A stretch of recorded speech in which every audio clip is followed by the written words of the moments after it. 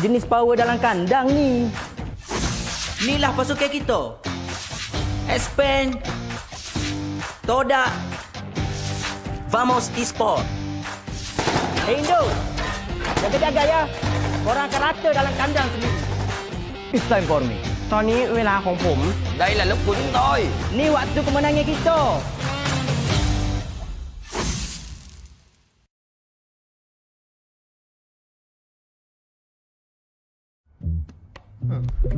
Circle it. Circle, you let me circle it. I can find anything if I circle it. Let me circle it. I'm like circle. When I'm hanging with my friends, I can circle it. I can find anything if I circle it. See something that you like, you can draw around it. Can you circle it? Cause I can circle it. See something that you like, you can draw around it.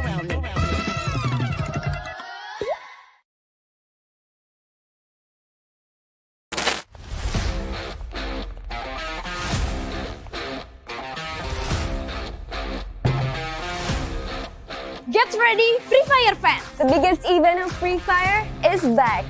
The Southeast Asia Legends will competing for the Free Fire World Series 2024 Fall Trophy. Free Fire World Series Southeast Asia 2024 Fall will invite 18 teams from 4 regions.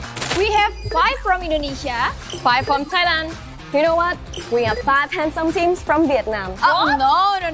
Indonesian is better. Everyone knows that Thailand has the best player in the world. No, Vietnam still have the best handsome teams. And 3 from Malaysia. They will compete head-to-head to win a share of the 300,000 USD prize pool. And of course, Thailand will be the one who bring this prize back home. You know it, right? It's our country. Impossible for other region to win. No chance for you guys. don't talk too much. Let's continue our announcement. Let's go. The tournaments will have 3 stages: knockout, point rush, and grand finals. Starting on 16 August 2024, 18 teams will be divided into 3 groups of 6 weeks. They will compete in 18 match days across 6 weeks of knockout stage. Oh, and a friendly reminder, do not give 5 booyah to that team again, my dear survivors. Teams from 4 regions will be sorted into 3 pools to groups A, B, and C. Each match day will feature 2 groups playing 6 matches in the following map order. For map rotation will be Bermuda, Category, Alpine, Rivalry, Nextera, and the final map that will be randomly chosen each day to keep things unexpected. At the end of the knockout stage, 6 teams will be eliminated, while 12 teams will move on to the next stage, Point Rush. Over 11 and 12 October 2024, they will play 12 high-stakes matches. No one gets eliminated, but every point counts. These crucial points will serve as a head start points, heading into the grand final stage. The grand final will be on 13 October 2024 in Surabaya, Indonesia. 12 teams will battle in the ultimate showdown across 6 matches. Who will be the champion? Vietnam, Thailand. No, Indonesia and Malaysia. let's find this out at the Free Fire World Series SEA 2024 Fall.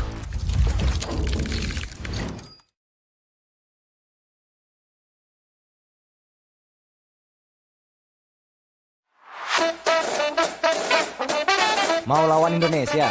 Jangan ya, Dek ya. Indonesia kali ini pasti menang. Inilah tim Indonesia, sang harapan baru. EVOS Defy, Onyx Olympus, RRQ Kazu, Indostar, Bigetron Delta. Masih berani lu pada? Kita punya piala FFWS. 998 999 1,000 ง่ายๆ ผมคิดว่าทีมพวกผมไม่ต้องซ้อมก็ชนะได้ พวกคุณอยากเห็นไหมล่ะ นี่เป็นทีมของเราที่จะชนะ AG Global Attack All Around บุรีรัมย์ยูไนเต็ด eSport ทีม Falcon Twisted Mind ไม่ต้องมาท้าพวกเราแกแพ้แน่ ในปีนี้เรามีแล้ว3 ถ้วยรางวัล ยังจะมากล้าท้าเราอีกเหรอ Các bạn đã chuẩn bị chưa nào? Hãy đón chờ những bất ngờ từ Việt Nam nha. Chúng tôi sẽ hạ gục các bạn một cách dễ dàng. Đây là cái team của chúng tôi nhất định sẽ chiến thắng. B Esport WAC Heavy God of War UA Esport. Hãy đón chờ thất bại đi. Macam tu je jenis power dalam kandang ni.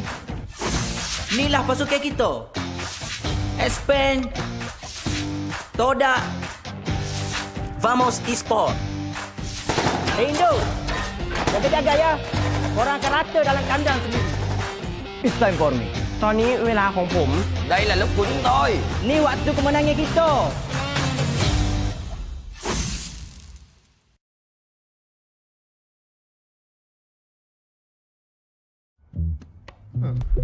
Circle it. Circle, you let me circle it. I can find anything if I circle it. Let me circle it. I'm like circle. When I'm hanging with my friends, I can circle it. I can find anything if I circle it.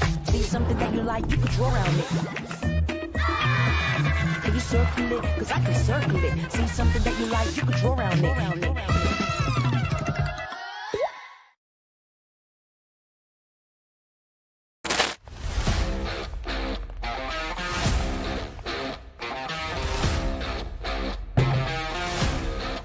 Get ready, Free Fire fans! The biggest event of Free Fire is back.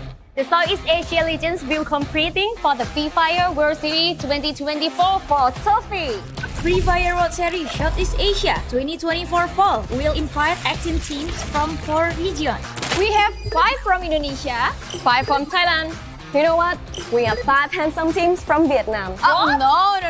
Indonesian is better. Everyone know that Thailand have the best player in the world. No, Vietnam still have the best handsome teams. And 3 from Malaysia. They will compete head-to-head to win a share of the 300,000 USD prize pool. And of course, Thailand will be the one who bring this prize back home. You know it, right? It's our country. Impossible for other region to win. No chance for you guys. don't talk too much. Let's continue our announcement. Let's go. The tournaments will have 3 stages: knockout, point rush, and grand finals. Starting on 16 August 2024, 18 teams will be divided into 3 groups of 6 weeks. They will compete in 18 match days across 6 weeks of knockout stage. Oh, and a friendly reminder, do not give 5 booyah to that team again, my dear survivors. Teams from 4 regions will be sorted into 3 pools to groups A, B, and C. Each match day will feature 2 groups playing 6 matches in the following map order. For map location will be Bermuda, Category, Alpine, Rivalry, Nextera, and the final map that will be randomly chosen each day to keep things unexpected. At the end of the knockout stage, 6 teams will be eliminated, while 12 teams will move on to the next stage, Point Rush. Over 11 and 12 October 2024, they will play 12 high-stakes matches. No one gets eliminated, but every point counts. These crucial points will serve as a head start points, heading into the grand final stage. The grand final will be on 13 October 2024 in Surabaya, Indonesia. 12 teams will battle in the ultimate showdown across 6 matches. Who will be the champion? Vietnam, Thailand. No, Indonesia and Malaysia. let's find this out at the Free Fire World Series SEA 2024 Fall.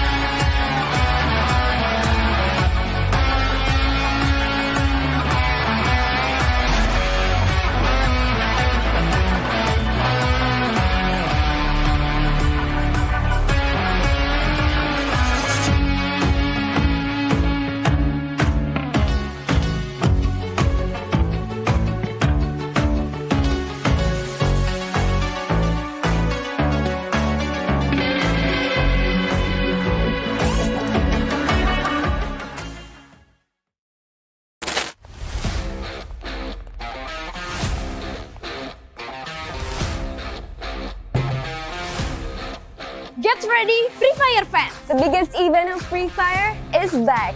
The Southeast Asia Legends will competing for the Free Fire World Series 2024 for trophy. Free Fire World Series Southeast Asia 2024 Fall will invite 18 teams from 4 regions. We have 5 from Indonesia, 5 from Thailand. You know what? We have 5 handsome teams from Vietnam. Oh no. Indonesian is better. Everyone knows that Thailand has the best player in the world. No, Vietnam still have the best handsome teams. And 3 from Malaysia. They will compete head-to-head to win a share of the 300,000 USD prize pool. And of course, Thailand will be the one who bring this prize back home. You know it, right? it's our country. Impossible for other region to win. No chance for you guys. Don't talk too much. Let's continue our announcement. Let's go. The tournaments will have 3 stages: knockout, point rush, and grand finals. Starting on 16 August 2024, 18 teams will be divided into 3 groups of 6 weeks. They will compete in 18 match days across 6 weeks of knockout stage. Oh, and a friendly reminder, do not give 5 booyah to that team again, my dear survivors. Teams from 4 regions will be sorted into 3 pools to groups A, B, and C. Each match day will feature 2 groups playing 6 matches in the following map order. For map rotation will be Bermuda, category, Alpine, category, Nextera, and the final map that will be randomly chosen each day to keep things unexpected. At the end of the knockout stage, 6 teams will be eliminated, while 12 teams will move on to the next stage, Point Rush. Over 11 and 12 October 2024, they will play 12 high-stakes matches. No one gets eliminated, but every point counts. These crucial points will serve as a head start points, heading into the grand final stage. The grand final will be on 13 October 2024 in Surabaya, Indonesia. 12 teams will battle in the ultimate showdown across 6 matches. Who will be the champion? Vietnam, Thailand. No, Indonesia and Malaysia. let's find this out at the Free Fire World Series SEA 2024 Fall.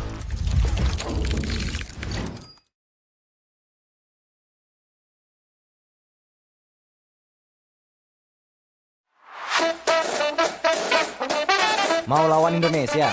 Jangan ya, Dek ya. Indonesia kali ini pasti menang. Inilah tim Indonesia, sang harapan baru. EVOS Defy, Onyx Olympus, RRQ Kazu, Indostar, Bigetron Delta. Masih berani lo pada? Kita punya piala FFWS. 998 999 1,000 ง่ายๆผมคิดว่าทีมพวกผมไม่ต้องซ้อมก็ชนะได้พวกคุณอยากเห็นไหมล่ะนี่เป็นทีมของเราที่จะชนะ AG Global Attack All Around บุรีรัมย์ยูไนเต็ด eSport ทีม Falcon Twisted Mind ไม่ต้องมาท้าพวกเราแกแพ้แน่ในปีนี้เรามีแล้ว3 ถ้วยรางวัลยังจะมากล้าท้าเราอีกเหรอ Các bạn đã chuẩn bị chưa nào? Hãy đón chờ những bất ngờ từ Việt Nam nha. Chúng tôi sẽ hạ gục các bạn một cách dễ dàng. Đây là cái team của chúng tôi nhất định sẽ chiến thắng. B Esports, WAZ, Heavy, God of War, UA Esports. Hãy đón chờ thất bại đi. Macam tu je jenis power dalam kandang ni. Inilah pasukan kita. Expand, Toda, Vamos Esport. Hey Indo, jaga-jaga ya. Korang akan rata dalam kandang sendiri. It's time for me. ตอนนี้เวลาของผม Đây là lúc của chúng tôi. Ni waktu kemenangan kita.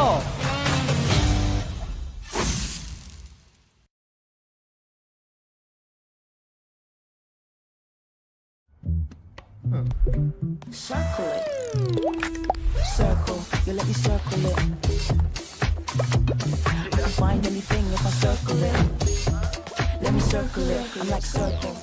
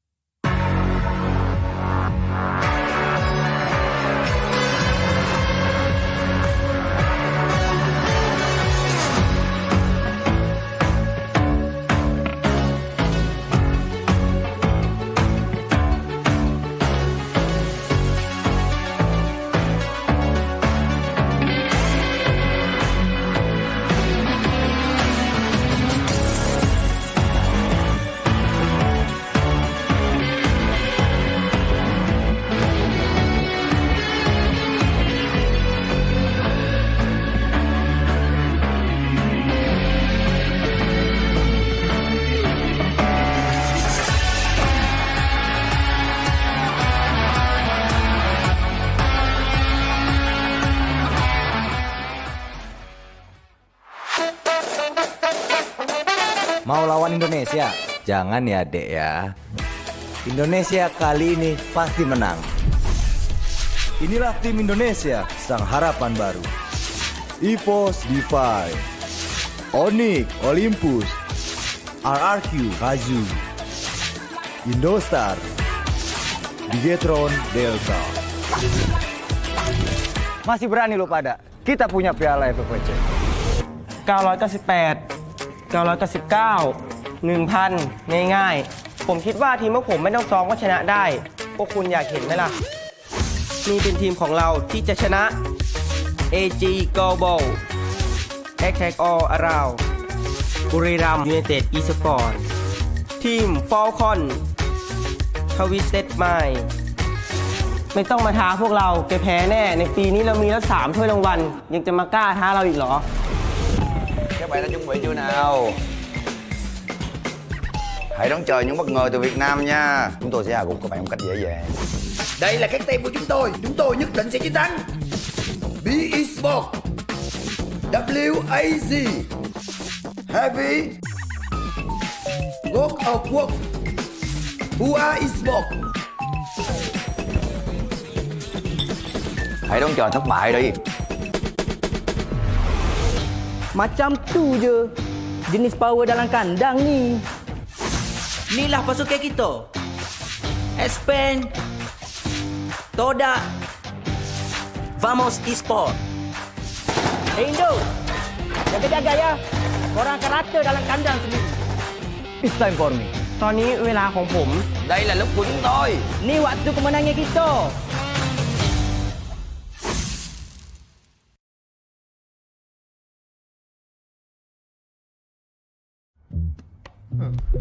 Circle it.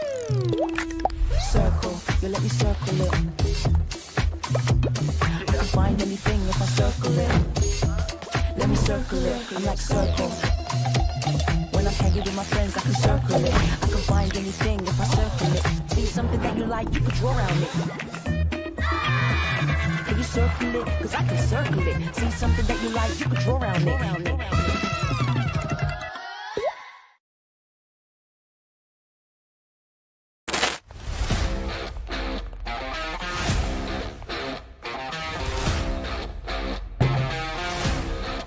Get ready, Free Fire fans! The biggest event of Free Fire is back. The Southeast Asia Legends will competing for the Free Fire World Series 2024 For trophy. Free Fire World Series Southeast Asia.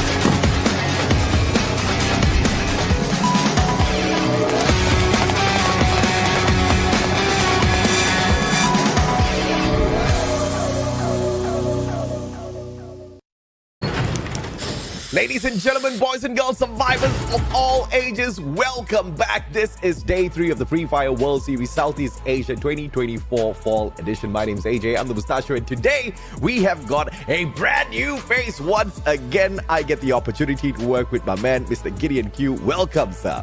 Hey, it feels good to be working with you too, AJ. I'm really excited to be here at FFWS because, again, things have changed past EWC, and I'm gonna be real with you, you know? From that past time up until now, I've been fresh off of the Battle Royale genre. I was so saturated with it. But now, considering the past 3 days of the tournament, I think things are changing up. Absolutely right. Some names are shocking the world right up top on the leaderboard. Some names are disappointing their fans just a tad bit. But there's nothing much to worry about. If you're a fan of a team that's lingering down at the bottom of the leaderboard, they still have ample number of days to make it up, right? Because the format is not a sprint, it is a marathon, and a long one at that. Yeah, it's going to be a lot of adaptability. It's going to be a lot of changing your strategy, being able to make those quick shots on the fly if necessary. And I think, you know, with the way that the Free Fire landscape is panning out, I mean, I don't know about everybody out there or all of our viewers watching, but it's really difficult to say who is going to win it all at the end of this marathon.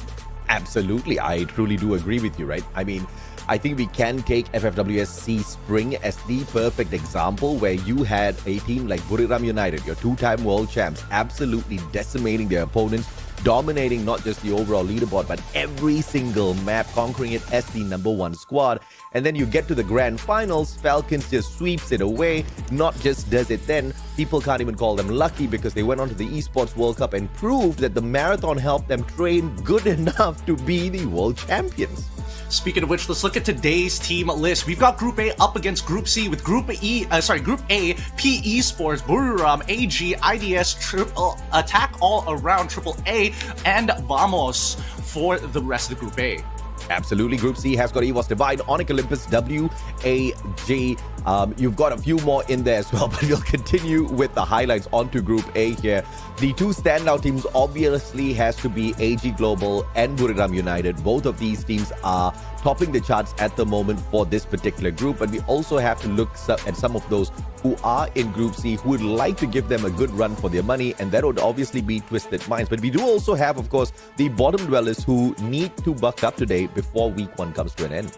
Yep, I know you were talking a lot about the Indonesian. This could be their prime time for them to collect some really good points and set themselves up for the later half of the tournament. But I think Vietnam has been doing okay for now, right? It's that downloading theory. You got to figure out how everybody else plays before you get your own game going. Yeah, absolutely. And of course, this time around, the grand finals is going to happen in Indonesia. So every single Indonesian team would want to play on that home ground, get that home ground buff for themselves. Obviously, they would be looking forward to qualifying. And thankfully, with this, you know, extended or, you know, elongated format that we've got here running at FFWS SEA, they do have some time to go in there and experiment and see what they should be doing, what they should be avoiding. Yeah, I think that here's the thing, right? After what happened in EWC, it's really tough to tell whether or not the adaptations are going to be good enough, especially for a short period, right? So now that we come into the marathon, it's really going to give time for specific teams, like even Twisted Minds or even Bigatron Delta, to really find their own place in the tournament, whether it be people attacking you in the early game or whether it's just closing out the game at the very end. Now, you mentioned to me that Bigatron Delta from Indonesia has been one of the better performing teams, considering that it's only Group A and as well as Group C. Let's talk a little bit more about him. Why do you believe so? Yeah, I mean, the numbers speak for themselves, right? Obviously, RRQ has set themselves apart from every other Indonesian squad. At the moment, they're the #1 squad in the overall leaderboard. But apart from them, if we just want to compare Group C as well as A, Bigatron Delta, numbers-wise, is doing the best. But things could change. You know, they already have something called a solid momentum. I'm expecting them to continuously run with that for today because obviously they want to wrap up. They want to end this on a high. And they haven't really shown up all that too much at FFWS SEA level. So this is their opportunity to really prove themselves. And I think they're going to take every single one. I feel like missed opportunities is going to be the biggest downfall of a lot of these teams here at FFWS, right? Because from one week to another, technically, from day to day, it's going to be a different challenge, a different different change, different adaptations with so many other groups with other play styles to make that happen. Because for the game schedule today, as per usual, it's going to be Bermuda, Purgatory, Alpine, Kalahari, Nextera, and a random map to close things off. Absolutely. And of course, as usual, whoever plays hardest will get that random map as a spot where they're most definitely proficient at. We've seen this give a couple of teams a little bit of a solid advantage there in the past, but this is also going to be throwing some caution in the air for some of the teams who are just purely depending on some of the maps that they're good at, right? They have to also hope and pray that they do find those improvements on maps where they're not so proficient at looking for points on, because it will matter when we get into Point Rush as well as the grand finals later on. You just have 6 rounds. You only have 6 opportunities to make the best of, to call yourself the champions of Southeast Asia for Free Fire.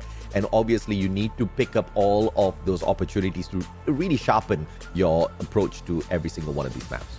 And that's why I like how every single day we start on a map that everybody technically has the same playing field, and that's Bermuda, a default map that everybody gets to know and love. And then we get into some of the weirder stuff later down the line, but at the very least, it builds up that early momentum, like you mentioned, right? GOW Esports, Team Falcons, and even Twisted Minds are doing extremely well. And, you know, considering if they start off with a 70-point game for the start of today, it's really going to carry on for the next 3 or 4 maps. Absolutely. Granted, GOW as well as Falcons, they have already concluded their number of matches for week 1. So the only one here that we perhaps would love to highlight would be Twisted Minds. They will be in play shortly, and obviously they'll be looking for some big points, right? They have got a very close competitor, which is AG Global. AG Global played on day 1, set the record for the most number of points picked up within the day. It was the first day of play, 122. Twisted Minds played yesterday and they beat that record, getting 130. So I'm expecting to see a really close fight between these two teams today. I mean, it just goes to show that all of these teams have just so much personality. They can't stand somebody one-upping them. They can't stand if somebody's just dominating the lobby that hard. They've got to show what they're all capable about. And I mean, even with some of the player camps, if these players are not in the zone, or maybe they're too in the zone, they get a look at that camera. They know exactly what they want to do. That's how they show their personality.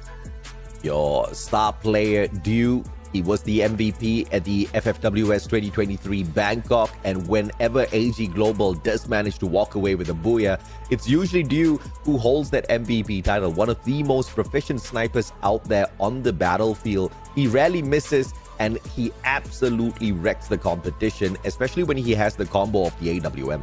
I mean, in the past couple of days, he's already pulled off some pretty incredible shots, and, you know, his team appreciates him for that consistency. Let's see how long it's going to take before somebody really ruins his day. And that could be anybody, right? It's anybody's opportunity to get some major points today and set themselves up for a easier walk to the finish line. Absolutely, man. And of course, we are on standby for game number 1. The players are gearing up to hop on into Bermuda to see exactly who walks away with the biggest chunk of the points here. Obviously, Twisted Minds will be looking for that number 1 spot. They have gathered the most number of points thus far on this map, a total of 40 for themselves, but no booyah. I'm pretty sure they'll be aiming for it in this game. But AG Global, who are going to be playing as well, they already have 1 booyah on Bermuda. They're going to be looking to make it 2. They're going to be looking to catch up with Hua with the 3 booyahs overall, and of course to beat that as well. So a lot is happening here. And you know, of course, the spotlight's going to be on some of the top flight teams, but we also have to look at the bottom dwellers, because you know, you've got teams like Attack All Around, Vamos, P Esports dead at the bottom. I mean, you have to pick up some sort of points here, and your best case scenario is avoid a lot of those engagements and get into the final circle for a good head start. Ah, man, but you're talking about at least one Malaysian team, right? We know how we like to play. We know how we like to get in people's faces here. So maybe whether or not they find the gun game good enough for them in the beginning of this map, hopefully that's going to be enough to at least get them into top 4. All right, ladies and gentlemen, boys and girls, Bermuda's gearing up. I hope you're ready. I am ready. This is the final day of play for week 1. Let's see exactly who can wrap things up at the top of the leaderboard. Let's see how quickly RRQ loses their number 1 spot. And of course, they can't do anything about it. They're in Group B. They are done for the week. They are done for the week, but at the very least, they got the Galaxy S24 Ultra to keep them company and to analyze the gameplay of all of our teams here, because Group B finally gets to sit out for once and analyze the drops coming on from each of these teams. And it looks like the path Very standard, very normal. It's not skewed to any one of these sides, but let's see how these early engagements go. Yeah, early engagements for Heavy versus Vamos for sure. So the Malaysians are going to be in a little bit of a heated battle very early in this matchup. AG Global up against WAG as well because of the skewed flight path. Mars Electric is going to be a tad bit difficult to get to. And AG is known to very quickly loot up their area, rotate out, looking for opponents early on with the R1. So we'll catch up with them in a little bit. First, we bring our attention to Heavy as well as the Malaysians. Vamos! And Jun finding an early one through that farmers. Yeah, that's a really unfortunate position here because Vamos was able to touch down first and start looting up. They've even got vehicles to get into the mix. Oh my. There's just no way Artemis survives this one. Heavy taking heavy fire under Vamos. Vamos has got everything. Guns, vehicles, you name it. Boys from Heavy on the other hand will look to trade one right back out. Ramiel getting a little bit too aggressive. Will pay for it as Kabi is there. Fantastic headshot. And the follow-up as well. Jun in a 1v2 situation and he cannot get the job done. Kathizi and McRory dropped way too far.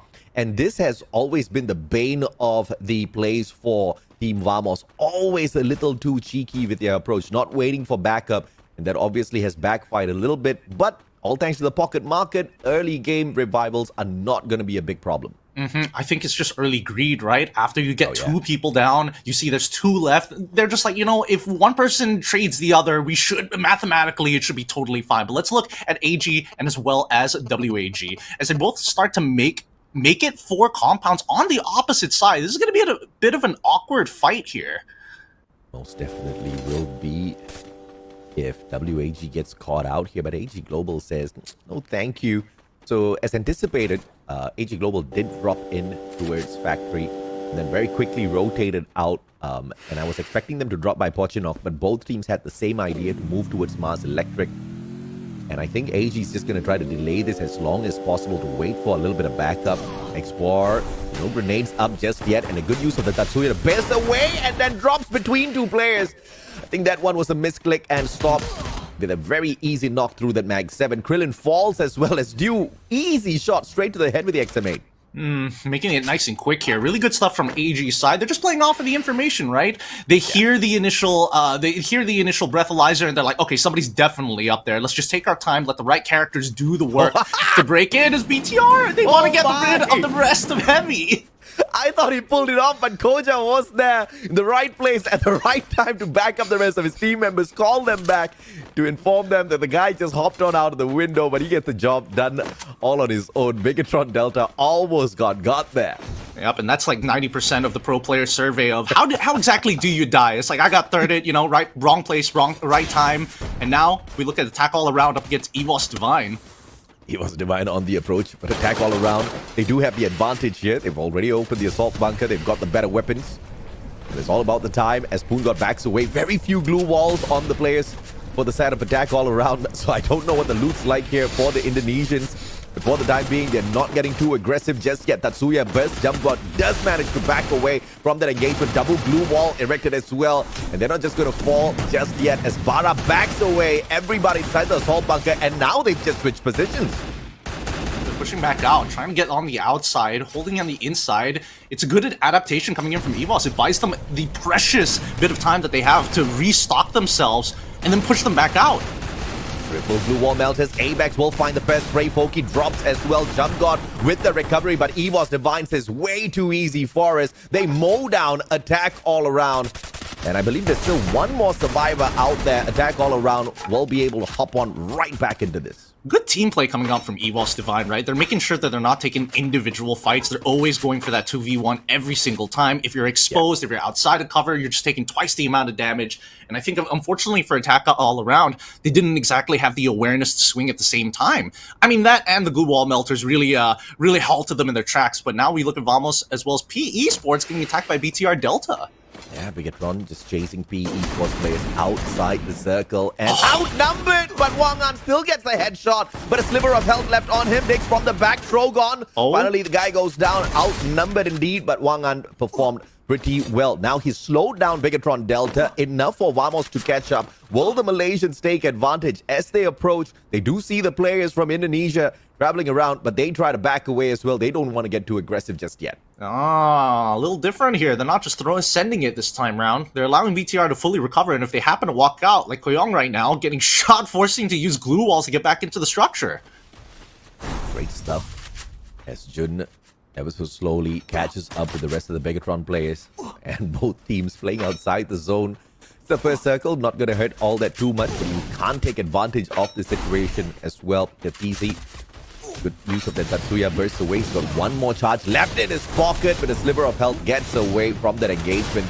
And now the rest of the players all together, but is this going to be a little disadvantageous for them? A couple of grenades can wreck them. Katizi dropped by Ekal and his Drogon. The headshot absolutely wrecking the guy, but an instant revival coming through. So Vamos has got that insurance policy. Even if they fall at the hands of Bigatron, the team does not get eliminated just yet. Oh, they're still holding out real strong here, and now Jun, wow, gonna get knocked out. Like, this is quite the turnaround from BTR.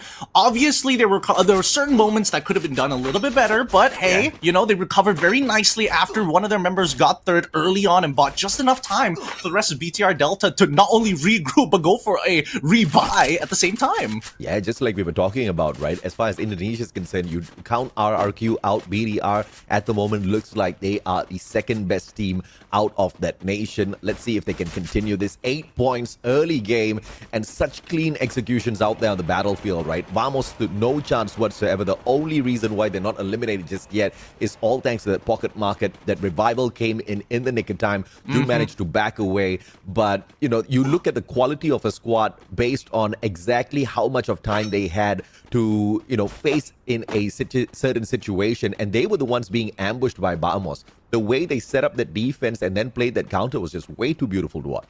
And I think teams need to be just a little bit sharper when it comes down to like revives and things like that, right? Because again, they come from the sky. You're not looking there half the time because you're in the middle of combat, especially when you're that close at CQC range. That's why having a sniper on an off angle, or at the very least has a better scope of the land, can at least relay that information when it does happen. But I think overall, it just comes down to mechanics. And now we're going to look at the opposite side of the map, right? With AG, Buram a little further away, EVOS Divine, where we were watching earlier, and it looks like IDS is making their way up this hill. A potential sandwich here for AG Global as they approach a compound already held by EVOS Divine earlier on. Indostars rotating from the back. If AG Global missteps this, it might just be a little too deadly. Indostar's obviously going to look to rotate into the circle shortly as well. So only time will tell as to exactly who gets caught out in all of this mess. 11 teams still standing. I do not like this because it's just going to be chaotic in a bit. Yep, and that's why the circle is so important. You're either an inside circle team or an outside circle team, one of which to predetermine. They have their own benefits. Being an in-circle team, at the very least, you have a position in the circle that you can kind of hunker down and hold out and keep everybody out. But then we look at Twisted Minds, who's playing on the outer ring, outer in the blue as well, on Riverside, just to make sure that their backs are clean to find a potential opportunity to sneak into the zone. And you always got to admire the rotations of Twisted Minds, just taking and playing it in the most slowest of ways, using a portal go to get into a better situation. The moment they spotted out Onyx Olympus out there on the battlefield, Onyx now scrambled across the battlefield with Kibase is holding the back lines. Diamond spotted him out already. A couple of shots. They do find the connection. Kibase is dead meat. There's just no way he gets away from all of these Twisted players unless he gets a little bit of backup from up top on that high ground. I think he is, right? You don't see Twisted Minds shoving as hard. We do see a TP from Twisted Minds at the very least, just to try and get some high ground on him, try to encapsulate the initial pick, but they couldn't. Wait, hold on, let's jump back. PE Sports, what? Yeah, Trip Mine took out one player from the side of PE Sports, and of course we saw the grenade launcher as well. PE in a lot of trouble. LBT dropped, Narrow off, and it will be the LMG that gets the sprays. Car on fire, Narrow can't get away too far, but the pocket market still can bring one player back in. They can buy that insurance. Don't Cry wiped out as well. What can Narrow do? A-back straight up in his face with the portal go. Drogon in hand, backstab Narrow. Still surviving with a solid glue wall. But the shot from the back, heavy interferes, and PE Sports bites the dust too early. Oh, unfortunate for PE Sports, but EVOS, they don't mind this at the very least. They've got ways to get out of this tough situation and at the very least position themselves for the next ring here, while Heavy has to slowly creep upon the ground. As long as there's some kind of fire back from the furthest member, Heavy, they're not going to advance as quickly, but they've set up a TP just to try and close that distance. It's a little difficult to hold, especially when EVOS is looking right at the entrance. They're just going to have to leg it at this point, if not rotate from the southern side. My goodness, this one is going to be a huge advantage to EVOS Divine. If Heavy goes in for a direct pursuit, they cannot do so. They have to take the play of Twisted Minds that we saw earlier for a long rotation into the circle just to avoid these engagements. Last thing you want to do is be gatekept, and I love how they're doing this. They send out a UAV in 2 different directions just to make sure nobody's hunting them from the back. Nobody's going to be in front of them as they rotate in towards that circle by flanking towards that right-hand side. So strategy-wise, they still have got it, and Heavy on the approach. And by the time they get here, Attack All Around and AG Global would probably be halfway through this gunfight that they have going on with each other. I mean, it's more of a nade fight. They've just been throwing nades at each other the whole time until they engage. Attack All Around still at the bottom. AG Global with the advantage now. Heavy clear shots to the top, but the circle's still going to be putting Heavy under a lot of pressure. AG Global has got a solid advantage and nobody gets to attack them just yet, unless, of course, the portal go from either Heavy or Indostars kicks in. Attack All Around is going to be pretty comfortable. They're not going to be aggressing just yet until we find out where circle number 4 drags us to. I think the decision made by Attack All Around is actually smarter, though. Holding the base of the structure compared to having to, like, maybe trade proactively against AG on their top side. At the very least, you have people on your top side to take the initial brunt of the damage, because you have so much more cover to play with at this point, unless you're on the back side of that, the southern side of that roof. Now, Heavy, they're going to slowly approach. There's not a lot to work with on the northern side of this map, and that's why you're seeing Twisted Minds and EVOS Divine really duking it out for a spot in the ring. Oh, timing here. EVOS Divine up to the second floor, looking for some angles to stop Twisted Minds on the approach. But we're going to have to put a pause on that as WAG finds Indostars outside. X4 backstabbed by Raz. Drogon gets him down. Indostars, they do have the advantage, but Buriram, he takes out Raz. This is a disadvantage now for the Indonesians. Lee with a sliver of health left, trying to drop the players of WAG, but a double glue wall holds Alan and Quillen. Now a 2v1, 18 Dia, the clutch god for Indostars. Stars barely surviving whilst Liam tries to get away. Oh, they're trying to even out the score. It's not looking good. It's a 2v2, but at this point, IDS has already lost their high ground, right? They're too deep in the sauce, and now they have to make a choice to either finish this or get out of there, because Buriram is coming and creeping across the high ground as well. Absolutely, man. And of course, we will catch up with them in a little bit. Twisted Mind still on the approach towards Indostars. Heavy getting the hell out of that alongside Onyx Olympus. Indostars will still need to deal with the pressure that Twisted Minds brings in from the ground floor. Trip Mines all being laid out. That's the trap from Twisted Minds. But the portal go play by the Indonesians. They just say, hasta la vista, baby. We'll deal with you later. And they're also trying to make sure they're stopping Heavy from getting out of there. At the very least, they're trading back and forth, but it's not looking too good as EVOS, they're forced to take it back and now have to deal with Twisted Minds. They took the portal go out, they took the portal go back in, and now they are backstabbing the players of Twisted Minds who are trying to get into the circle while stanking the blue. Indostars playing with fire right now. They're about to get burned. Artemis, great shot with the grenade launcher. Does manage to get a knock and follows it up. Nameless down on the ground. A double for Artemis. He gets sprayed down! And at the same time, Twisted Minds Diamonds puts the nail in the coffin. What a shot! Almost bleeding out, but he gets saved in the nick of time. V-Dan now needs to hold the ground for the rest of the team members, but double grenades flying towards him, taking down half his life. AWM in hand, no M82B to get those penetration through the glue wall. Finally shut down. Hans and Artemis can't do much. They back away in a 2v4 fight. Hans holds the back lines. Artemis trying to move forward, and he gets tagged up by Onyx Olympus at the same time. It's not looking good, but oh my goodness, the decisions being made by EVOS is incredible. GA, he's going to go down first, but now, at the very least, they've completely wiped the position of Heavy's presence. They just need to get the revive, pull him back up, from and down his knees, back on his feet, and we could look at the opposite side as Buriram initially were trying to third, but AG now stopping them from getting in the ring. Yeah, Buriram outnumbering the players of AG, though stopped, has got that Trogon in hand, trying to catch a player off guard from the back. You spotted out as well. Doesn't have much of an angle to play with, but Moshi, a sliver of health left. Can he survive? Yes, that Cassie helps him out. stop though, just steps into a pit of Buriram players and he gets smashed instantaneously, and an easy rotation for Buriram around. But now they're going to walk into two teams at the same time as AG meets Onyx Olympus. A devastating showdown as the Indonesians crush their hopes of getting to that final circle.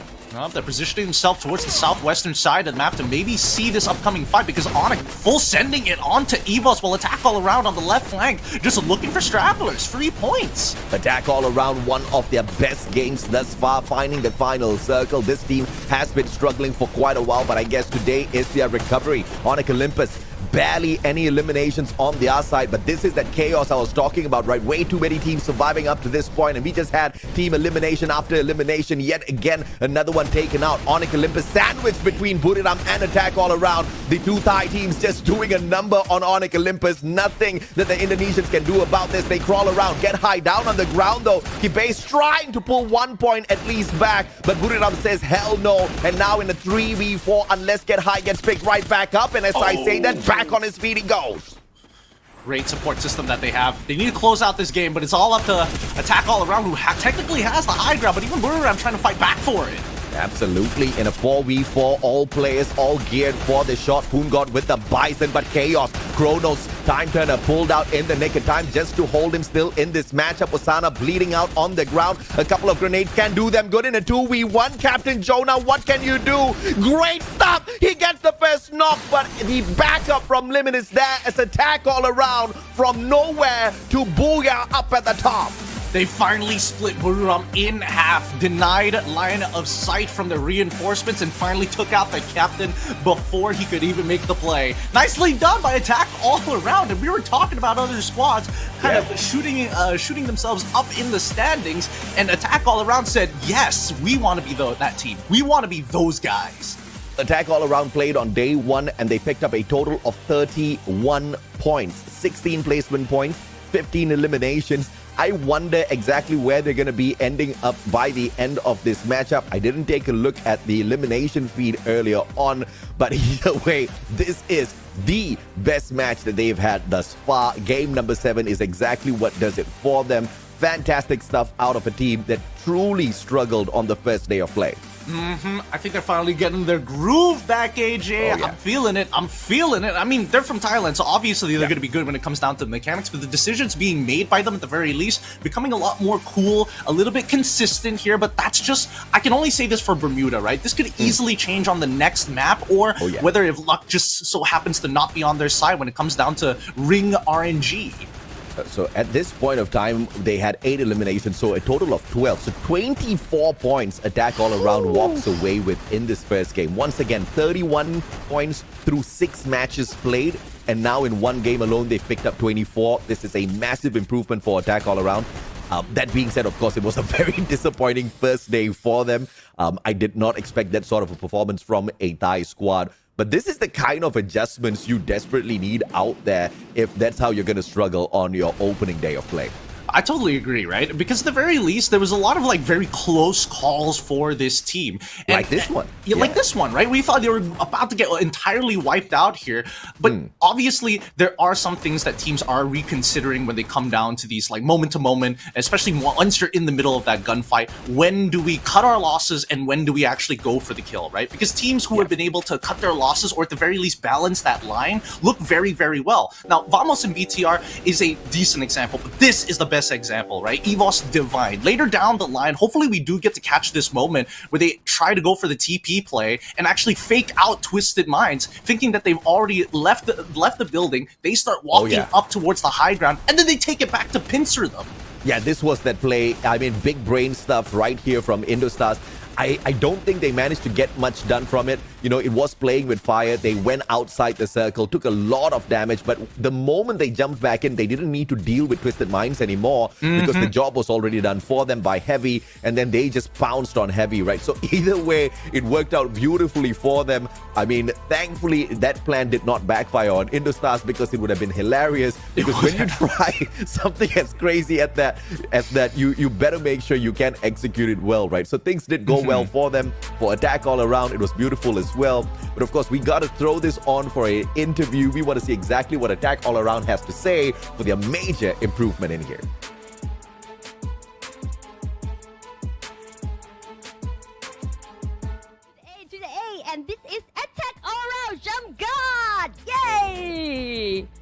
Welcome, Jamka, to our interview. First question is, do you have any favorite player that you want to play one-on-one? คำถามแรกก็คือมีผู้เล่นคนไหนไหมคะที่เราอยากลอง1-1ด้วย ก็ปีเตอร์ครับ ทีม Falcons Peter Why? ทำไมคะ ก็แบบเล่นเกมอื่นด้วยกันก็อยาก1-1ด้วยอะไรอย่างงี้พี่ We have another competition like outside of the game so we wanna Okay. try to play Free Fire like 1v1 But everything in the game, right? แค่ในเกมใช่ไหม แค่ในเกมครับ Yes only just in the game Okay, next question is, I want to know about you more. What is the difference between on-duty version of you and off-duty version of you? ก็คือพี่บอกว่าอยากรู้จักมากขึ้นก็เลยอยากรู้ว่าเราเนี่ยในเกมกับนอกเกมอะบุคลิกเราต่างกันไหม ก็ต่างครับก็ในแข่งก็จริงจังหน่อยครับแต่ถ้าแบบธรรมดาก็แบบตลกกับเพื่อนอะไรเงี้ย It's different because when I'm on duty like preparing for the competition I will be serious but outside of the game I will be chill and funny with a friend What about funny with the friend? What did you really like to do with your friends when you have free time or during the day off? แล้วเวลาที่เราค่อนข้างแบบว่าตลกกับสนุกกับเพื่อนๆเนี่ยมันเกิดขึ้นในช่วงเวลาไหนในระหว่างพักแข่งหรือเวลาพักผ่อนหรือยังไง ก็ทุกช่วงครับต้องสนุกไว้ก่อนจะได้ไม่เครียด At every moment we have fun together so we can relax Okay, I heard that this season Attack All Around have a new coach. What about him? What do you think about him? ได้ยินว่า Attack All Around มีโค้ชใหม่รู้สึกไงบ้างกับโค้ชคนนี้คะเป็นไงบ้าง ดีเยอะขึ้นครับก็แบบมีเล่นด้วยกันเยอะขึ้นครับแผนดี Our team improve better. We play together more, and he always prepare the good strategy for the team. Okay, so we can rely on you for the next game, right? Today. ก็คือเกมหน้าเราจะได้เจอกันแน่ๆใช่ไหม ใช่ครับ ก็คือคาดหวังกับ AA ได้ ได้ครับ Yes, of course. Okay, last question. Last but not least, there are a lot of AA fans that waiting for you guys to come back, and you already came here. So, do you want to say anything to your fans? ก็คือแฟนๆ AA เนี่ยก็คือเฝ้ารอการกลับมาของเราแล้วในที่สุดเราก็ทำบูย่าครั้งนี้ได้ มีอะไรอยากฝากถึงแฟนๆไหมคะ ก็อย่าลืมฝากเชียร์ด้วยครับก็จะทำให้ดีที่สุดครับ Please cheer for us. We will do our best. Okay, and now just get back to you, Shoutcaster, ready for the next game. Thank you very much, Yuki. And that is actually something I'm really looking forward to. A 1v1 in the game of Free Fire between Poongod and Peter. I tell you, that's going to be one of the best shotgun showdowns that you guys can ever watch because Peter is pretty deadly up close and personal. Hey man, they need to do the 1v1s all over again. They call it a marketing event. They call it's not esports, it's just people shooting. No. There is a high level of skill between these players, and I would love to see which one of these professionals come out on top. Hey, the answer might surprise you. Yeah, I mean, no doubt at all, man. I mean, if you guys have not tried Free Fire at a level like this, I tell you, I have no idea how they do it. The movements are just way too quick. I can barely find the final circle whenever I hop into a game of Free Fire. These guys are just playing it on a whole other level. I would not challenge anyone, let alone Peter, the current world champion. But you know, Poongod, he's got some sort of bravado within him, right? From being dead last down at the bottom of the leaderboard, he wants to challenge a team that's currently ranked second and one of the best players out of the team. I respect that, and of course, I expect more from them. This is a fantastic comeback. I mean, 24 points in one game, once again versus 31 in 6 games. Obviously, this is a huge step up, but it's all about that consistency, especially in a day like this, because you've got 3 crazy teams. You've got Twisted Minds, Falcons, and Buriram, all 3 playing today, and yet for them to pull that away, it's very, very impressive. Yeah, no, it is very impressive, especially in a position where, again, I would say that the very final circle, yes, they were in position, and Buriram almost had won that fight, and I think it could have gone both ways there, right? So we're going to have to see this actually happen a couple more times. I'm a very logical person, you know, I like the scientific facts. You got to run these tests a couple more times before we have some solid fact, before it's a true theory. Yeah, absolutely. And of course, above and beyond everything else, Attack All Around did not have a final circle that was easily on their side. It was still open ground. It was all about the positioning. They played their glue walls very, very well, hit behind. They used the natural terrain to their advantage as well, whilst scouting out information on the players on the side of Buriram. And Buriram is very fast, very slick on the battlefield. You know, the executions in the final circle usually are just way too easy for Buriram. So if you're going to walk away with such a tremendous success meeting in a 4v4 against the two-time world champs, then you know you've got it. But of course, we've always known Attack All Around has got it, especially with Jump God, the MVP of the game, walking in with a Skylar, but rocking the Mag 7 this time around. Also playing on the Nairi that is not so much in the meta as of right now because of the nerf in the current patch, but he still does need that extra bit of buff on the HP whenever he lays out those glue walls around himself. No, it's super useful to have. And I mean, yes, it's not the most conventional, but at the same time, it just goes to show that this team was not exactly running on the best tier of loot, right? And despite all of that, and when we're looking at their stats, their overall damage, not exactly the highest, except for their fraggers, their frontliners here, to find the initial entry. And I mean, Attack All Around, they literally play to their namesake. It feels like they're swarming around you constantly, which is definitely some of the last final statements that we did see from them in the top 5. Yeah, massive assist coming through as well from Limit, I believe 6. And for Jump God to walk away with a massive number of eliminations, obviously, you know, he had a lot of backup there. But let's take a look at the elimination leader. This is who Jump God wanted to challenge, the current elimination leader, Peter himself from Team Falcons. But of course, that particular record could just be broken today as Saming is pretty close to, of course, catching up. He's not too far away. But Twisted Minds themselves have not shown up very strong. They got caught out by Heavy of all teams earlier on after Indostars tried to pull off the craziest of play with the portal go. Fingers crossed we do get to see a final circle with all of the Thai teams in there, because that'll be pretty fun. It would be pretty fun. And at the same time, I'm hoping that, you know, maybe some of the other teams are able to kind of even out this bracket, this group for the time being. Because when we're looking at key players, when we're looking at ABAX, for an example, or even Nero, it's not like they're not making great plays of their own. It's really there isn't as much follow through with the situation continuously changing. And I think, you know, a team that has been given an unfortunate hand has to be Heavy. They had early engagements. They were used to eliminate another team before they got eliminated, and they lost their position in that final circle. That's why the Attack All Around at this point was able to kind of walk on into the ring with minimal casualties, but at the very least some great placement points. Yeah, props to Indostars. Although they do not get that second spot, they still slide in there, with all thanks to their eliminations, giving them a total of 19. Followed by Buriram on that third spot. AG Global is still pretty much decent with their performance, so they're not going to fall, too far behind teams like Twisted Minds as well as Buriram. In fact, they are ahead of them in the overall leaderboard. So this is going to help them keep a little bit of that momentum on their side. Just, of course, need to see a little bit of improvement from them. Yep. Now, looking at the overall standings, currently we see that Buriram and Twisted Minds still within that top 8. We're looking for the rest of the team to actually start catching up from Group A and as well as Group C. I think the points to beat is making it into at least 100, because the gap from 8th to 9th is really starting to show.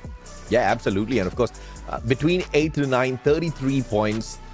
There's no way for Toda to catch up. They're in Group B. They're done with their play already. But of course, if you look at Bigatron Delta and where they are from, up against Toda, they are all equal right now in points. They performed pretty decently in this game as well. Once again, the second best team from Indonesia thus far in FFWS SEA, the fall edition. I'm looking for a little bit of a better performance from Bigatron, maybe in that final circle, maybe even walk away with their first booyah of the competition. On is definitely the 4th to 5th ring. I think that's when it gets really difficult, right? Because if you don't have like a good read on what the ring is supposed to be, especially if you're an inside gatekeeper type of team, then you've got to get those reads right. If not, the outside teams, as we've seen just now, right? The way that Twisted Minds play, the way that they kind of like corral towards the outer side of the ring, having one in the blue just to make sure that they can look over tall obstacles like hills or mountains, for an example, just to make sure that they have off angles and make sure that their backs are clear. And I think that's something for Purgatory, a bigger map in comparison to Bermuda, to really start showing the rest of the lobby who's boss. Yeah, absolutely, man. And of course, in the previous patch, you could just stay outside the circle, pick up as many coins as possible, and it turned into a vending machine, pocket market sort of a gameplay where the biggest spenders get into that final circle, super suited up, ready for huge battles. But this time around, it's a little bit different. The pocket market has had some essential tools removed from that shop in itself, so you still have to make your way towards a vending machine. That puts you in a lot of risk because you have no idea who's looking for those vending machines as well. And that just brings some disastrous moments out there on the battlefield. But of course, speaking of disastrous, let's take a look and see exactly who could bring the disaster on this map, right? RRQ, Kazu, Falcons, they're not going to be playing. Twisted Minds, once again, one of the teams that we need to look out for. It wasn't a fantastic start from them, but they can perform well out there on the battlefield. So there is a potential that they may just show up strong once again. Let's have a look to the player head-to-head, because we're talking about strong, we're talking about headstrong, right? And we have to compare Jump God to Wasana right now. The stats do not lie. Wasana is performing a lot better than Jump God at this point of time, but that's on a very bad start. Today, his stats are definitely going to change, and hopefully if things keep going well for attack all around, we might get to see this player head-to-head updated later down the line. Yeah, but the difference between Jump God and Wasana is Wasana's a super consistent player. If you fall back to FFWS SEA Spring and you look at the performance of Wasana, you're still going to find similar stats, right? Average eliminations around 3.1, 3.5, average headshots 3.6. This guy is a wrecker. But Jump God, on the other hand, the inconsistencies definitely do get to attack all around. But we're not going to mess with their heads too much with this head-to-head. I just hope and pray that day one has just taught attack all around a good enough lesson to really not repeat that sort of a performance. Thankfully, they've started off the day with the Booyah. I'm hoping for that to carry them up, but that's going to be a risk for all of these other teams as well, because they were thinking, okay, there's one less Thai team to worry about. But the start of today just says, nope, you still got to worry about them too. Oh, no, don't, please. Your flag colors have red, white, and blue, please, no. I feel like a lot of teams definitely still think that Thailand is going to be on top, and for very good reason as well, right? A lot of these engagements really just boil down. I mean, they have no idea who they're fighting against until they start to look at the kill feed, or at the very least, look at the capes on the backs if they happen to spot them out. But for the most part, they're just going in blind, right? All they can do is rely on their preparation, rely on their own individual skills to get those stats up. Oh yeah, absolutely, man. And of course, Garena is just absolutely lethal with all of the ideation on how to bring that chaos in. So, things like switching off the kill feed, things like making the viewers just see generic skins out there on the battlefield sometimes puts you in a little bit of a fix, because you spot a team out there, you hop on in for a fight, and you have no idea who you're shooting at. And, that just makes this whole journey so much more crazy. You really have to plan out and do your homework, because you can make an educated guess as to who you find in a certain compound, but that's all there is to it, right? It's still a guess at the end of the day. And if you poke at the wrong nest, you might just get stung. As we start hopping into the map, the drop has already been set, and the flight path straight through the middle. Beautiful stuff. Everybody's going to have the full range of the map. Absolutely. Bigatron Delta, very close to PE Sports. This is not good at all for the Vietnamese squad, especially because Bigatron has been on the upward trend. Their performance has been pretty decent thus far. And PE Sports, on the flip side of things, are currently sitting down at the very bottom of the leaderboard with 26 points over 7 games played. So this is a little bit of a fix that the Vietnamese squad is in, especially after performing really, really well the past few tournaments. And we want to see whether that consistency is going to continue here, as we see Twisted Minds already getting into some conflict with EVOS Divine. They've already found one pick. The question is whether or not they can do it without any casualties, and it looks like they've successfully done so, and even put EVOS Divine in a very awkward spot. Yeah, we can say goodbye to EVOS Divine already by this time. 3 players out of the equation. 1 more still there, and Ray brings the revival in the nick of time. Vamos versus Heavy, on the other hand, does not look good for the Malaysians. Ramiel being hunted down. Katizi down on the ground, bleeding out alongside Jun. Kabi finds him with the MP40. The sprays are there, and the backup takes Vamos out of the equation. Heavy sustains heavy fire, but they're still alive and kicking, but perhaps not for long as attack all around approaches Central. Let's see how many members. It looks like maybe 1, maybe even 2. No, it's just Jump God for the time being, having a look at the situation to see how damaged the players of Heavy are, as they've just cleared out a squad. I don't think Jump God really wants to take this engagement for now, probably communicating it to the rest of his team. Whether or not backup arrives is going to be questionable. Jump God spotted out by Artemis already at this point of time, but Heavy does not want to stay and play. They want to back away from Central. Jump God getting aggressive. P90, good glue wall by Artemis. And the Riptide Rhythm will smash it down instantly. Jump God, no more Riptide Rhythms for him. Artemis spotted out, but back up from up top. Kabi tries to take him out, but just a sliver of health taken away from Jump God. He still survived. Mini Uzi. And still gets away, but the Mac-10 in hand. Artemis could just have the upper hand here. M1014, the tags are there. Jump God is just playing with fire at this point. Oh man, he is literally 1v4ing here. He's currently a 1v2. Let's see whether or not he actually gets this kill on Artemis in the first place. Fighting in the middle of Overwatch and his back finally open. He's out of this, and the rest of Attack all around are like, hey, buying a lot of time for us. No worries. We're just going to keep looting up. Yeah, I mean, I think he was just playing around, right? He spots out a whole squad and says, I'm gonna bet my life on this one. There's just no way you walk out of that. He had a P90 and a mini Uzi. The guy has got guts, that's for sure. I think that's also part of the decision. It's like, my loot's kind of washed here, boys. I'm gonna go out of here. When we get to the next area, just revive me. I'll see if I can get like elimination point somewhere. Yeah, 3 minutes in, and of course we'll catch up with Attack all around. In the meantime, Twisted Minds and Evos Divine just scouting each other out. Ray has got his eyes on Diamond, but nothing much to worry about for Twisted Minds. Humming a little bit too far away, that's going to be a problem. But as far as Diamond is concerned, they can just take that portal, go back away from Moat House, and pretend like nothing happened. No, but they use a different portal go, and they approach Ray. What a crazy move by Twisted Minds! But especially without Overwatch, Evos, they're gonna have to pull back. They're giving up space here, playing with deeper within the structures, and even getting on the zipline. Are they calling it quits? No. They're gonna see whether or not their last two members can actually put some serious damage before they make that type of decision. First swing. Oh my goodness. Oh, I can't believe what I'm watching here. Apex just managed to turn things around.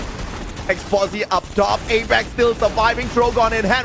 The cavalry is here. G'day showed up, but G'day went down. He had a double right before he got taken down, though. So great approach, great backup. In the meantime, Apex still surviving, trying to do a number on Twisted Minds, and Exposi pays the high price. I have no idea what Twisted Minds were thinking about, but that was just a crazy ambush that they tried.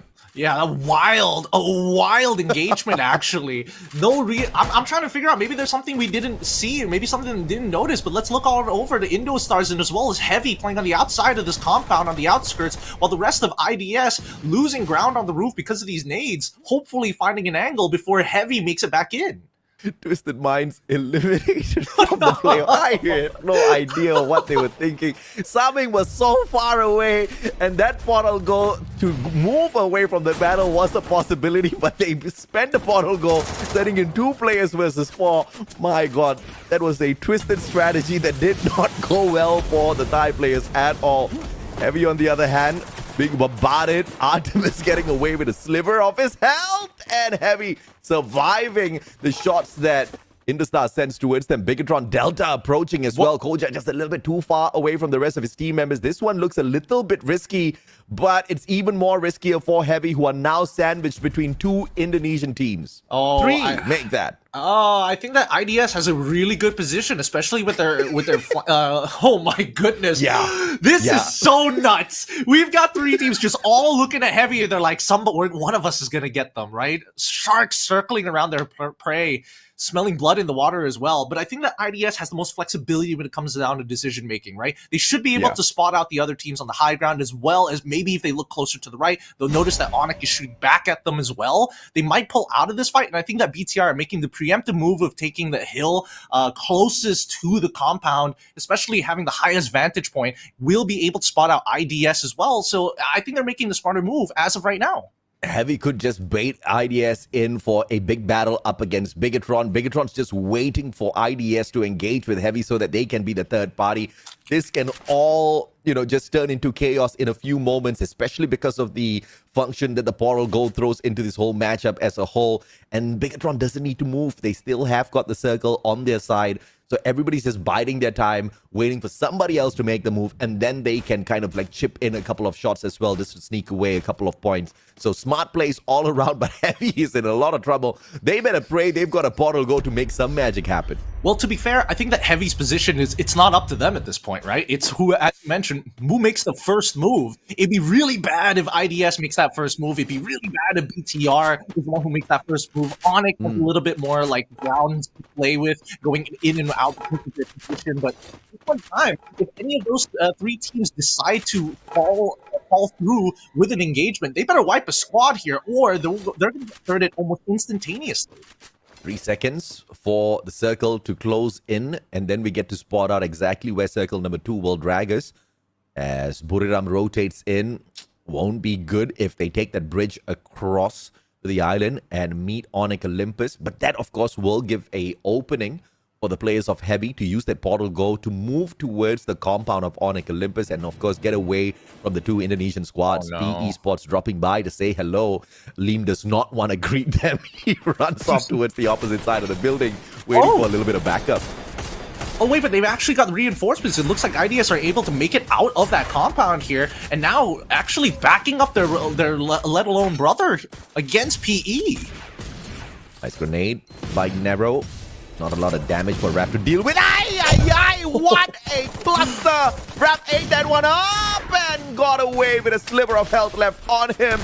Beautiful grenade, but they follow up from LBT. Way too sweet. M1887 finishing job. Liam now spotted out by LBT. Mag 7 in hand though. LBT in a lot of trouble. Gets tagged up. M18 does not connect. The Riptide Rhythm does not drop those glue walls just yet. Circles around. Has got a little bit of backup, and Nero finds Liam. Bison puts him down. Indostar suffers 2 casualties. Oh man, I'm surprised LBT gets to walk out of there without at least going down. He ran right past one of the members of Indostars and unfortunately wasn't able to capitalize on that very short moment. Great reaction so far from PE. They picked up 3 eliminations total. They're going to UAV the rest of Fire Brigade just in case if there's anybody else around. But let's look back at the positions, right? AAA down by the riverside. BTR have not moved. Same goes for Heavy. They're both locking each other in place, but that's all because Onyx refuses to let anybody rotate out of there. Yeah, Indostars left and then Indostars became the victim. So now everybody's learning from their experience. They don't want to move just yet, allowing the circle to dictate the next course of action. But that will, of course, be in a few seconds as the zone approaches circle number 3. Buriram, not very aggressive in this game at all, since they are being targeted by Jack. So they're just going to be holding back for a little bit over at Golf Course, just to see exactly where the next zone will kind of drag them towards so that they can plan their move. Yeah, especially in the early game, these ring movements, not super drastic, but there's a lot of ground to cover in this map. And it looks like it's going to be on the southern eastern side of the map, so not too bad for BRU. Shouldn't be too far before they're already in the ring. But now we're looking at AG, taking the western side of Fire Brigade. Let's have a look back at PE versus Onyx at this point of time, with Onyx on the high ground. So Bigatron Delta does not need to move, all thanks to the circle kind of just following them. Heavy doesn't need to move as well. Onyx Olympus spots out PE spots and decides to take a little bit of an aggressive approach towards the Vietnamese squad. And they've got a huge compound to play around with as well. They have to be careful though, because here comes your 2-time world champs from the back. And they're going to be looking for a defensive spot as well. And as I speak of them, Buriram enters central. One player gets scanned out, so Onyx Olympus keeping an eye on their backs as well. This is going to force them to kind of pause their approach towards PE Sports and give Indostars an opening. My goodness, once again, we have too many teams, too small of a circle. Yep, too small of a circle, and that's why that 4th and 5th ring gets really, really brutal. If you can make it through the 4th, there's one more hurdle in that 5th. As the grenades start to fly, AG and BTR in the middle of the mix. Young backing away. Good grenades. AG taking on Bigatron. This is going to be a little bit confusing on the mini-map. Both of these logos look so similar, all in red. But the time turner! Young just using it to his advantage, but Ikal down on the ground. Who can help him up off screen? Raz meets his end, but PE Sports don't cry, steals that point off of them. And Ikal, though, hanging on for his dear life, will perish in the hands of AG Global. Stop. Just circling around, waiting behind those glue walls for that opening. Heavy is on their way. Heavy is on their way. They want to be part of this. They want to get some free points on this high ground. One player still hanging back as the Insurance 3 on the push. Grenade sent on in first. Can they claim 1 point? Answer's no. Outside the zone, so AG is taking a lot of unnecessary damage here. And no advantage taken by Kabi and gang with those grenades, allowing AG to have a full recovery. Glue Wall Melter goes wide. So Heavy just appeared and did nothing. Yeah, they didn't get too many elimination points from that, and they didn't like press the advantage. Now WAG losing 2 members already, a third next to fall. Can Zimmer actually make it out of here? Might launch himself into a better position, but let's cut back to Onyx because this northwestern side is getting very, very hectic as we see the next ring pull further down south.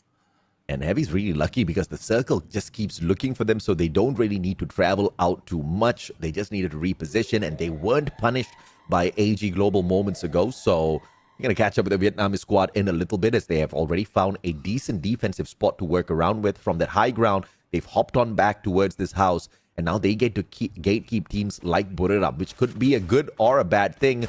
The disadvantage for Buriram here is they are on open ground. The advantage is there's a great elevation to work off of, so they can hide away from Heavy first. Yeah, this is some great decision making, but now EVOS Divine, they really need to win this right now before they get wiped. It's going to be attack all around who clears them off, and they are making it further and further. Maybe this could be the consistency as Onyx deciding to get in the mix here. Play zone is getting brutal as Onyx is going to be able to hit that buy station in time, and attack all around can't punish it. They're going to have to launch themselves in because the blue is really starting to hurt.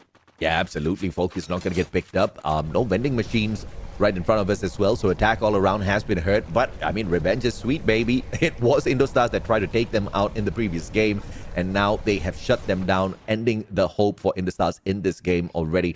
But attack all around now up against the players of Onyx Olympus. Just 2 of them alive and kicking up against the 3 from Onyx, and the 3rd player joins the fray as well. Hoon God, Jump God backing away like shooting fish in a barrel. A couple of grenades could do the job, and that's exactly what happens. And a good back away behind the table to block all of that damage, and PE Sports joins the fray as well. It's getting really messy here with AAA's caught in between Onyx as well. They're even calling monster trucks down for extra bits of cover, so they don't have to. Riptide Rhythm is already out. What a launch! What a shot there! Coming up from BRU side. Make sure that this right side of the building is unsafe, forcing PE to get out of there. But it looks like the rest of attack all around gonna get cleaned up here. Let's see whether it's gonna be a full clear though, or maybe they've got a member still alive. PE finally winning out in this, forcing it down to 3 squads. Oh, attack all around. They're still there. Still holding out.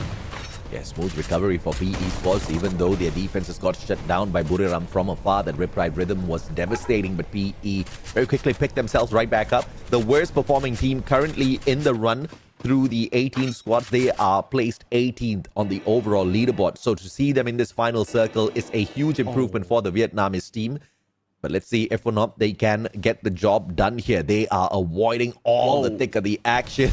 They're gonna be a little bit happy watching all of this chaos break down in front of them. And if they're lucky, they get to, kind of pick off some of the points off of the other team's hard work. Yeah, I think that BRU are in great position, right? If anybody hops out of the windows, they're basically dead. If they start walking through the front door, they're basically dead as well. I mean, they eventually have to make it out of this building somehow, right? And I think that BRU are willing to sift through the dirt just to get these extra points.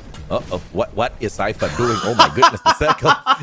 He's just cornered him in a tight little spot. Now Cypher is in a lot of trouble because he's going to have to tank some heavy damage as he tries to reposition. Heavy right on top of them, so AG can't really run around like crazy gooses just yet, but they've got a super nice window right in front of them to stay alive. So in the grand scheme of things, this is a fantastic spot to be hiding off at, unless of course a grenade finds that window. Yeah, I mean, a big grenade onto BRU's side. They're just using this to melt each other's resources, right? Whoever has less medkits, whoever has less bullets.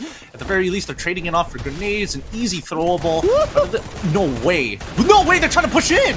Yep, they are going in. The trip mine takes the 1 player down first, and PE Sports, can they find yet another one for themselves? AG Global not waiting around to find out if they can. What a grenade by Jonah, but the time turner will keep PE Sports still standing. They respond with the glue wall melters all going wide. Jonah still keeping an eye on them, but here comes AG Global to interfere as well. Stop moving towards PE Sports, but backs away as he should as PE tosses those grenades towards Buriram. Riptide Rhythm falling short. That's not going to be removing any of those glue walls. Second Riptide Rhythm from motion. Moshi. Now he has got none other to shoot out. PE Sports has that opening towards Moshi. Moshi shuts down one player. Jonah follows up by taking that point away from AG Global. And PE Sports hanging on for their dear lives, but up against your two-time world champs, it proves to be a tough fight. Moshi with a backstab. Wasana nails down Nero. Now one final survivor, LBT, behind the glue wall. Moshi hops in with him. It will require a miracle, and a miracle is just not possible for Vietnam as Buriram resurfaces. And this is their second booyah of their run thus far. Such a steady performance from BRU, right? They minimized their interactions. They realized that they were off the radar. Nobody was taking too many fights with them. They kept out of some tight, awkward situations. They played according to how the ring was telling them how to play, and I think they just made the correct decisions all throughout this map. I think this has been one of their cleaner games overall. Oh yeah, I mean, it was a little bit surprising to see Buriram not really getting super aggressive, especially because they have got some of the best players in the world on their roster. Every single player in their own accord on the side of Buriram can be a super MVP on their own, can be the predator of the league. I mean, even Jonah, the player who's not the most aggressive, still can walk away with massive numbers of eliminations. But they have, I think, learned their lesson from the previous FFWS SEA. They made too much of noise. All eyes were on them. Everybody was trying to figure out what's Buriram going to do, where Buriram is going to go. And that just played very badly for them towards the very end. This time, they're trying to keep a low profile. But I wonder if that's going to be enough to fool everybody else. I don't think it's going to fool anybody just yet. I think that a couple of awkward situations came into play here.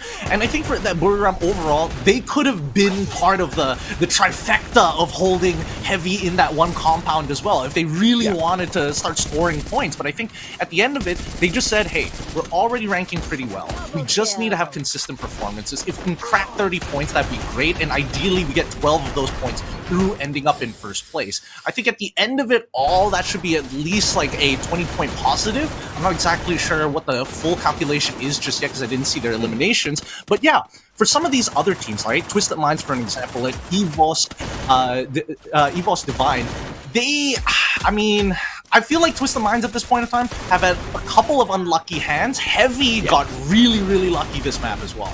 Oh yeah, absolutely right. And of course, that's exactly what a battle royale is all about. You've got a huge element of RNG in there. It's absolutely random. I mean, the circle, number one, is random. Secondly, you have no idea who you're going to come across. You can do your homework. You can figure out exactly what sort of compounds they like. But because the circle is so random, you don't know exactly what rotation, who will use it at what point of time. So it is the toss of a coin. You just have to play each and every single moment, you know, as a moment on its own and try to make the best decision right there and then, right? And this was that play where PE Sports almost got mowed down by Buriram thanks to the Riptide Rhythm. But the first Riptide Rhythm from Moshi was just a tad bit soft. It didn't really hit the mark. Therefore, those blue balls didn't go down as fast. If this Riptide Rhythm was a little bit more accurate, it would have really, really hurt PE's opportunity. I think that the second one came in right on the dot, but unfortunately was just like a little too slow because it does take a bit of time before those walls actually break and then opens up the cover for them to walk around. Again, it's like these small things that they probably aren't a little disappointed in, but at the very least, maybe we can have a few words from our winners of this game. Let's throw it over to the interview with Buriram.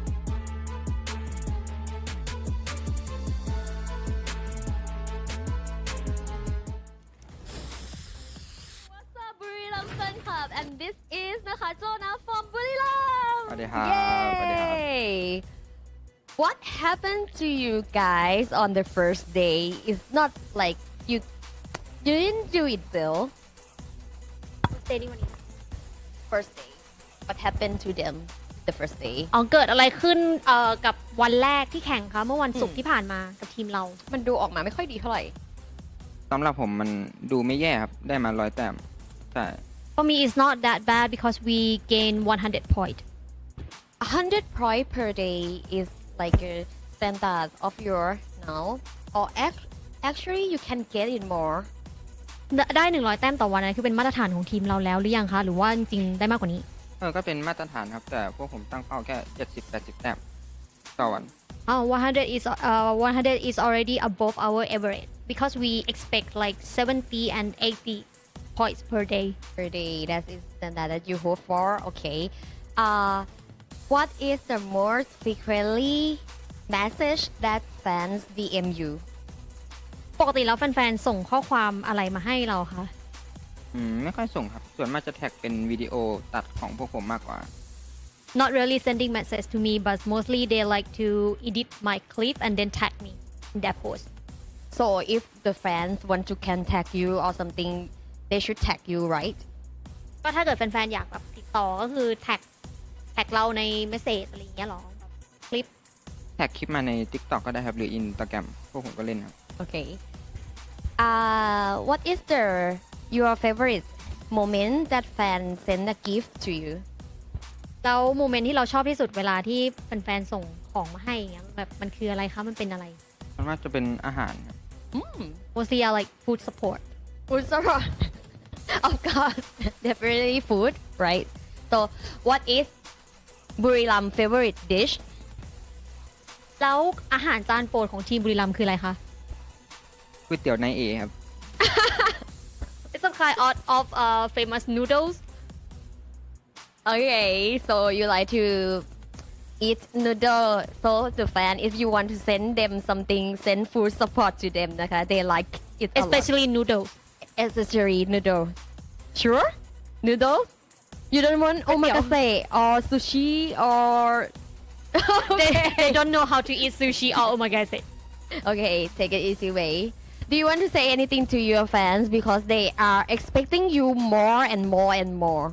มีข้อความอะไรอยากฝากถึงแฟนๆไหมคะเพราะดูส่งในแฟนๆคาดหวังกับทีมเราไว้เยอะมาก ก็ฝากติดตามพวกเราไปเรื่อยๆครับ พวกเราจะทำให้เต็มที่ครับ ก็อย่าแวะมาลืมซื้อเสื้อนะครับ เสื้อสวยมากครับผม Please keep supporting us. We will do our best and don't forget to buy our jersey that already released in the market. Okay, so can you post just only one post? ทำท่าโพสแบบ To ขายของ promote แบบ your โปรโมท jersey? เสื้อให้หน่อยค่ะ อย่าว่า Buriram. Okay, please support them with their personal channel and both Buriram channel about their news jersey. So check it out. And now let's get back to you, Shoutcaster. We are ready for the next game.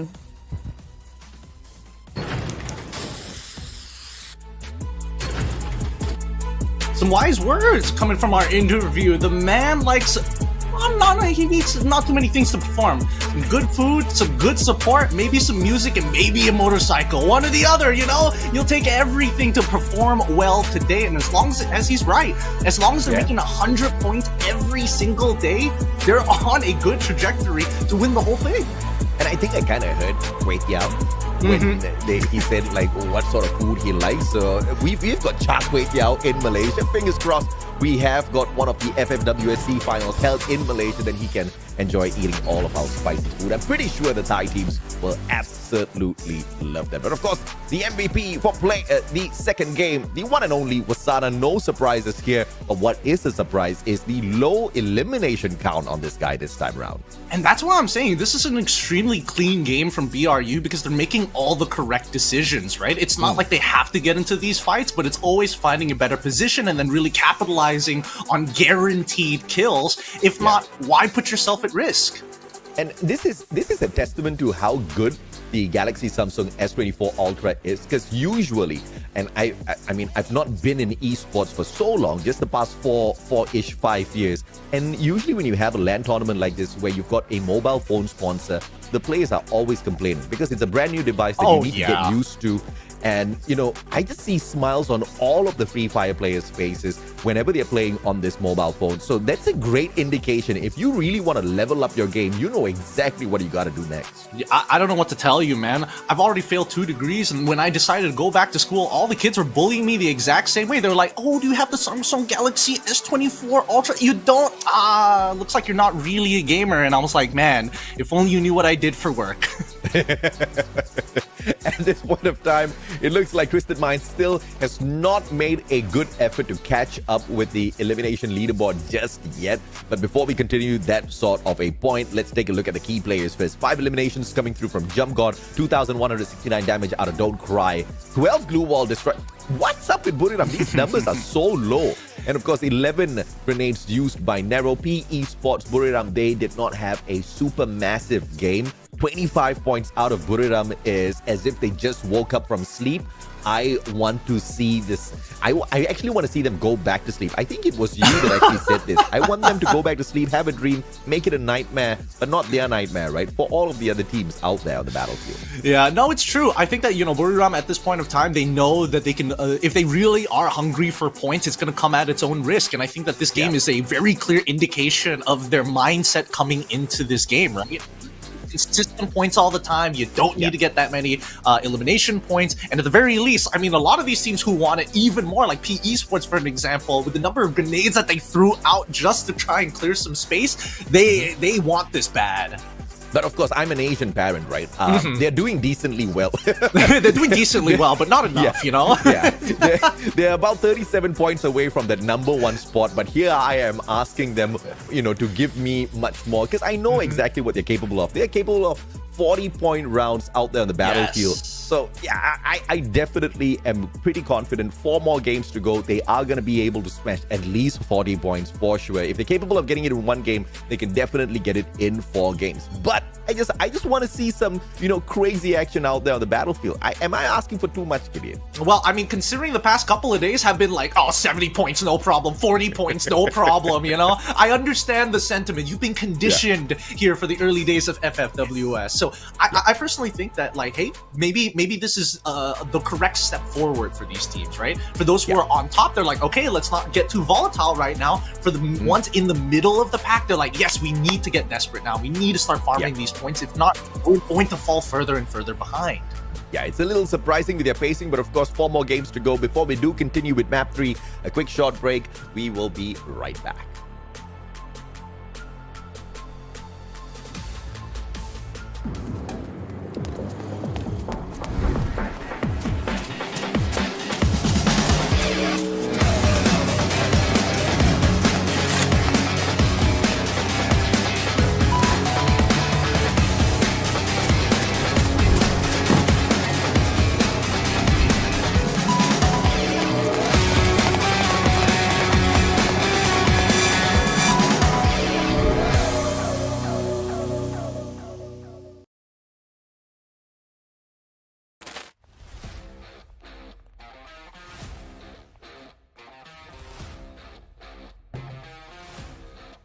Get ready, Free Fire fans! The biggest event of Free Fire is back. The Southeast Asia Legends will competing for the Free Fire World Series 2024 for trophy. Free Fire World Series Southeast Asia 2024 Fall will invite 18 teams from 4 regions. We have 5 from Indonesia, 5 from Thailand. You know what? We have 5 handsome teams from Vietnam. Oh, no. Indonesian is better. Everyone knows that Thailand has the best player in the world. No, Vietnam still have the best handsome teams. Oh. And 3 from Malaysia. They will compete head-to-head to win a share of the 300,000 USD prize pool. And of course, Thailand will be the one who bring this prize back home. You know it, right? It's our country. Impossible for other region to win. No chance for you guys. Don't talk too much. Let's continue our announcement. Let's go. The tournaments will have 3 stages: knockout, point rush, and grand finals. Starting on 16 August 2024, 18 teams will be divided into 3 groups of 6 weeks. They will compete in 18 match days across 6 weeks of knockout stage. Oh, and a friendly reminder, do not give 5 booyah to that team again, my dear survivors. Teams from 4 regions will be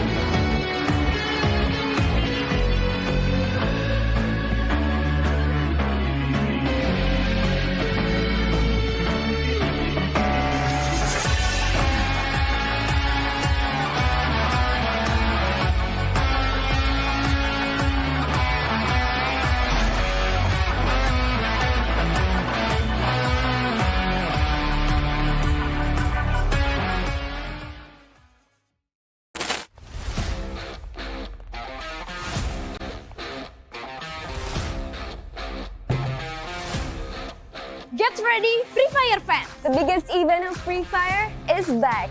The Southeast Asia Legends will competing for the Free Fire World Series 2024 for trophy.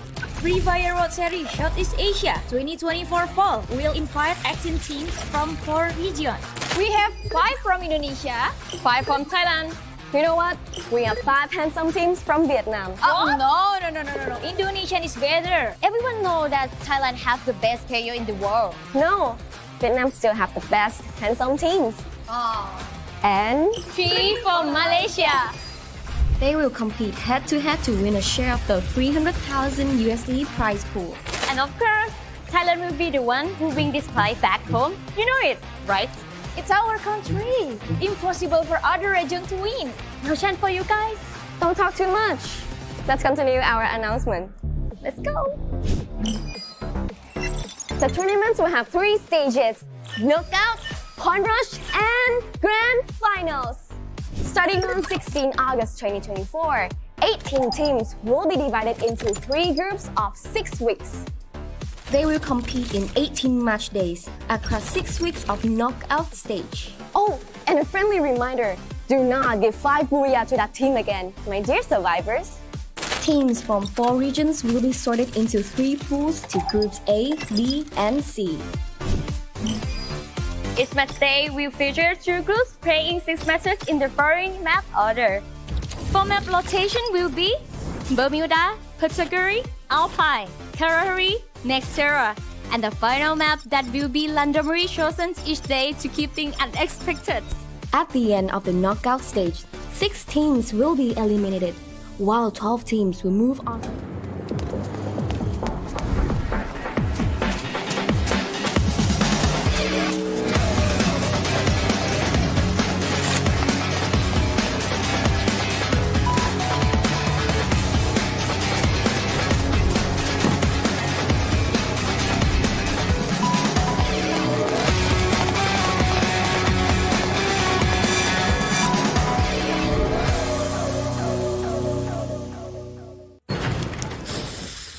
Welcome back, everybody, to the broadcast of the Free Fire World Series Fall Season here for Southeast Asia 2024. My name is Gideon Q, alongside with AJ Mustachio here as my co-caster. Now, we've already passed 2 maps already. If you're just tuning in, I personally was having a good time until I saw what the next map was, and I'm just like, you know what? I could do with sitting out for this one. I'll be honest with you.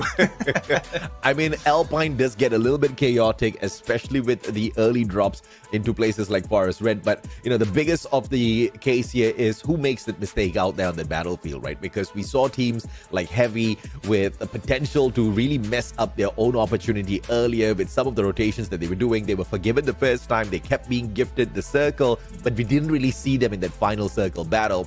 Teams like PE Sports, teams like Buriram, especially Buriram, who were not as blessed with their positions out there on the battlefield, they managed it pretty decently well by avoiding all of the engagements and, of course, walking away with the Booyah. But, of course, on the point, what you can see down below here are our predictions. AG Global, Buriram, as well as Twisted Minds for me at the top by the time we end the day. But you've got EVOS Divine listed here as well, my friend. I see that you are really giving the Indonesians your support. They're not doing all that too well as of this point of time, but there's still an opportunity to climb. Hey, look, it's a marathon, right? It's all about who makes it to the finish line at the very end of it. But I think the one pick that both of us are currently a little like, oh man, are they going to be able to break the 100-point mark? That's Twisted Minds. Like, they've been struggling. They've made some good moves, but at the same time, they have not been winning out. I mean, Twisted Minds is a little bit of a different scenario here. They set the record yesterday with 130 points, and today they have picked up a grand total of 6 points from 2 games. Yeah, average 3 points in a match definitely does not seem like Twisted Minds has got their mind in the game just yet. But as we head on into Alpine, 4 more games to go. There's a lot of time for them to hop right back in here and make a mad dash for, you know, at least the top 3 spots by the time we bring the day to a close. They are just roughly around 40 points away from RRQ, so that's not too bad. An average of 10 points in a match. Of course, the biggest of challenges is going to be to fight against AG and Buriram for that #1 spot by the end of the day. So now's a good time to start since Buriram has already started. Absolutely. And I think that Alpine is a very interesting map, especially for Thai teams, right? Because it really boils down to how exactly do you make it past the 4th and 5th ring, and it really comes down to some good decision making, right? And I think that's what the Thai teams have above everybody else. When it comes to that very critical moment, they know when to hunker down or whether they want to play on the outside. They have very good reads of the map in terms of not only landscape, but number of teams inside of it. But at the same time, they're more aware of what works best for them. I mean, obviously, there are going to be some teams who are going to get luckier than others, like Heavy in the previous match. They did not have to leave their compound despite being in a three-way flank, a three-way hunker down against them. But I think that maybe in this map, it's going to punish these types of players even more. Absolutely. You guys just saw the graphics right in front of you, the top 3 teams to look out for. Unfortunately, those 3 teams are not in play today. They are all from Group B, and the reason why the numbers are so high is because they've already completed 12 matches already. If you just want to take into account Group C as well as A, you're looking at teams like Bigatron Delta, AG Global, as well as EVOS Divine having the most number of points on this map. And on top of that as well, EVOS Divine in the grand scheme of things on the overall leaderboard may not be doing too well. That's mainly because of their performance on day 1 when we opened up. They really didn't grab a lot of points, but today's performance, they're the 3rd best team, right? 28 points thus far. So there's a huge potential here that we see EVOS Divine rise to the occasion to really give, the other teams a great big fight in that final circle. But you have to watch out for Bigatron Delta. This is the underdog out of Indonesia. I mean, they've made it in here. You don't really see them on the Southeast Asian level all that too much. And for their first debut, they seem to be wrecking the competition out there. I wish that momentum helps them get into that final circle as well. Yeah, and I really think it boils down to their early to mid game, right? I think they've been having some solid performances then, but making it towards the end game zones can be a bit of a challenge. At the same time, a little bit of luck, as we always say here in these matches.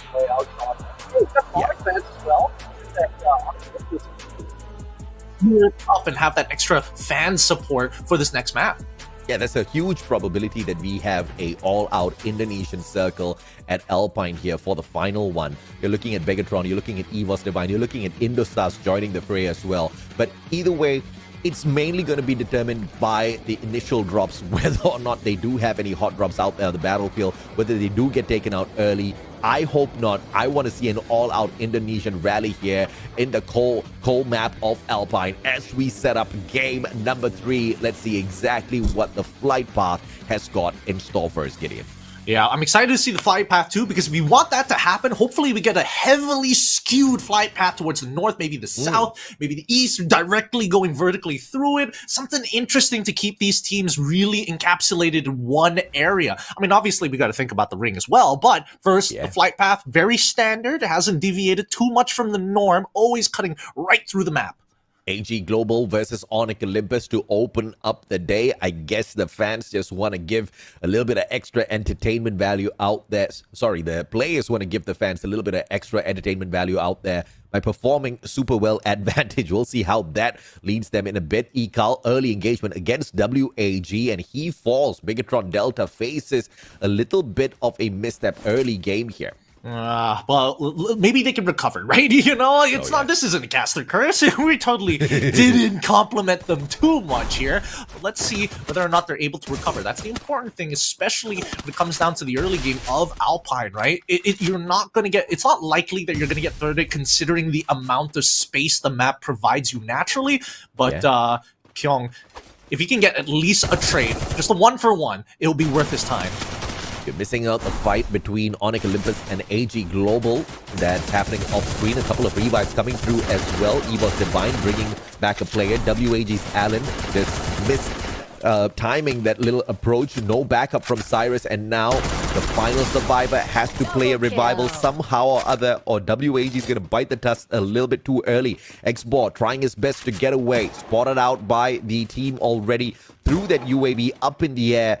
So not a lot of room for him to play around with. Shots against Kabi. He's not buying himself more time, giving away his position. He needs to pull out that pocket market. He needs to bring at least one player back into the match. Yep, and WAG making some other decisions here.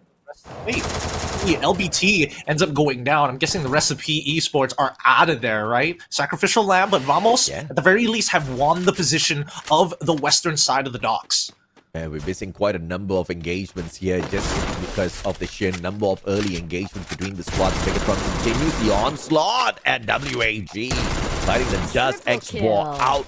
One more survivor out there, so Kyung's gonna get picked right back up. Heavy has got a Lone Ranger here in the name of Kabi, just scouting out the area. Has got a Mag 7, but in a 1v2, he is at a huge disadvantage. Koja puts him down. Bigatron 4 points up. Yep, and that's why Bigatron are really deadly, right? Their team play, and especially their twos, are really, really good. They're good at that push and pull, right? And swinging together as a squad, which again, especially for people who are looking for these free picks, it's difficult to find it in BTR, especially where they are regrouped and at the very least are watching each other's backs, right? When it gets to CQC, that's when it gets a little messy, but at the same time, who is completely aware of their surroundings in those times? And once again, Bigatron Delta is your number 1 team on Alpine thus far. The last time they played this map, they walked away with 20 points, 13 eliminations, and of course, 7th placement. They do not have a Booyah here. In fact, fun fact, none of the teams from Group A or C have a Booyah on Alpine. So anybody that hits it, it's going to be a first one in the competition. Stop backing away with 20 points on his HP, and Caramel gives him that solid backup from afar. Smooth move with the Woodpecker. And he gets to overwhelm the opponent's AG. 3 points up.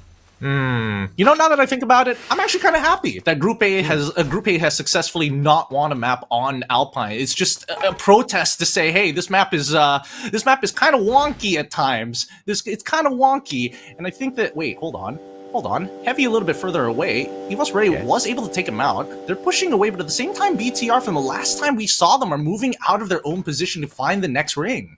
Yeah, 1 sacrificial lamb for Heavy. The rest of the players do manage to walk away from this compound, so Revival's not going to be too much of a hassle for the team. Twisted Minds, on the other hand, they lost a player earlier on, and now with the jump pad rotating over Indostars, not everybody is out of Militia just yet, though.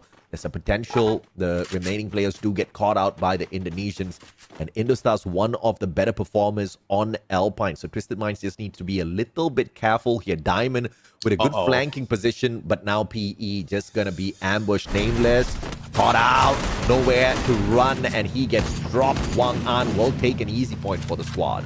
I mean, they've already identified that it was Twisted Minds, and they knew that they were lacking of members, initially taking a bad trade, but then afterwards getting the revives, right? They had 3 members alive, but now back down to 2. Let's see whether or not they're going to find a little bit more here, or even if Twisted Minds are able to recover, they're walking into the next ring just under-looted compared to everybody else. That's far decent enough in terms of points picked up by PE Sports as opposed to the first day of performance. But Evos Divine up against BTR. The battle between Indonesia and a good Tatsuya burst, but Apex backstab by Kyung, and the Trogon Phil does not get the knock just yet. Gade comes through for that backup. Kyung says, please get out of here. Bara shows up out of nowhere, and Koja drops to him with the grenade launcher. Dig's the only one down on the ground, but Evos Divine can hold no candle up against Bigatron Delta, the players who are still rampaging on this map. In the meantime, Buriram meeting up against Heavy as well. Once again, another sacrificial lamb left by Heavy so that the rest of the team can get away. Oh man, the wipes are starting to happen here. It's getting really dangerous. Everybody is just winning out their fights very cleanly. We haven't seen anybody walking away with equal trades, or at the very least getting third from a completely separate angle. I mean, it's just the nature of the map, but we're hoping that these teams are going to be a little hungrier for the points, but it's still early on in the map. We're expecting that to happen towards maybe the 3rd or 4th ring, but in the meantime, right, it's whether or not you can get information about the positions of every other team so you have a rough idea of what the shape of the rotation will look like. Early exit for Evos Divine. A little unfortunate that they had to come across Bigatron, and they were in no position whatsoever to call for an ambush. They just drove in there blindsided. Bigatron caught them, and especially that grenade launcher just led to so much of damage that they could not recover from, and then the sprays from the Trogon just finishing things off. But a great start for the Indonesian squad of Bigatron. Cannot say the same for Heavy, who keeps getting caught out again and again and again. All those times they've left 1 sacrificial lamb, so the team still survives. I mean, they're just going to have to keep on ratting it out, right? I mean, that's just the nature. They're just the nature of their situation. It's not like he can make a super play and take out like 2 squads by himself. You know, God bless him if he does. But let's look at the positions of our previous Booyah winner, of today in map number 1. It's going to be attack all around. Looking at Onyx for now, and it looks like they're repositioning knowing that AG is roughly in the area. Attack all around. 14 points in the previous game. Not a lot at all. And they were at the bottom of the leaderboard when we first started off the day. So massive number of points need to be picked up here by the Thai squad. Up against Onyx Olympus. Limit 7. The first one to get tagged up. And this is bad for attack all around. This is the long-range sniper. You are not supposed to be getting him to open up these engagements. But he does have the Bison to hold his own up against the Onyx Olympus players. Just playing that maze. Jumping in from window to window. Still surviving. Buying a lot of time for the defense to return. Kibase, though, has got the M1887. And Zyru meets him with the Bison. Jump got trains out Jack. And this is attack all around game. But here comes AG Global hearing the skirmish between the two.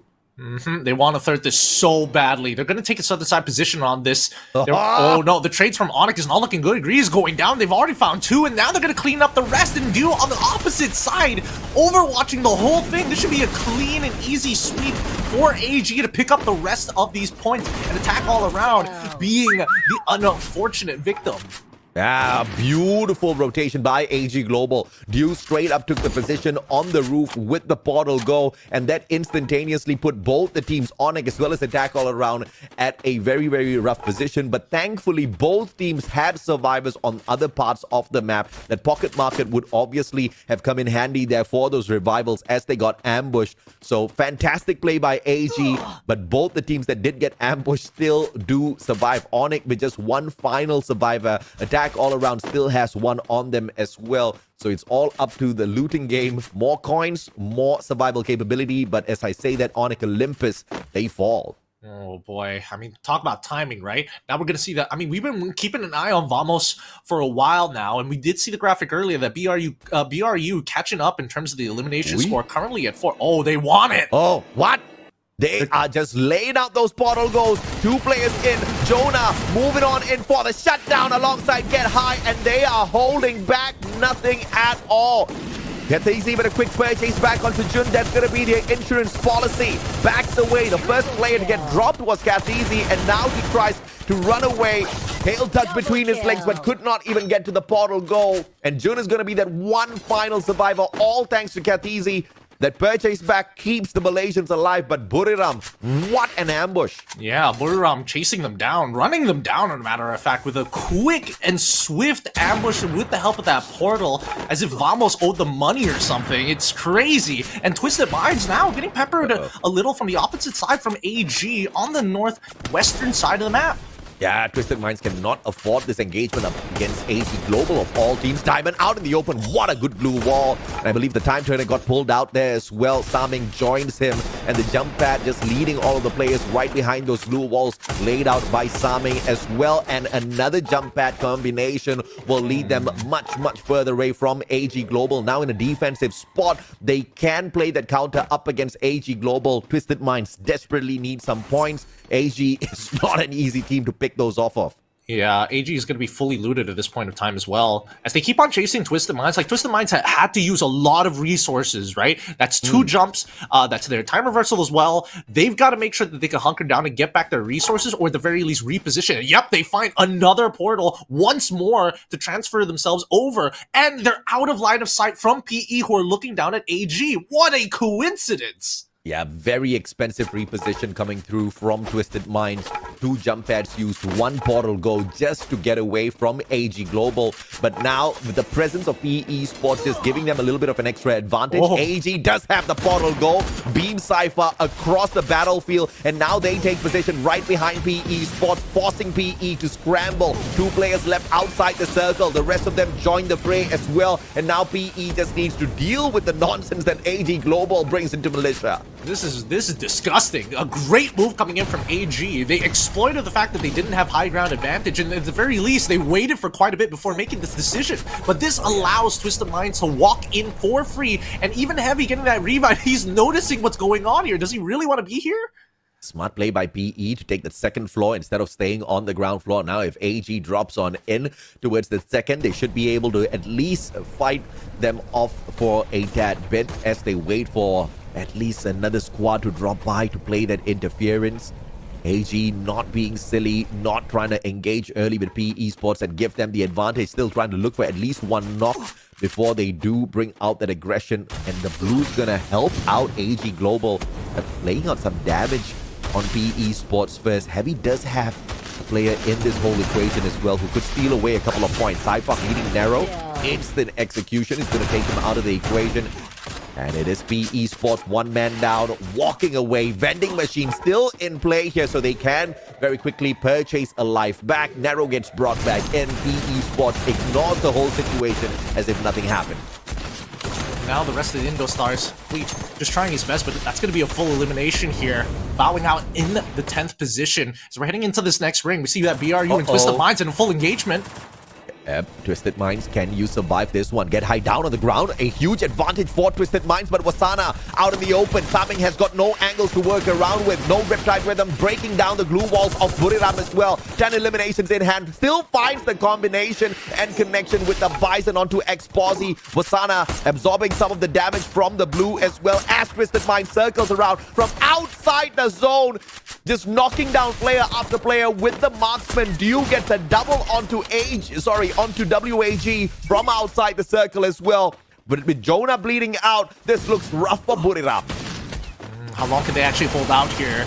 Buriram's trying. Twisted Minds go for the all-in as they jump down from their position and quickly clears out. Universal as well, just keep them a little shielded. Wasana's trying. He's got the mechanics to do so. If you buy just a little bit more time, maybe somebody is going to help them. And in this case, it could be attack all around or even Vamos as they hold out. Let them die out in the blue as they've got bigger things to worry about as WAG themselves holding out strong still. Yeah, WAG is just absolutely cooking right now, but now fresh out of a fight, Bigatron Delta trying to take advantage of them. Hopping on in with those ice grenades. Export's going to get sprayed from the back, but Eagle still does not have a knock just yet. Ice grenades all around. Koja has got the grenade launcher as well. Cyrus backing away, needs to pick up Export. Koja says, hell no, that's not going to happen. Allen goes down. Bigatron Delta, the biggest winners of this engagement thus far as they ambush WAG at the right time. And at the same time, Buriram goes down as well. Twisted Mind still alive. That ambush that they counted Buriram on earlier on was a brilliant play that put them in a rough spot. WAG out, all thanks to Bigatron. This is a crazy match. All the teams that desperately needed points are grabbing them. Yep, and you can see that they are looking for any means necessary to do that. They're playing hyper-aggressive here, and Twisted Minds finally recovering and also coming out somewhat fully looted. At the very least, their armor and helmets are looking real nice. Maybe the weaponry could be a slightly better, but when you're so close quarters here, and especially when you're getting blasted by this many glue wall melters, somebody is bound to do something. Bigatron Delta's looking to make sure they maintain the performance as the #1 squad on Alpine as far as groups A and C is concerned. And now, like shooting fish in a barrel, they can toss in a couple of grenades and then follow up with all of those shotguns. Ice grenades are going to be laid out first. Twisted Minds exiting the compound, but PE Sports right behind them to make this a little bit more crazy, a little bit more difficult. Cluster will be tossed on in. Heavy taken out of the equation, and it is Bigatron once again making everybody else a victim. Oh, they're going to try and break into the compound here, slowly edging their way in, especially with a launcher. Riptide is already popped as they jump head on. Universal right in front of the door to have a little bit of cover to play from, but it's still not good enough. Koja is winning out these fights. That mini Uzi is doing so much work, and even with the Trogon as well, they find two, maybe even a third here, as they clean this up pretty easily, only getting a single knockdown onto Koja's side. Twisted Minds, they're going to be going out here as PE getting, going to give up this position. There are still two members from Vamos, and as well as attack all around, who are just ratting it out. Nameless almost pulled a crazy one with the Horizon line, but of course overwhelmed by the numbers out of Bigatron Delta. 20 eliminations strong. The Indonesians looking to absolutely wreck. Foki and Jun just watching from up top. There's nothing that they can do. Bigatron Delta has guaranteed a booyah for themselves. Foki getting sprayed out. Attack all around's out. Jun now from Vamos. At the very least, he can claim some placement points for the Malaysian squad. Bigatron Delta, a dominating run. The last time they played Alpine, they only walked away with 20 points. Now, just through eliminations alone, they have outdone their performance, and a booyah awaits them. Their first booyah at a map that they dominated the previous time. What a beast of a performance coming out from BTR Delta. They knew that the early game, they're not going to expect too many people, especially with the way that they landed as well. And now Jun, falling to his inevitable death, gets shot out of the air before he touches the ground. Unfortunate for Vamos, but as far as Bigatron Delta is concerned, they had the script written from the very start of the match. They knew exactly what they needed to do, and they were not pulling any stops at all. It all started off with that early skirmish and then meeting their own brothers. I believe it wasn't Indostars, it was the other one. EVOS Divine. EVOS Divine, yes, absolutely, man. EVOS Divine really didn't need to pick a bone with them, but they drove right into their compound and they paid a huge price. And from that moment on, you could just tell that Bigatron Delta was just super confident with their approach on Alpine. Yeah, no, they had some great momentum. I think, especially on the northern side of the map where a majority of these like heavy fights and heavy casualties were coming through from both of the squads. BTR were just wiping squads bit by bit, right? They made sure that their backs were clear. They make sure they walk in and take smart engagements. And I think that overall, Alpine and BTR, they should never be separated. They're performing really well. I mean, the true underdogs of the competition.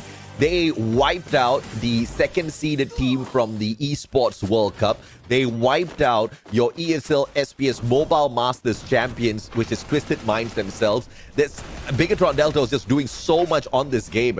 And as we brought it towards the closing moments of this matchup, they had 23 eliminations. And of course, with the 12th, that the Booyah gives you 35 solid points. Crazy stuff. You cannot ask for more than that if you're Bigatron Delta.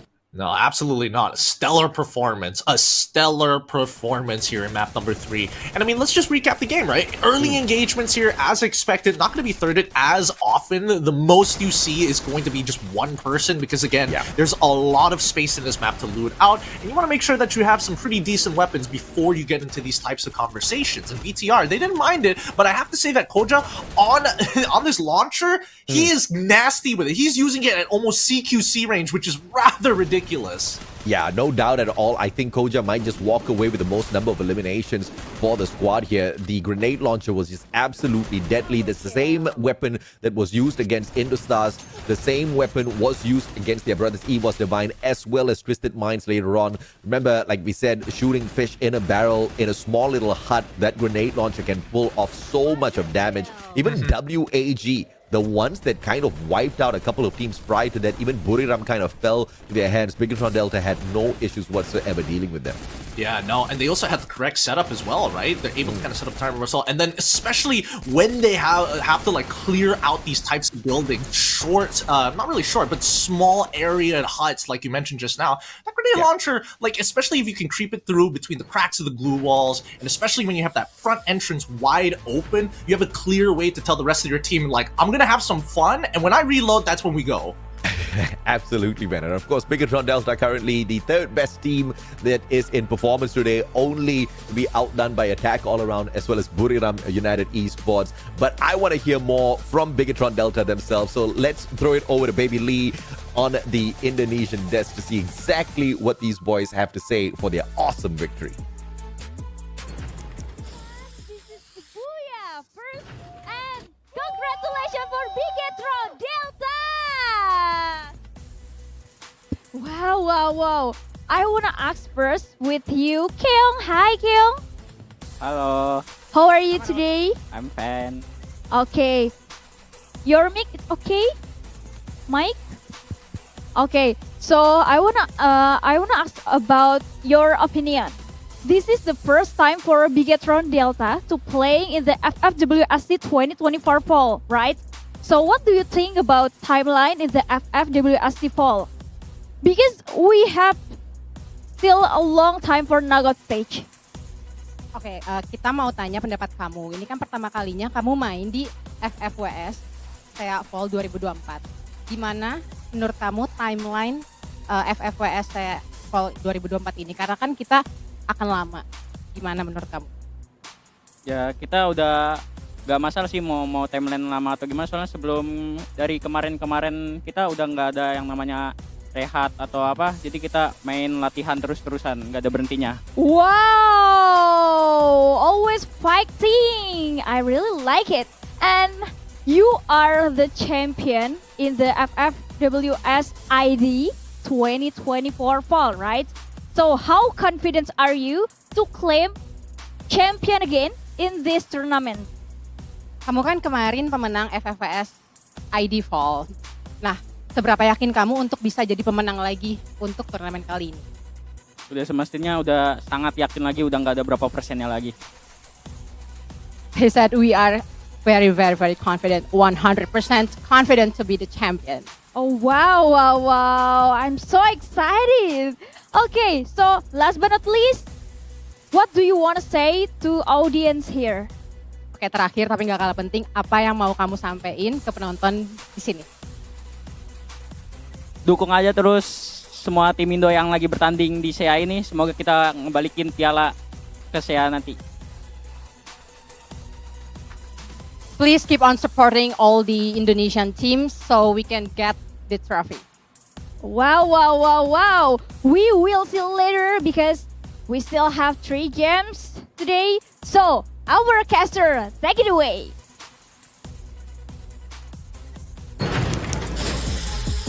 Thank you very much, Baby Lee. And it looks like Begatron Delta is trying to pull off the impossible by coming through just like how Team Falcons did, right? You know, potential champions, but not really doing much. And then the moment they start hitting those high notes, they just sweep absolutely everything out there on the battlefield. It was a rough start, but this is the kind of recovery that we truly do respect. They're quite still far away from the #1 spot in the overall leaderboard. But if they can keep this up, no doubt whatsoever, they're going to get there.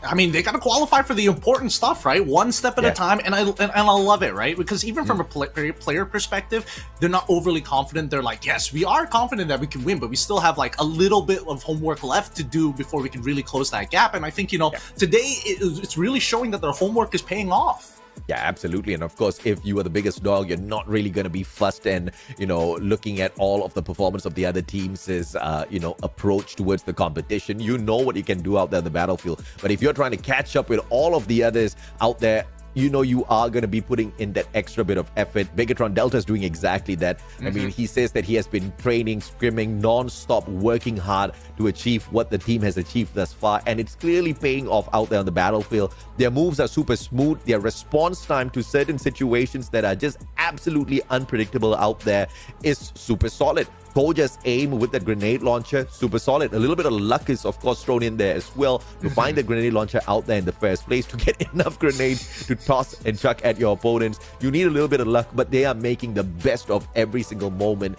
And, you know, it truly does help them out as well. In all of those engagements, as they win, as they, rip away all of the loot off of their opponents, they just get stronger and stronger as they find that final circle. Yeah, and no, I think that if the next couple of maps are just going to be Alpine, Alpine, Alpine, I think it should be a really great day for Begatron Delta, right? I think that right now, what they really strive in is their micro. Their micro as a team is looking really good. I think so far only on Alpine we've seen them make some like really great decisions based on a lot of the game states that we've currently seen them in so far. But that might not necessarily translate to some of the other maps, right? It's not like Begatron Delta, like we're coming out of the gate swinging all of a sudden. It is a bit of a build up. They do need to download a bit of information from every other team so they know exactly how they're going to be approaching a rotation, for example. And here's your MVP, not even Koja. It's Kyung with 8 eliminations, 3,467 damage, and 6 headshots in total out there on the battlefield. Truly a well-deserved MVP title for this guy. That is a phenomenal performance from him.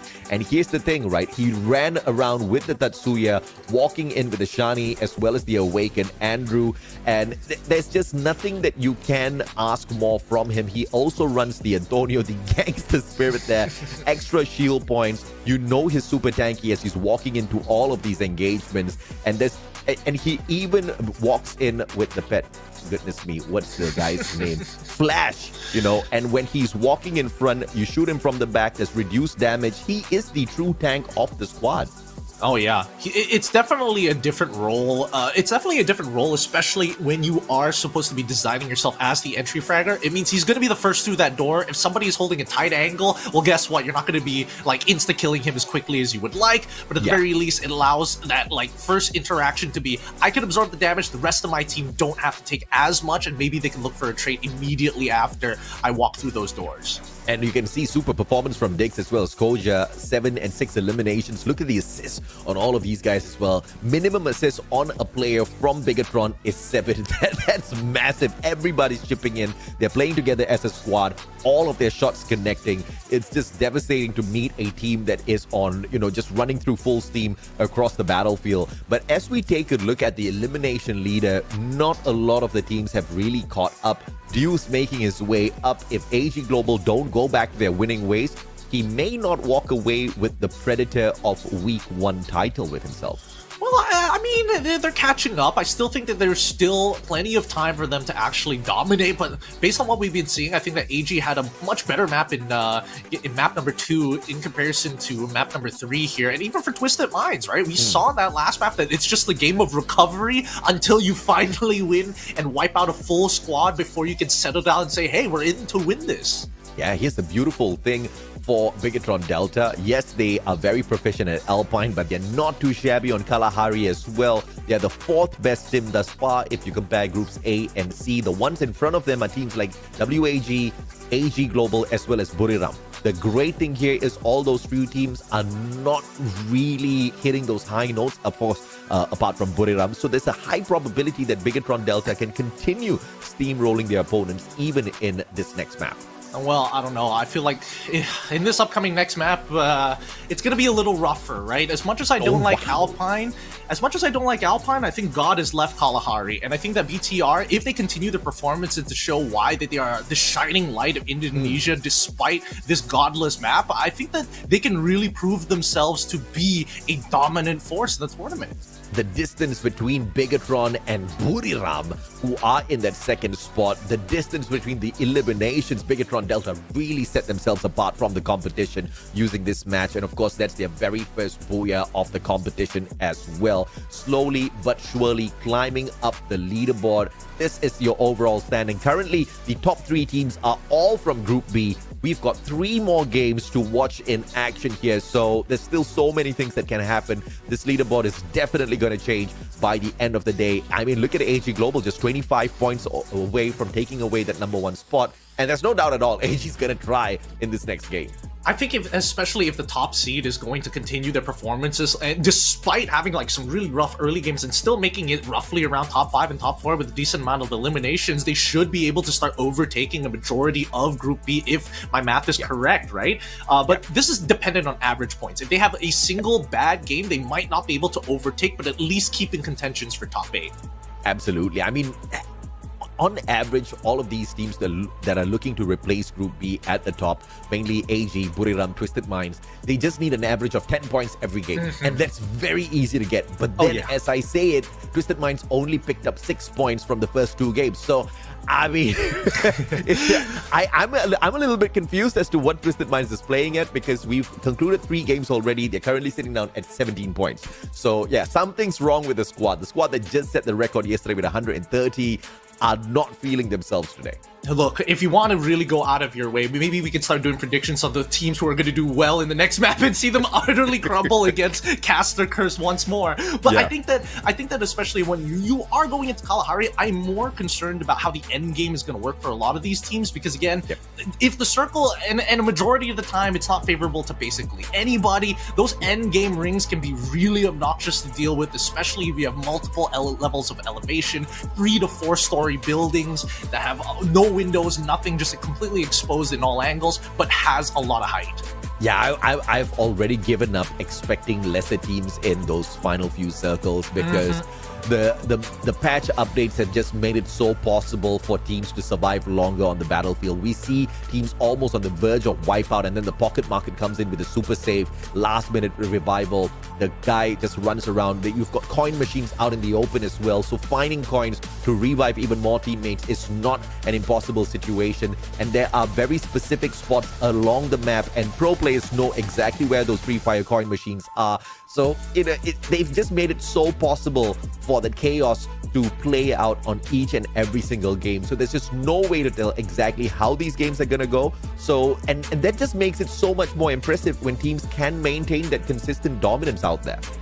Yep, especially when we're looking at our top 3 damage dealers, right? And these are the people who you need to expect to be consistent throughout their squad, right? They are going to be the dedicated snipers, but also making sure that not only do they finish off those kills, but they're also covering the team from off angles, whether it be, hey, somebody's respawning, I might as well shoot him out of the sky, or if you notice the most critical moves being portals being thrown out, or if somebody is launching over to a higher piece of ground. Yeah, most damage does not necessarily mean most eliminations, because although Dew kind of leads the fray, he is 5 eliminations behind players like Peter as well as Abe.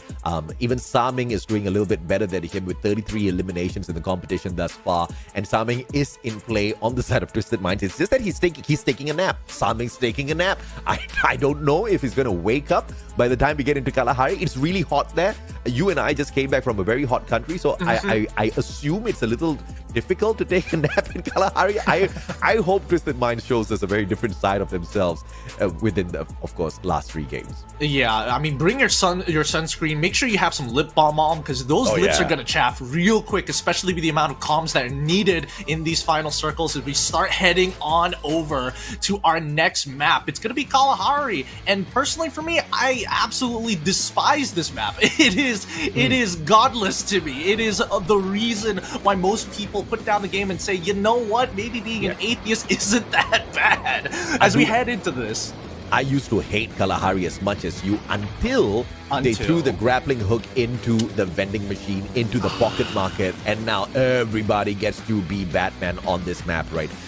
The biggest problem with Kalahari used to be the crazy elevation, very hilly area, desert-like area, and you needed to kind of manage that elevation with the grappling hook, which in the past was just available at random to be looted out there on the battlefield. Now that you get to purchase it, it makes this a decent enough map, but you've got an extra utility to work around with. So you need an extra finger, or you need to be quick enough with the click. So, you know, it just makes the game so much more difficult to deal with. It becomes extra tedious, and it looks like the flight path. I mean, today has been a day of great flight paths. It's always cutting through the middle. There's a perfectly good spread, but a lack of teams towards all hand as well as foundation, which is great for AG, because that means that there's going to be so much more space to loot up. I don't know if Kabi was just lagging at the start of this matchup, because he's just way too far off of confinement and a little bit too far away from the rest of the team members to pick it right back up if things do go south. PE Sports, on the other hand, with a very early skirmish up against Bigatron Delta, the team that's in fantastic performance. Kyung's going to be taking some pot shots from the back. LBT tagged up, but he's got a super gun in his hands. The marksman Woodpecker be able to penetrate through all of the armor, and you're not going to find solid armor so early in the game. In fact, Kyung has none on him. The rate of fire through the Bison can give him an upper hand, though, so it's all about who meets the first bullet through the chest of his opponent. Yep, and I mean, with very little cover to play with here, it's rather surprising he hasn't taken a single shot just yet, but able to reposition. These small moments are going to make all the difference here, because everybody's basically the same, right? Every extra bit of loot might be the difference maker into actually winning out Council Hall. In the meantime, on the outer ring, on the outer side of the compound, we do finally see that Dix is able to get the initial knockdown, but here comes the rest of the team, right? Even from Vamos and as well as AAA having to fight of their own on the outside, but PE Esports taking a majority of the damage. Yeah, easy 4 points for Bigatron Delta, but of course that is not the end for PE just yet. Thanks to the pocket market, they do have their players back in the matchup. So it's all about the looting progress, and PE has to start from the bottom yet again. Bigatron Delta, on the other hand, have got a bonus 4 points to start things off of. And on top of that, all the loot at Council Hall, clear areas to rotate around from. So fantastic start for the Indonesians.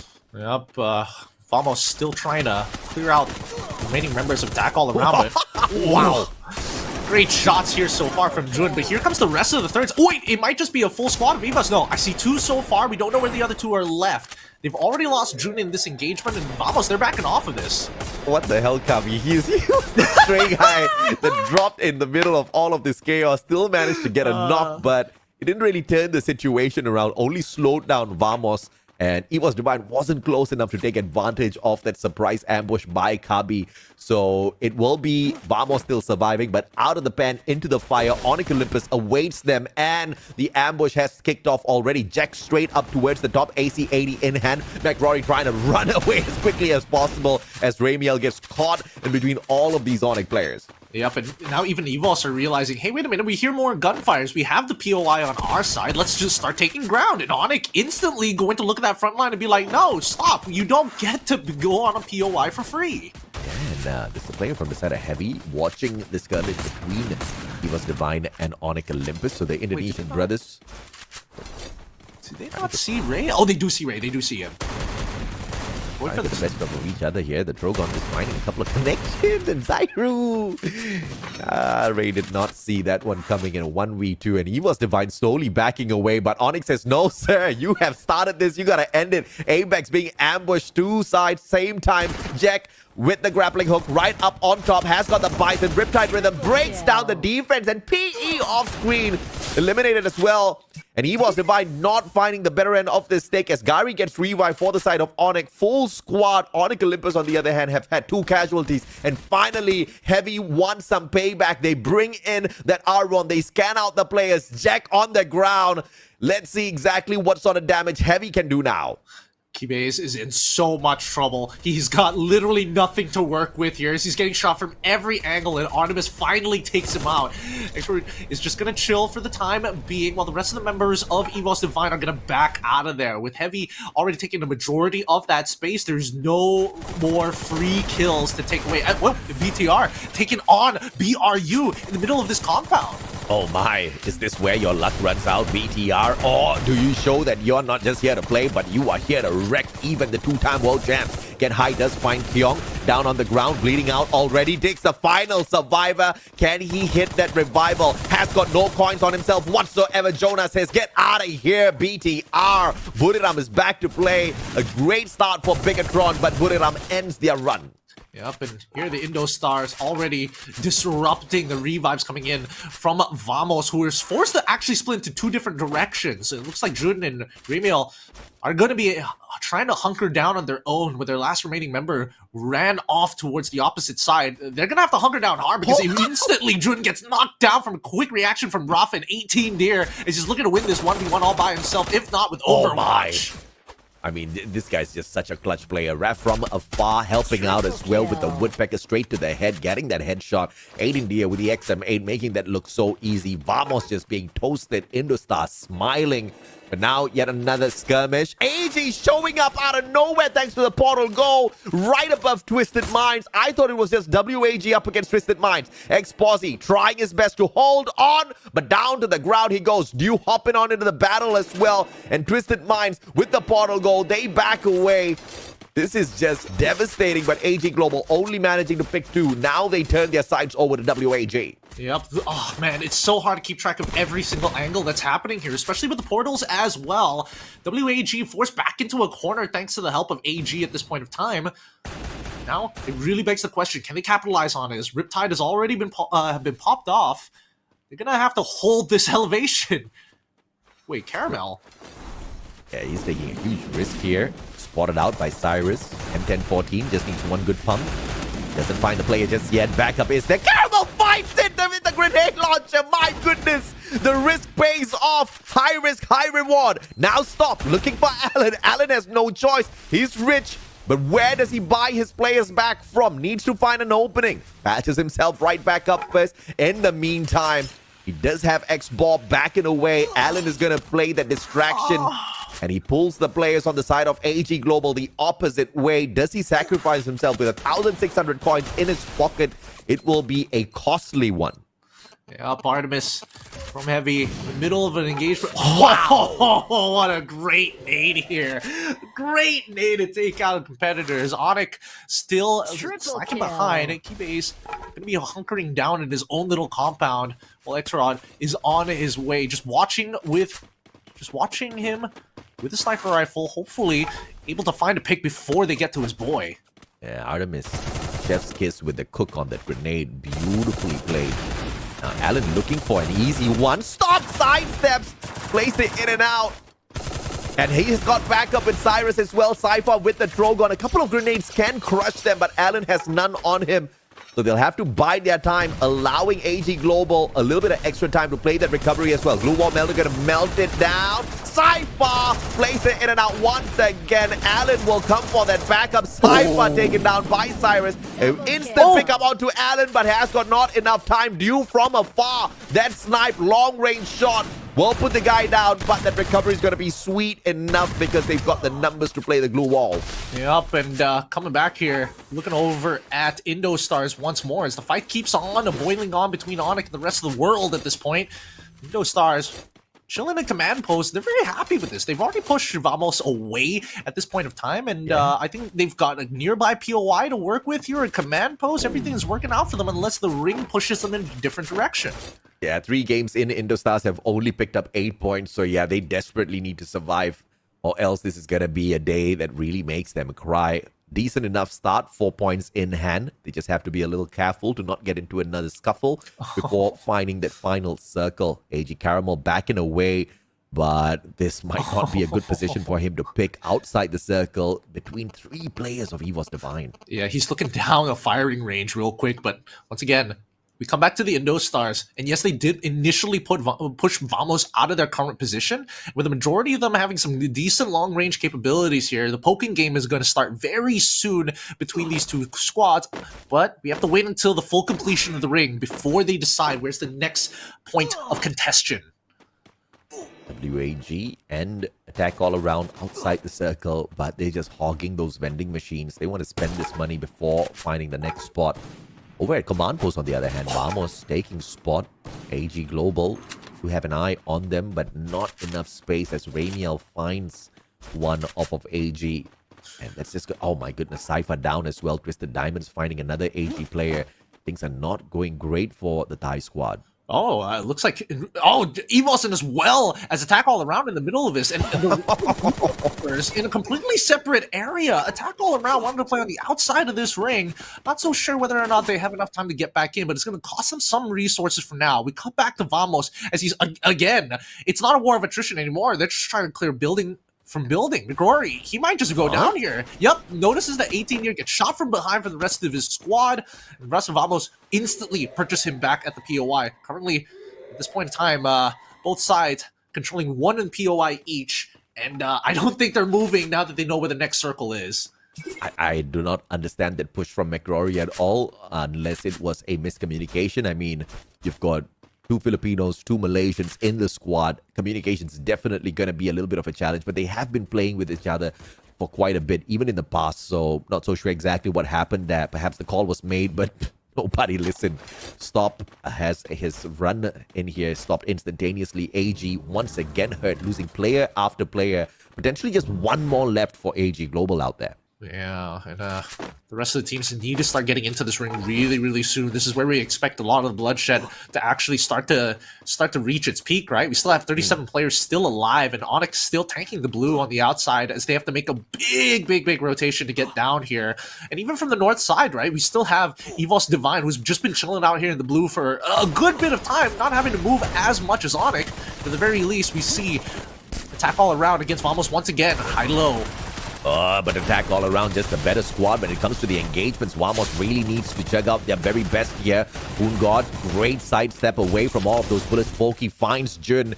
And this is just breaking down, but here comes Indostars to clean up all of the initial engagements that Vamos started off with. 18-year finding a double for himself, and Indostars onto 8 points already. And this engagement up against attack all around helps Vamos survive. Oh! There is another guy out there. Attack all around with the final second revival off of that vending machine as well. Thank goodness there's one at command post for AAA. And Indostars quick in and out. They pick up easy points. Great capitalization. Oh, Artemis is able to find one. He's just cutting through. Those glue walls ain't going to be saving you, brother man. They've already found one. They just are looking for as many elimination points as they can. Cut back to the north side. Heavy, they're just having the time of their lives. They're like, okay, we're out of there. We're making it into the next ring, boys.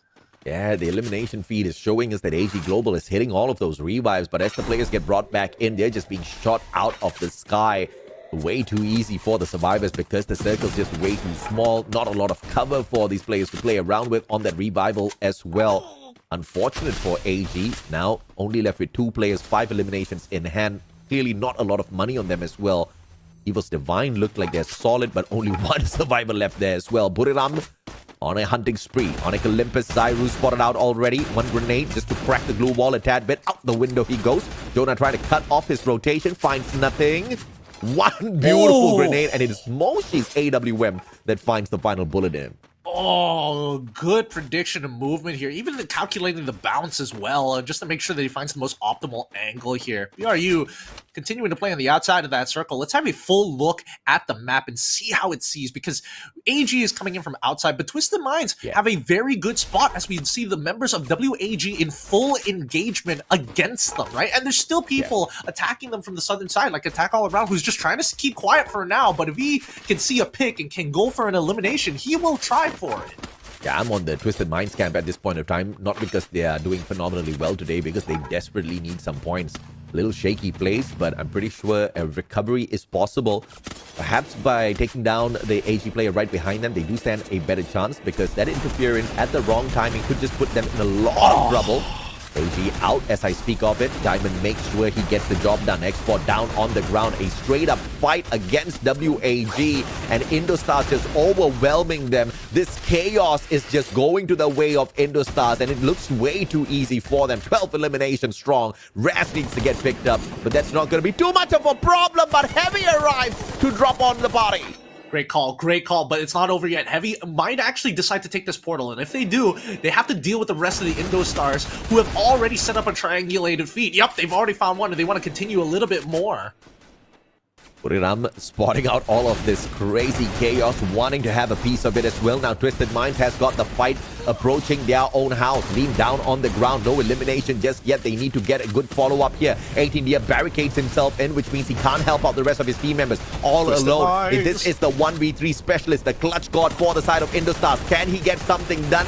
Twisted Minds trying to say the answer is no as they eliminate Indostars. Jonah from afar. Grenade falls short. Both the Riptide Rhythm will take down nothing as well. The glue wall gets taken down, but nobody's home. Kathizi is going to get caught out inside the containers, but thankfully for him, there's no opening from the back. Twisted Minds runs right past him as they get pursued by Buriram.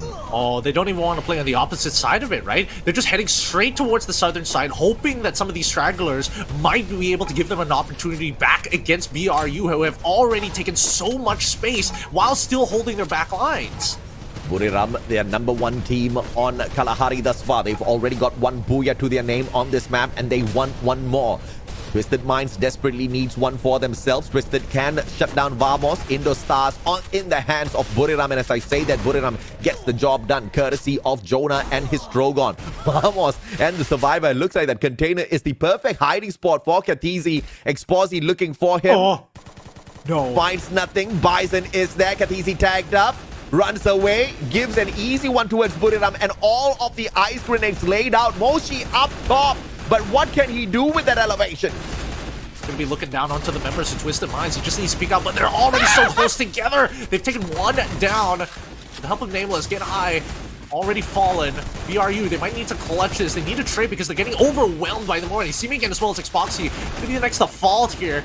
They're going to just stay alive as long as possible, as Moshi is forced off of that high ground to get involved against Nameless on the opposite side. Wasana is going to hop on over with the grappling hook. He is stuck in animation. He can't do anything as Moshi ends up dying to Nameless. And on the opposite side, we do see that the Foxy is having won out in their fight. Wasana, the next to fall. It looks like Twisted Minds have been able to close out this game, unless this one remaining member from Vamos clutches it. That's a booyah achieved for the Twisted Minds. Personal MVP out of Twisted Minds is definitely Nameless. He saw the threat that Moshi brought to the squad, because Buriram's setup was just brilliant, sending Moshi up top but well hidden, not making a single sound, and the rest of Buriram ran towards the center of the circle, baiting out Twisted Minds to come out fourth, and that was just giving open shots for Moshi. Moshi only managed to knock down 1 player, but instantly Nameless hopped on into the battle. He dropped back to meet Moshi with his Strogon, getting that knock.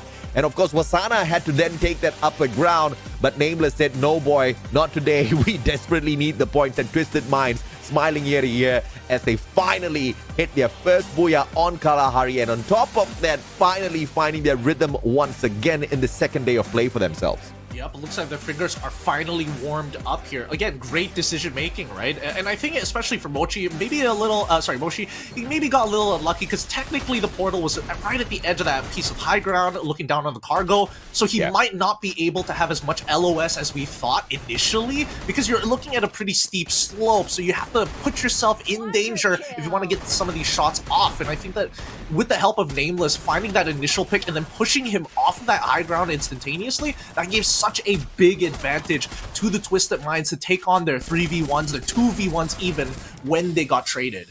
I mean, Get Easy finally. Props to Get Easy, props to Vamos. There was great survival skills right there. He picked the right spot to hide away from all of the action, and nobody guessed that he was inside of that container. Finally, when the players of the side of Twisted Minds thought of going in to check, the timing was just perfect for him with the Tatsuya. He burst out of there, and he did not get caught by Buriram. That was the second impressive move coming through from Katizi. I mean, pure survival skills right there. Desperation definitely turned out to be a blessing for him. At least he walks away with decent placement points for his squad. I think they'll be happy with that. I do feel like Indostars, unfortunately, were a little unlucky towards the end, especially since they found some prime time opportunities to get a lot of elimination points, but unable to actually survive the pushback later down the line. That's where BRU has got that as a formula. They figure it out every single time, whether inside or outside. They always seem to be the last team to arrive in an engagement and clean up shop. And Twisted Minds, of course, will be able to tie up with Hua Esports with 3 booyahs in the competition thus far, which is something Buriram will look to tie up with soon enough. We have got 2 games to go, 1 random map, next Terra as well. But of course, before we move forward, let's hear exactly what the boys from Twisted Minds have to say. In a bit. It will eventually come. And then it happens now.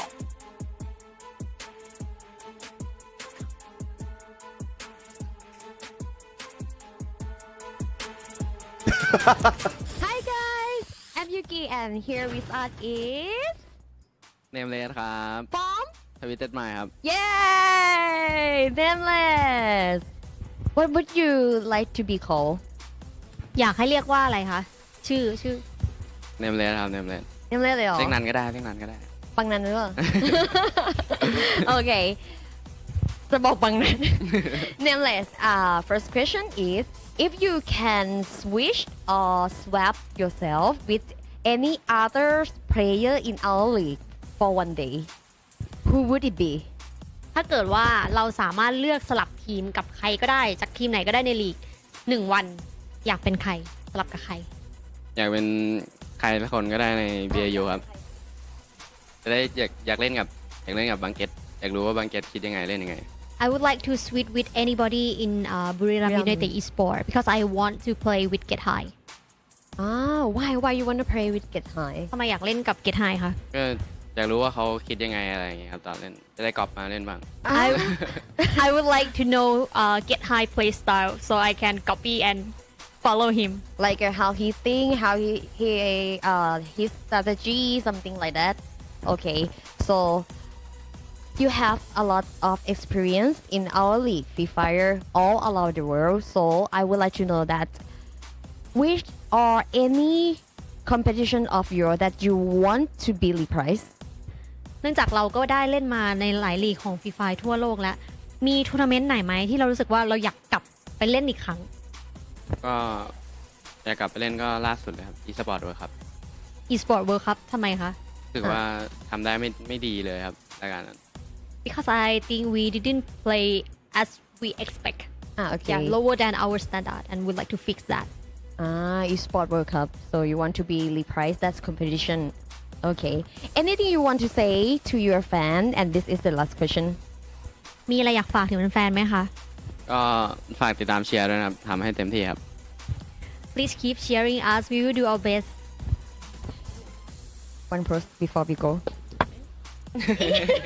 Okay, so we're gonna send this one back to Shoutcaster with your post. Okay, in 3, 2, 1. Back to you, Shoutcaster.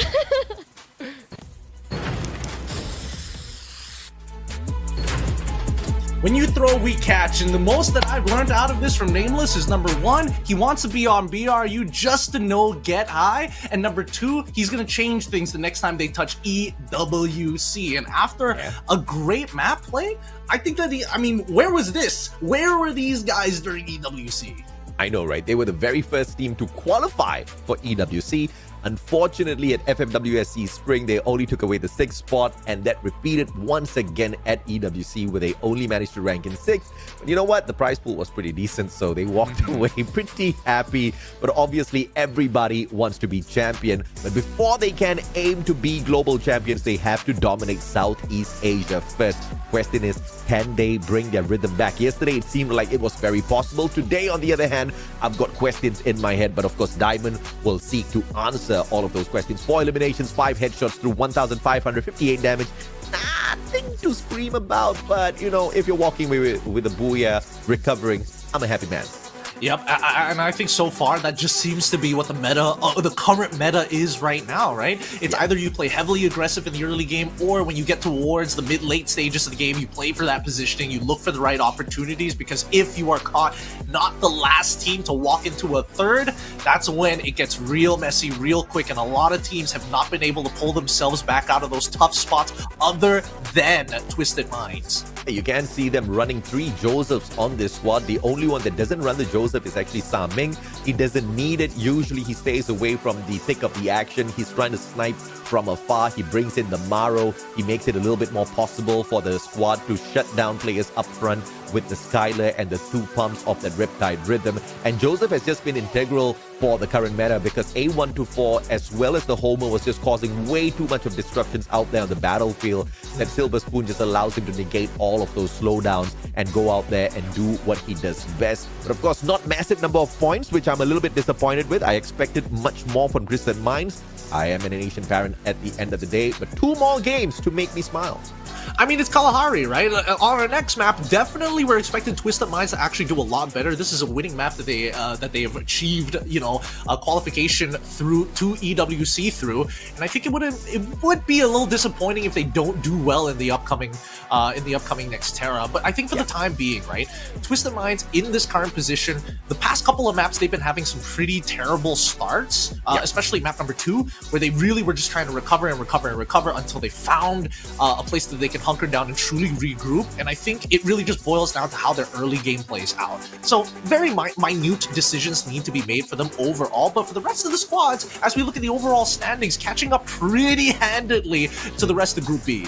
Absolutely, and of course, buildup slowly but surely, very quietly climbing the leaderboard, now just 4 points behind RRQ, for sure to overtake them by the end of the day. And you know what? I totally agree with you. I think it's going to be a little bit more decent for Twisted Minds in this next map. At the end of the day, they do have a single booyah on Nextera to their name already, and it was a massive one.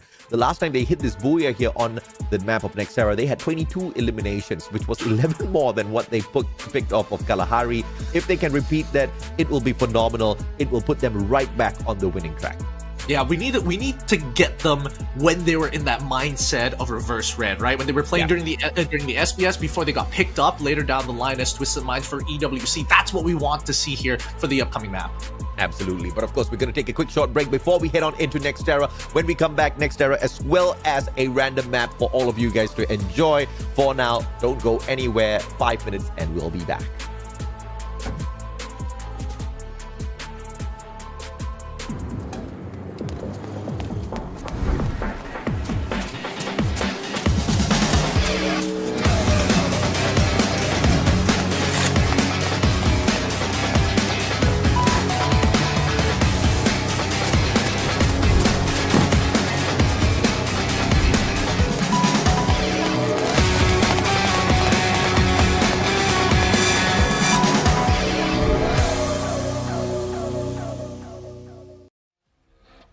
Get ready, Free Fire fans! The biggest event of Free Fire is back. The Southeast Asia Legends will competing for the Free Fire World Series 2024 for trophy. Free Fire World Series Southeast Asia 2024 Fall will invite 18 teams from 4 regions. We have 5 from Indonesia, 5 from Thailand, You know what? We have 5 handsome teams from Vietnam. Oh, no. Indonesian is better. Everyone know that Thailand has the best player in the world. No, Vietnam still have the best handsome teams. And 3 from Malaysia. They will compete head-to-head to win a share of the 300,000 USD prize pool. And of course, Thailand will be the one who bring this prize back home. You know it, right? It's our country. Impossible for other region to win. No chance for you guys. don't talk too much. Let's continue our announcement. Let's go. The tournaments will have 3 stages: knockout, point rush, and grand finals. Starting on 16 August 2024, 18 teams will be divided into 3.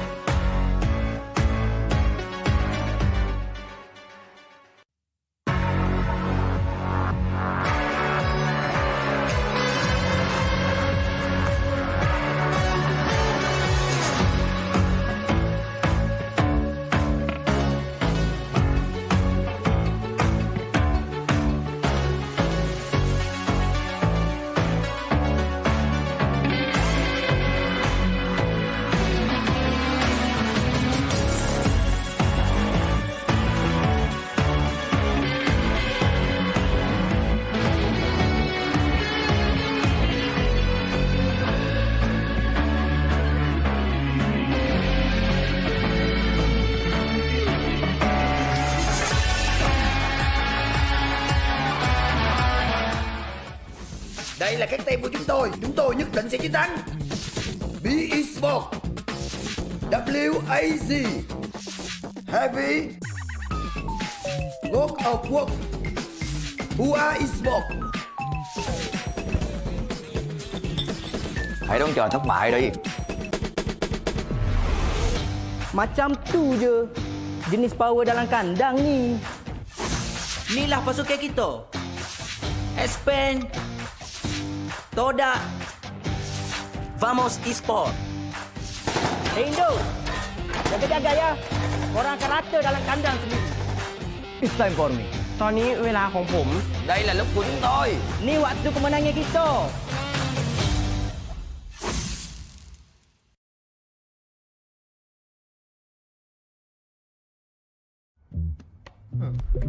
Circle it. Circle, you let me circle it. I can find anything if I circle it. Let me circle it. I'm like circle. When I'm hanging with my friends, I can circle it. I can find anything if I circle it. See something that you like, you can draw around it. Can you circle it? Cause I can circle it. See something that you like, you can draw around it.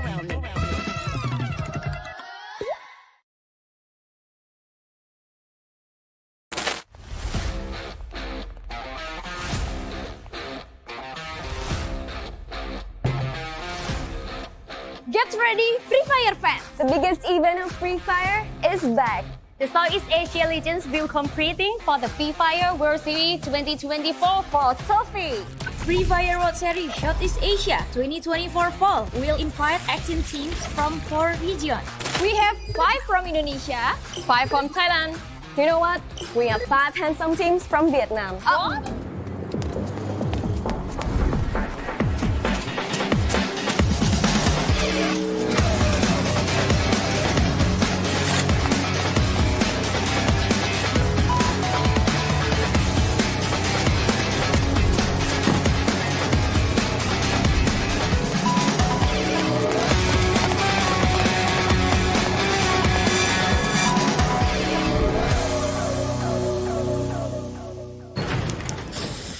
Four games done, 4 different Booyah winners. My name is AJ. I'm the Mustachio down here with the one and only Gideon Q. This is the Free Fire World Series Southeast Asia 2024 Fall Edition.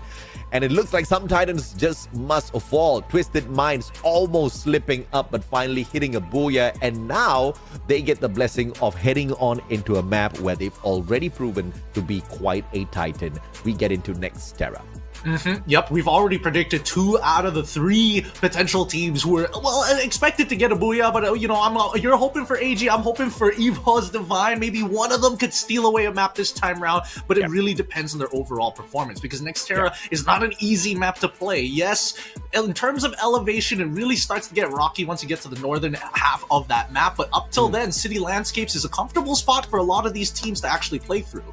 I truly agree with you. Just way too many buildings inside of Next Terra. I mean, that's just your natural fort, and your bullets are not going to be able to penetrate through those walls. Yes, you've got the FGL in play now, but that will only be able to blast through pretty thin walls. These Next Terra buildings are pretty solid the last time we checked.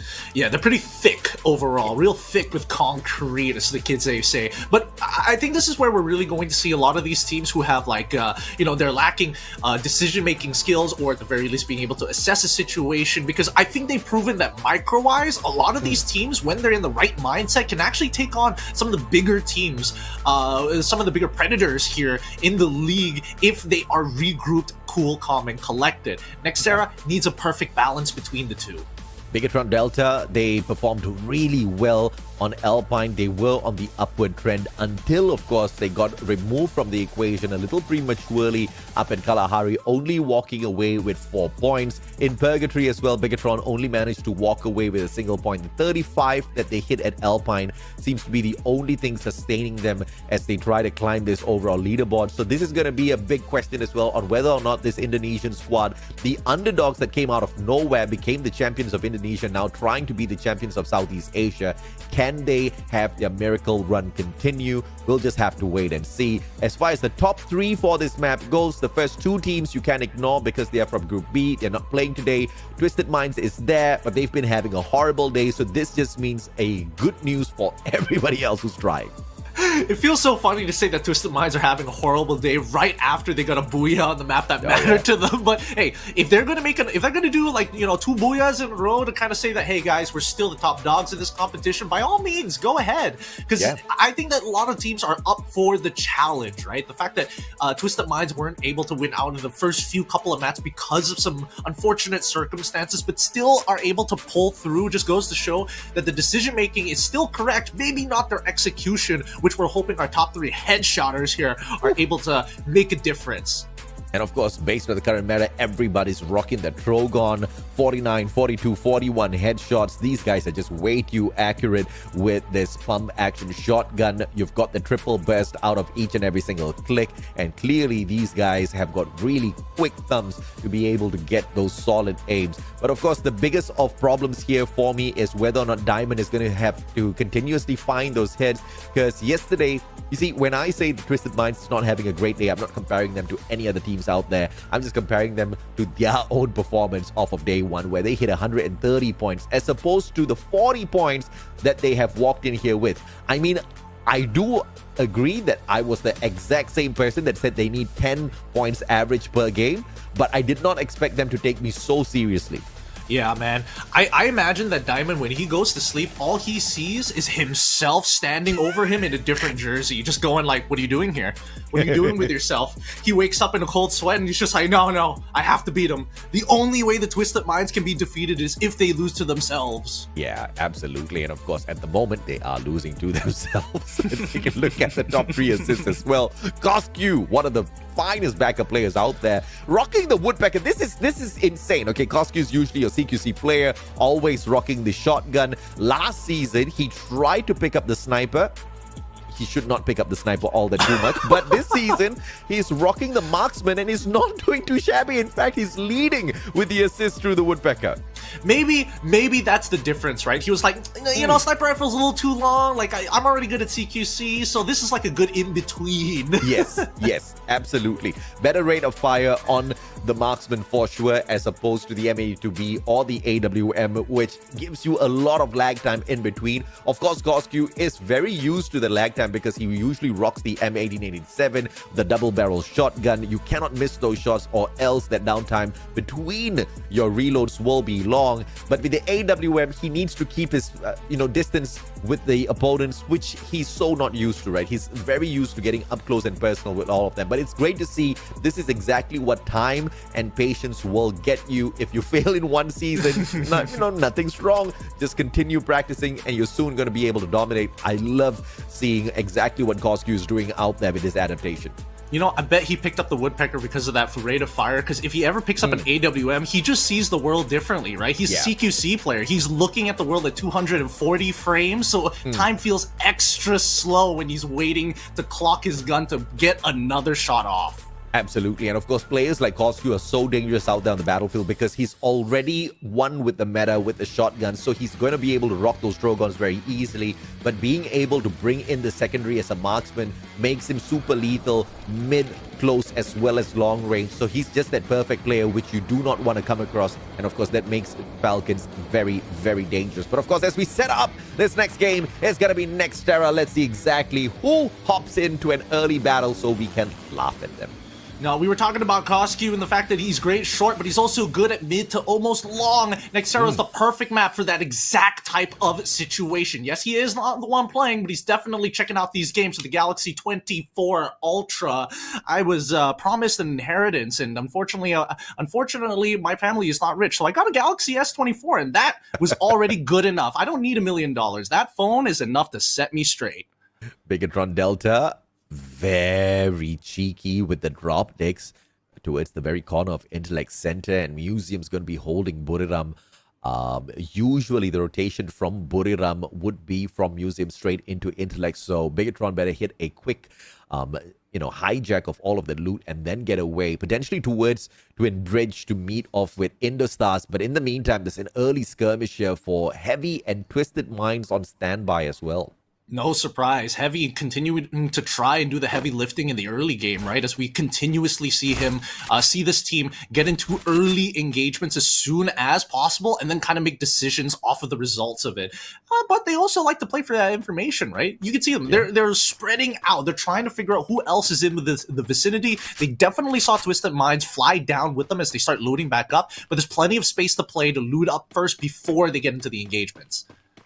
But a decent amount of loot with the coins thus far, and players of Heavy all just trying to spot onto Zipway. Shots now sustained by Heavy. Not sure exactly who's shooting at them. Cubby will be able to pull a quick recovery here, and it is Twisted Minds just off screen, and Diamond, as I speak of them, gets that headshot. Vitan down on the ground. No glue walls for Cubby, so this is super dangerous. Oh, he's got to do it quick. He's got to do it quick. Diamond, he's slightly exposed here. Oh, he's trying to get the trade initially, but they managed to pull back. Thank God he's got a little bit of overwatch, and they have to worry about their right flank where they got shot from initially. Hans trying to hold the position for as long as possible, but I think they need to start pulling back towards where some of these cargo crates are, if not back to the compound, because we do see Vamos Jun also taking some pot shots. Yeah, very brave bait and switch here by Hans. asking Kabi to run behind him, and he runs forward straight towards Twisted Minds just to absorb some of the damage. And quick on his feet as well. He managed to use his Tatsuya to get away, so great defensive play. Nothing's wrong with the squad just yet. We'll catch up with them in a little bit as Jonah spots out players from the side of Onyx Olympus. Keybase has got a super solid SMG, but in a 1v2, Riptide Rhythm breaks down his glue wall. Can't pull up yet another. And how in the world is he still standing? Jonah hasn't dropped him just yet. MP40 and Gary with the backstab. Onyx Olympus crushing Buriram. Oh my goodness, they took out the fraggers as on top of the support on top of it all. The rest of Onyx just want to take out Wasana unless Wasana can clutch it hard. I don't see this as an easy comeback for BRU. He gets run down. Gary does take him out, and they also get rid of Moshi thanks to Jack. Holy, okay. Looks like Onyx, they're going aggressive early. Yeah, very rare situation here. Buriram setting up an ambush and then just biting the dust. Thankfully, Moshi had enough time, enough space to get high back into the game, or else that would have been Buriram on the meat platter instantly. But of course, Wamos now sustaining a couple of shots, will not look to get aggressive just yet. Backs away from WAG. WAG thinking the exact same as well as they expand X-Bor out there. They don't really have a lot of space to play that revival just yet. So back into Farmtopia they go. Yep, and they're also going to, quick scan as well, just to ensure that nobody is around the POI by accident, right? Don't want to end up walking around, especially when you're holding that much currency. But we look back at Heavy, they got P Esports directly in front of them, but they notice an entirely new squad just past the horizon here, past the highways, and notice the Indostar. So they're giving up that high ground. They're slowly thinking about maybe we should just give up this entire area completely and then let the Indostars just rain havoc on P Esports. Yeah, the bar's set really low for Heavy at this point of time. They've knocked down Narrow, and that's their first point that they are picking up on this map. They've played it once. They walked away with 0 points. So this is a good start for Heavy. Fingers crossed they can continue this. It has not been the best of days, but at the same time, it's not too shabby. I mean, as far as Heavy is concerned, 49 points picked up thus far is very, very decent. Yeah, it's very decent. But looking at the full macro side of things, P Esports now in a very similar position to what Heavy was in map number 2. Vamos, not too far behind Heavy as well. It's literally just one street over. So if things start to get very, very hot, once a lot of sound is going to be made, it's going to start pulling everybody towards the eastern side of the ring. Vithan just got shot at, but he's not so sure exactly who's taking the shot. What a beautiful connection to the head. Raz crawls away quickly so that Raf can have an opportunity to pick him right back up, but Raf is hiding away from Kabi as well, so this is a sticky situation. Artemis drops by and drops dead. AG Global showing up, just wrecking havoc here out of nowhere. The moment they appear, they get 2 knockdowns and an elimination, and now they get the high ground advantage against both Indostars and PE. Oh, that's great. But considering that they have to actually, to get to that position is pretty difficult, right? It costs resources off. Oh, yeah. Oh, man. A little unfortunate there. One more shot would have done it. Very, very nice play. At the same time, AG, they need to have resources for an escape plan. If they're willing to get this high ground and tank the blue for it, they've luckily got that portal to take it back, but they need to make some decisions now because they've got a lot of members just spread all along this highway, this highway, just to look down at PE, and it looks like they want to take it to them. Absolutely, and yes, please, AG, more of this. I predicted that they're going to be on the top 3 by the end of today. They have not been looking good at all, so I like this sort of a pacing. Let's take a look at Dew here. Damage King reaching 25,000. The first player to hit 25,000 damage in FFWS SEA 2024 Fall Edition. Good on him. But I want to see some conversions, Mr. Dew. Yeah, let's see those conversions. We need to see them actually get a booyah first. I think that's what. Wait, hold on. Twisted Minds as well as Big Tron Delta in a completely separate fight, playing left and right. They've already traded 1 for 1 at this point in time. They still have 2 members left from the side of Twisted Minds. The rest of BTR looks like they're also on 2 members as well. The buys are going to come through, but only 1 person. CQC is going to get close. They swing around the corner to drop the glue walls, but he's got to worry about that right. Even the top side being watched by the other mine, allowing this 1v1 to happen. He believes that Siming will win this, and he comes on with the help of Diamond to clear that up as they win their own individual ones. The faster response to the other, and that's Twisted Minds getting the full rebuy. Yeah, beautiful stuff out of Twisted Minds here, showing that they just are absolutely proficient at maneuvering around Nextera, just knowing the map like the back of their hands. They just did not waste any time whatsoever. As Bigatron Delta was scrambling to find some defensive spot, Twisted Minds did not care. They were just hopping on out, and Saming working the Drogon. He's usually on those snipes, on the marksman from long range, so that's very impressive from him.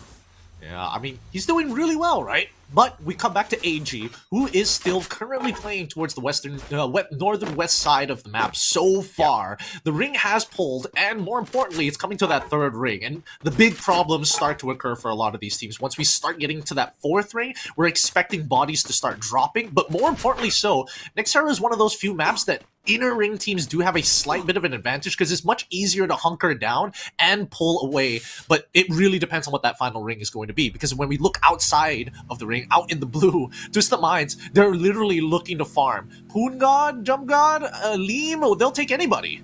Yeah, you can be a god, but this is our map, says Twisted Minds, so Poon God does not get to run away. Saming literally just making a beeline straight up for him. Poon God's gonna get caught out, and a flying truck out of everywhere else.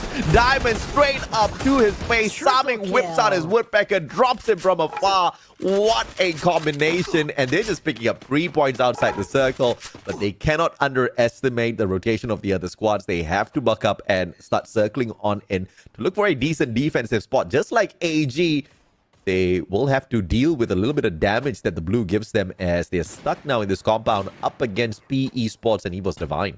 Yeah, but they're pushed into the furthest corner here, right? Because AG as well as EVOS Divine have both the left and right side of the outer side of this compound fence completely under control. Dude does find Don't Cry with a shot of his own. They're going to get the instant revive here, but at this point, AG should never be peeking out at this point, but the blue is forcing them in closer and closer to the edge to expose their heads. Yeah, this is how Deuce getting so much of damage. I mean, he's getting knock after knock after knock.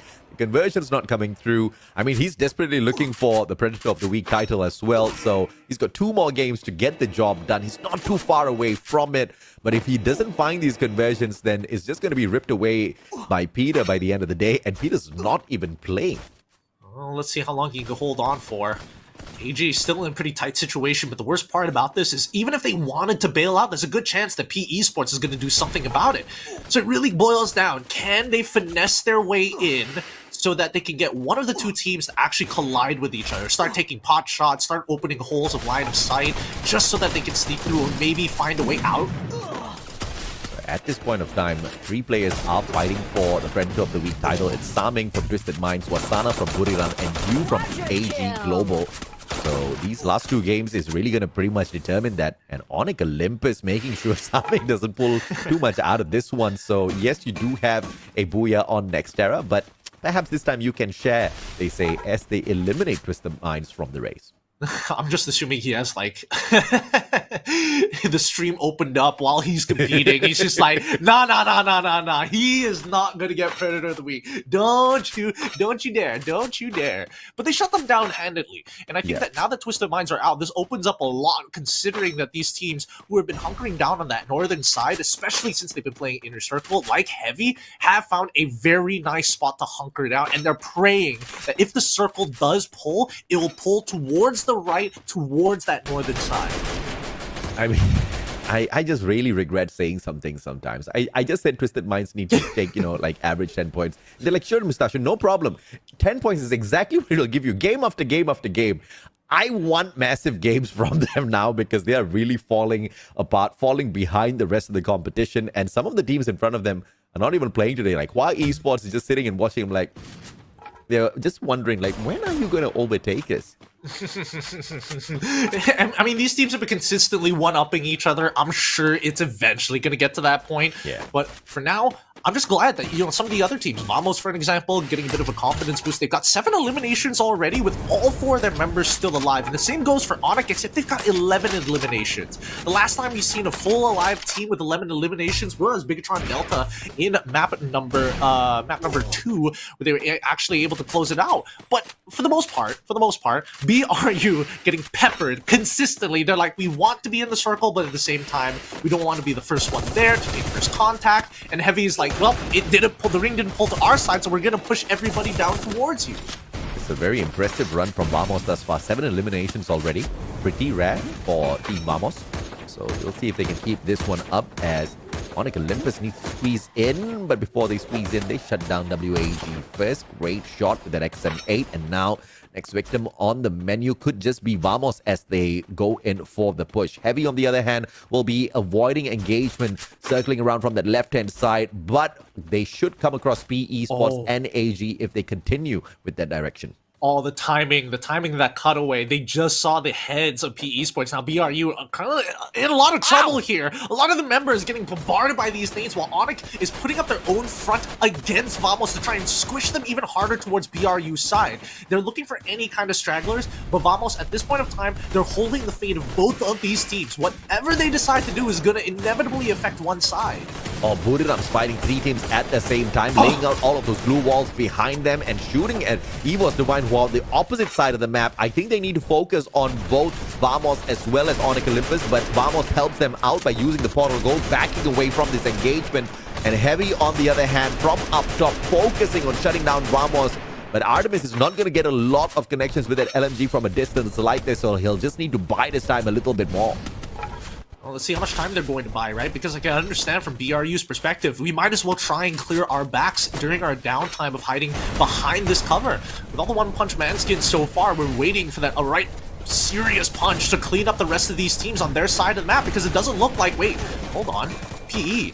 I mean, yes, they are in the middle of a fight with AG. They don't have to complete this, but on the other side of the map, BRU is getting attacked by literally everybody as Evo's Divine has decided to push in towards Heavy's position to force them to fight. Oh, this is just an absolute reckoning. Jonah, now the captain, hoping and praying he does not get spotted out, hiding between the tires of the monster truck. Whereas Onyx Olympus just continuously smashes all the teams that they are coming across out there on the battlefield. A great run for Onyx this time round. Of course, they desperately need those points. Currently sitting down at the very bottom of the leaderboard in terms of performance between these two groups. So finally, some time for them to wake up as Vamos is eliminated. Onyx continues to pick up those points. Heavy, with his high ground advantage, will eventually need to move as this circle will start closing in on them. Yep, and Jonah all by himself with the rest of Onyx underneath. Wait, the TP from Caramel? Sypha as well? They were fighting for the underside. Caramel. Let's see if Amabara can recover from this. AG says, hell no, no recovery from you. Instantly puts him out.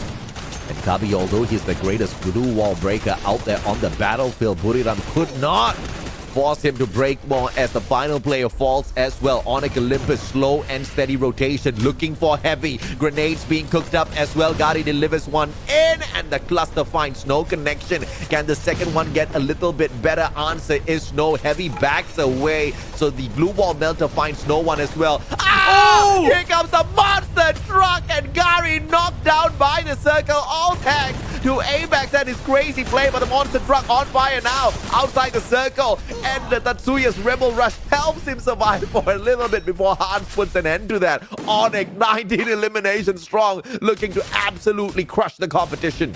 Oh my goodness, he has literally griefed everybody on this map. That costed them a lot of glue walls, and now we can see that the ring is getting smaller and smaller with barely any cover to play. You need to have this high ground, but at the same time, does it matter if you don't have glue walls at the same time too?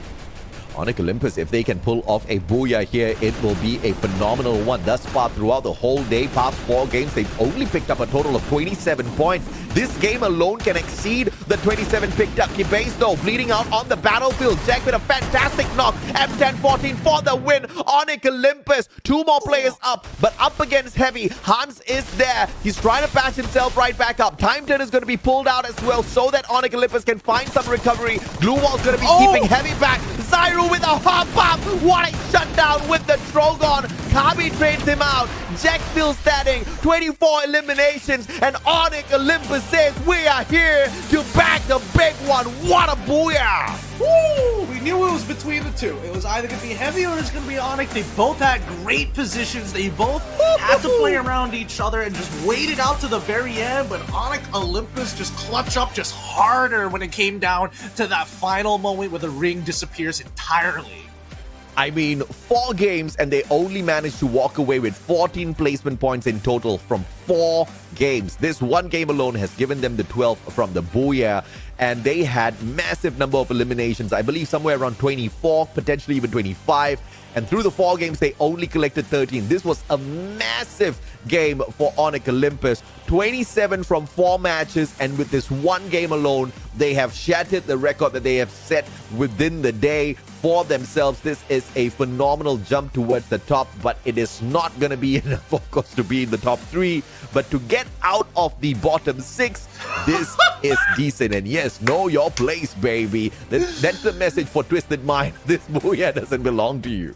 Nah, it doesn't belong to them anymore. These young kids, they're doing well for themselves so far. And I mean, yes, it has been a very slow roll to get them to this point, but achieving that Booyah is definitely going to give them a lot more confidence coming into the next map here. It's going to be random as well, but man, congrats once again. Onyx Olympus coming out big time. It could have been anybody's game at that point. Absolutely, and of course, Onyx Olympus just breaking the record for the day. 36 points claimed by this squad. I mean, the record's just getting closer and closer to the 40-point bomber. The highest record prior to this was set by BDR in Game 1 with a total of 35 points. They later on picked up 32, but Onyx just, went on a own record setting here for themselves. And what a play from them. I don't think they have ever performed this well. No, the most number of points Onyx Olympus has picked up thus far was 12 points. So this is a whole different phase from them. I mean, I'm liking what I'm seeing, right? Because again, both Onyx and as well as Heavy play very similar styles, right? They do start to adapt, they do start to change, especially when they come down to those final circles. It kind of depends if they're on the outside or on the inside, but generally, if they are on the inside, and especially when they're kind of forced, they understand how to force teams into each other to find those collisions and really capitalize on it from every angle standpoint, right? It's not just pushing your enemies into each other, but at the same time looking across from the map to see what other opportunities present themselves, and that's why you see them with such a high elimination count. Yeah, Onyx Olympus did not just break their own record, but they have broken the record of the competition thus far. This is the most number of eliminations that has been claimed by a team at the Free Fire World Series Southeast Asia 2024 Fall Edition. This is huge for Onyx. This is huge for Indonesia, because this is what I'm talking about. If they can hit the high note on that grand finals day, because the first mission is just to qualify in the top 12. Second mission is just rock the stage at Surabaya when we bring everybody over to Indonesia. This is a possibility for us to watch on that day. And just like how Falcons did it, I mean, it could just be Onyx rocking the day and ripping away the title from everyone. Yeah, it really could be. But hopefully we get more insight on this as we hop on to the interview to maybe get some insight on the situation. For Onyx Olympus! Congratulations! This is the first time for Onyx Olympus get Booyah. And first of all, what makes you get Booyah today? Ini pertama kalinya Onyx Booyah. Apa yang membuat kalian bisa Booyah akhirnya? Tadi emang lagi dapat momennya aja sih. Anak-anak juga tadi habis ngatain Buigram, jadi tambah semangat gitu lah. We kind of got the moment, and the team was also very, very confident. So yeah, we got the Booyah. Got the moment, but what happened to your performance in yesterday and now? Especially the first 4 games. Oke, tapi apa yang terjadi dengan performance kalian kemarin, terutama di 4 game pertama? Mungkin kurang semangat aja, kurang percaya juga satu sama lain. Jadi kita lebih, di match kali ini kita lebih percaya satu sama lain, lebih bareng-bareng lagi, lebih kompak. It's probably because we are not very, very confident and trusting each other, but now we Yeah. are trusting each other more. Okay, so I'm so wondering about your new coach. What do you think about Coach Aphem? Because Coach Aphem is a new coach for you. Oke, kita mau tanya tentang Coach Aphem karena kan ini coach baru. Apa pendapat kamu tentang Coach Aphem? Lebih hidup sih Onik, jadi lebih ada aturan, lebih disiplin. So with Coach Aphem, Onik is more disciplined. He has more rules, and we are more confident. Wow, very fine. Menyala abangku is slang word in Indonesia, right? So thank you so much for Gare. Good luck for your team, and we still have one game more. So everyone, I'm waiting the next game. Caster, take it away.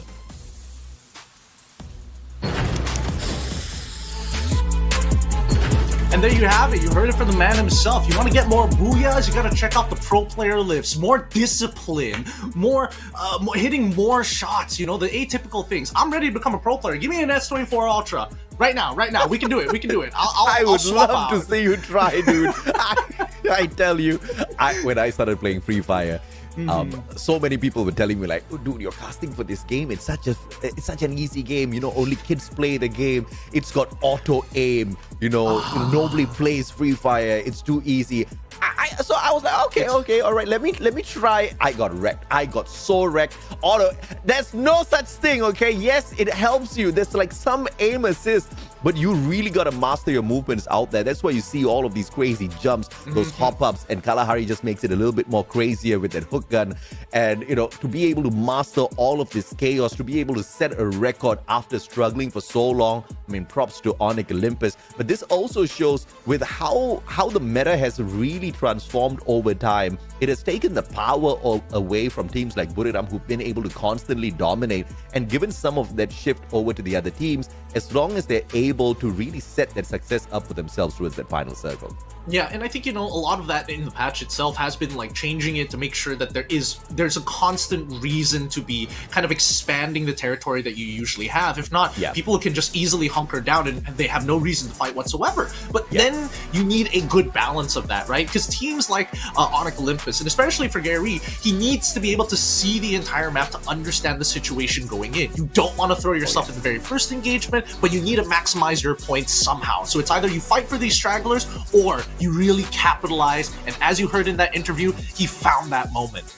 Yeah, slightly low on the damage for 7 eliminations, so I'm expecting some of the other players on the side of Onyx Olympus to have massive number of assists on their side as well as damage as well. So we'll take a peek at that in a little bit. In the meantime, a triple R1 run, a single beastin in the hands of Gary as well to get all of those nades. Extra information play for Onyx Olympus clearly helped them get those solid rotations around the map.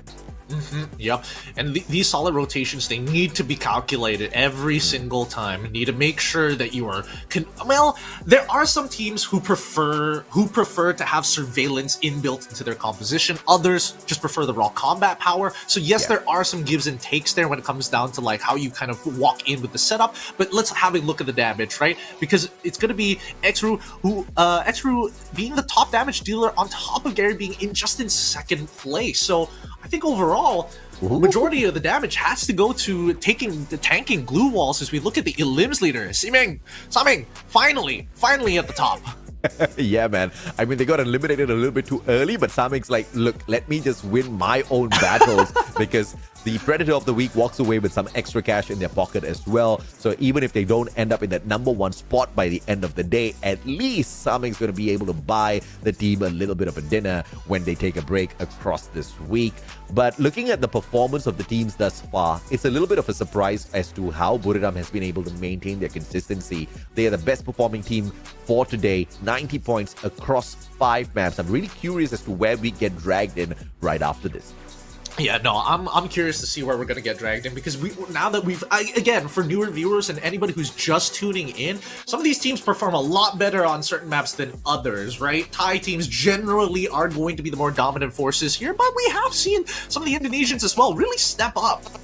Oh yeah, absolutely. And of course, you most definitely need to step up The goal is to get all 5 Indonesian squads into the grand finals to have that home ground advantage. The fans there are going to be super noisy. That's going to give them a lot of home ground buff to be able to dominate the opponents. And you know you most desperately need that because Thailand, as usual, is going to be looking to wreck the whole competition. And even right now, you've got 4 teams towards the top of the leaderboard, right? But we'll catch up with the overall leaderboard in a bit. Let's take a look at this phenomenal success of Onyx Olympus. Once again, this is the highest record set by any teams as far as total points or eliminations is concerned. This is in FFWS SEA Fall 2024. And Onyx Olympus to be the first team to reach that after struggling for so long is truly an amazing feat. Yep, just goes to show it's anybody's game here at the FFWS Fall season, but behind them, it's going to be Heavy, who also technically has not been having a great day. Same goes for AG, who's been a little bit more consistent. Vamos has been sneaking their way in, trying to get 10 points per round if they are lucky off of their very first engagement, which they usually like to do. But for the time being, until this map is decided, there's, well, I'm just hoping that it goes back to the defaults, right? It goes back to the Bermudas these days. And with Heavy getting the 17 points, it makes them the second best team of the day. 66 picked up thus far, and that also allows them to finally break into the top 12 run as well. All they need to do is just maintain this sort of a consistency. The climb is for sure if they can pull this off. And, you know, the damage that they're bringing out on today is a version of Heavy that we don't get to see often. So the consistency is definitely going to be one of their bigger challenges. Yeah, but I'm looking at that, like, where's the biggest point separation? And that's between Hua and as well as GOW. Yes, they're not playing in today, but then the closest one would be Twisted Minds, who's significantly above them at 177. So again, there is starting where we are seeing the brackets really start to separate here at day number 3. Absolutely, and of course, Buriram has managed to grab that number 1 spot already with their consistent performance. Currently sitting on 191 points, although they only have 2 booyahs, which is pretty rare for a team like Buriram. You know, compared to how they ran through FFWS SEA during spring season versus fall season, this is definitely a much slower, somber start for your 2-time world champs. But, you know, if this is what's going to guarantee them the title at the end of the day, I don't think their fans are going to mind too much. Hey, look, I mean, they've won it all before, right? And I think, you know, they would like to not walk in with the debuff on their back that they've got the big red sign saying, hey, it's me, Buriram, you know, everybody look at me. Because we've seen time and time again, like, teams will go out of their way to grief this team, especially the top tier teams, to make sure that they slow down so that they could have a better start. And AG Global now just 8 points behind Buriram. They still have an opportunity to overtake. What all of this is going to kind of you know, break down to is which map we get brought into during that randomizer play. And if we get brought into... Okay, first of all, for Buriram, they have mastered all of the maps, so it really does not matter to them. But as far as AG Global is concerned, let's take a quick look and see exactly where they do manage to dominate, right? Nextera is their best map thus far, a average of 24 points there. So perhaps if we get dragged in there, we might just see AG overtake. Hey man, I mean, if you want your Indonesian dream to happen, we need to have another Kalahari map, just so that everybody else will be like, okay, Twisted Minds, they got away with this one. Maybe we can get some of the rest of the Indonesians to get in on this as well. Absolutely. RRQ not here to dominate. They are in Group B. So we'll have to lean on to teams like Bigatron Delta as well as Onyx Olympus. And with Bigatron being the underdog, you know, surprisingly with their decent performance here, nobody would have ever guessed it would be Onyx Olympus to set this massive 36-pointer record. But here they are. And with that one game, they have leapt from the bottom 6 now to the 10th spot. So this is a huge leap for Onyx Olympus. And they also get to overtake Expand, who are in that 9th spot. Bigatron Delta not too far away from them as well. So and Onyx Olympus has just done this with just one game. If Bigatron falls one more time, if Onyx gets to that final circle, Onyx will also overtake Bigatron, which is massive for this squad. Yeah, that would be huge, especially if you're able to try and break into that 100 points, if not 120, just to come into contentions with the rest of the squads. We'll see, because the next map up ahead is going to be Purgatory, and we saw how Purgatory got played out initially, right? Slow starts, early engagements from both, from a lot of different teams, not as many thirds, but when the third does happen, it's usually a 3, maybe even a 4-way triangle, all in stalemate. Of course, as we take a look at the top 3 on this map, we see Buriram and Twisted Minds there, but I would also like to throw in another name since RRQ is not playing. AG Global is the third best team. And guess what, man? All 3 of these Thai teams already have a single booyah each on Purgatory. So there's a huge potential. This is going to be an all-out Thai fight in that final circle. But it's all depending on the moods of these teams because, you know, Twisted Minds not having a fantastic day. Only 47 points picked up thus far. AG Global, on the other hand, after starting off with a massive run, setting a decent record on day 1 with 122 points, today they've only managed to walk away with 61 through 5 matches. So definitely a dip in performance for both Twisted and AG, but Buriram is keeping up their own consistency, and that is a true testament to the amount of experience that they've had in the pro scene thus far. Yeah, no, it's pretty frustrating because it feels like you can never give Buriram a bad day. It feels like no matter what, they're still going to scrape points somehow, whether it be in their key fraggers or whether or not they're just making smarter decisions at the end of the day. But I'm excited to see how this one plays out here because Purgatory, I felt like every team was playing a little cold. I think now it's really going to start heating up, especially when some of the middle pack teams are on the cusp of actually making it into the top bracket. Yeah, I truly agree with you, man. I mean, it was super cold. Buriram did manage to hit the booyah on Purgatory earlier on, but it was a very soft booyah, just 25 points, 13 eliminations. Not like the usual Buriram massive game that we get, but I mean, a win is a win, a booyah is a booyah. Buriram's going to be very happy with that, but they may just be looking to go for a double. But I'm also, once again, looking for AG Global to rise to the occasion, Twisted Minds to find some sort of a repair in terms of their performance for the day. So, you know, it's all out Thailand for me. But I would love to be surprised. I would love to be proven wrong by the Indonesians, especially Bigatron Delta. They've had a dip the past 2 games. Maybe now's a decent time to jump back in here. Yeah, I think the real extent comes down to how much homework has each of these teams done. And I think, you know, Bigatron Delta has done a lot of good homework starting off today. But now, for some of these maps, I mean, there's only so much you could retain in your brain at one time. And that's why you have coaches to get us up to speed. Because it's time to check out this next map here. The final map of today, in a matter of fact. Let's give it up for Purgatory. As we're going to be making it in for the flight path, we're hoping for a nice standard flight path to give these teams a chance to show off what they are made of. Yeah, baby. As we head on into Purgatory, fingers crossed it is not a slow-paced one this time around, but of course, the amount of area to cover on this massive map may just have been the cause for the slowdown earlier on. I'm just going to cross my fingers for a crazy flight path this time around, just so that we can get more chaos. That's a little too much chaos there, Mr. AJ. That might be too much for this lobby to handle. And it looks like the flight path seems to be right through the center again.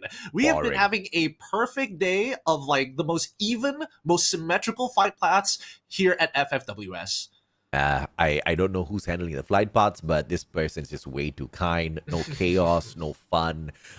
I'm looking forward to more chaos in the future. But perhaps teams like Vamos can deliver that chaos early. AG Global dropping in a very, very crazy spot as well between Campsite, Brasilia, and Forge. Not so sure what the idea here is, but it's a terrible spot for themselves. Out in the open, dude has an AC-80 though and still manages to nail down Ikal. What in the world? How did he even get that? Hey, you know, wrong place, wrong time. 18 Deer goes down. And Rob, I mean, he's out of there. The rest of the Indo Stars are also struggling. I mean, these early engagements are not going well for anybody. And honestly, I thought the team that was going to fight was going to be Onyx Olympus as well as BRU on the opposite side of the map. But, I mean, it's the recovery phase so early on. 1 minute and 30 seconds into this game if you already have so many kills. Raf's dead broke, but we do have a couple of free fire coin machines within this area, so he should be able to get a revive within the next few seconds. In the meantime, AG Global scanning out heavy and heading straight in for battle. Kabi will try to provide support fire from afar. That XM8 can find decent connections mid to long range, but it's all about the amount of shots he finds with the connections and stops Hans dead in his tracks, only for Witan to instantly revive him, keeping Team Heavy alive. Yeah, man, by the time you see it, it's too late. He's already zipping past you. He's already put 6 bullets in your chest. Now the Riptide is going to be unleashed here as they've dashed through. Doesn't find an angle just yet. So he's going to round out Kuna and counter engage, actually, coming out from the rest of AG. Is actually looking pretty good. They've already found a trade into one, looking for a second. A stop goes down. Looks like members of AG may have bit off more than they can chew here. It's the rest of them just falling one by one. These fights not going well, and the last remaining person out of there just can't do much. As soon as he sees Sypha go down, that's where they have to play for recovery again. Yeah, this is a very good counter coming through from Heavy. AG Global not allowed to bully Heavy into submission there. Heavy hitting right back. That revival coming through in the nick of time to give them that extra bit of insurance. That confidence was in them. And of course, they desperately held their ground. Twisted Minds, on the other hand, already with one guy down on the ground, they did manage to pick away 3 eliminations thus far. Nameless in a little bit of trouble as X-Ball spots him from up top. Parafal in hand. Nameless has to wait for the distance to be closed down first before he does... Oh, no, he's got a Parafal as well. So he is most definitely in the position to find a little bit of counter bullets sent towards his opponent, but he needs to wait for that backup either way. Yeah, and the rest of the Twisted Minds going to be looking for their next POI. The Arsenal opens just on time, and even the buy station. WAG going to be getting zoned off of both of these POIs. I don't think they will really want to contest it with their lack of members as of right now, but they also need to get some kind of resources, at the very least, to get their team members back into position. WAG with a single elimination already, but spread wide across the map.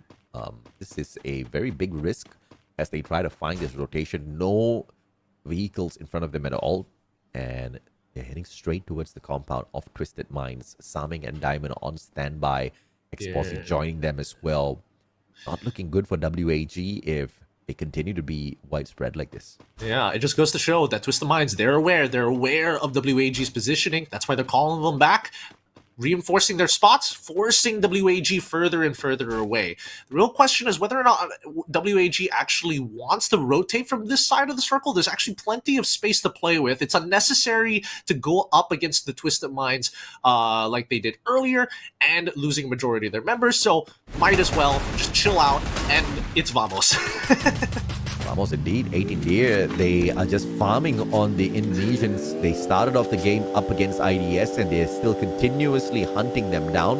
It's a good plan until, of course, they have to come across another squad and they'll have to rethink their approach to this. They've got the assault bunker key, so easy open and free loot for Team Vamos for the time being. Unless, of course, they bought the key. That means it cost a few hundred, but it doesn't matter. Yeah, but man, especially when you have to calculate currency on top of it all. Well, in the meantime, looks like Gary gonna get get eliminated here. It's interesting.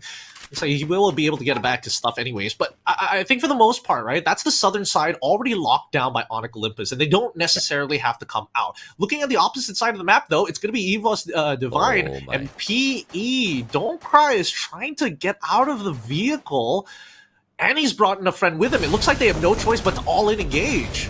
Okay, this is the problem. Nero's going to get caught out here. But LBT's there for the backup. The rest of the players on the side of EVOS Divine just clamping in on them.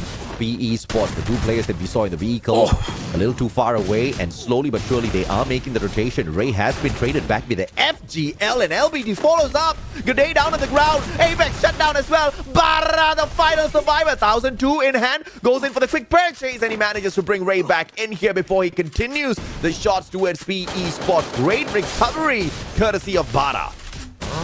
Okay. Bara still... Oh, man. Just as I mentioned it, goes down.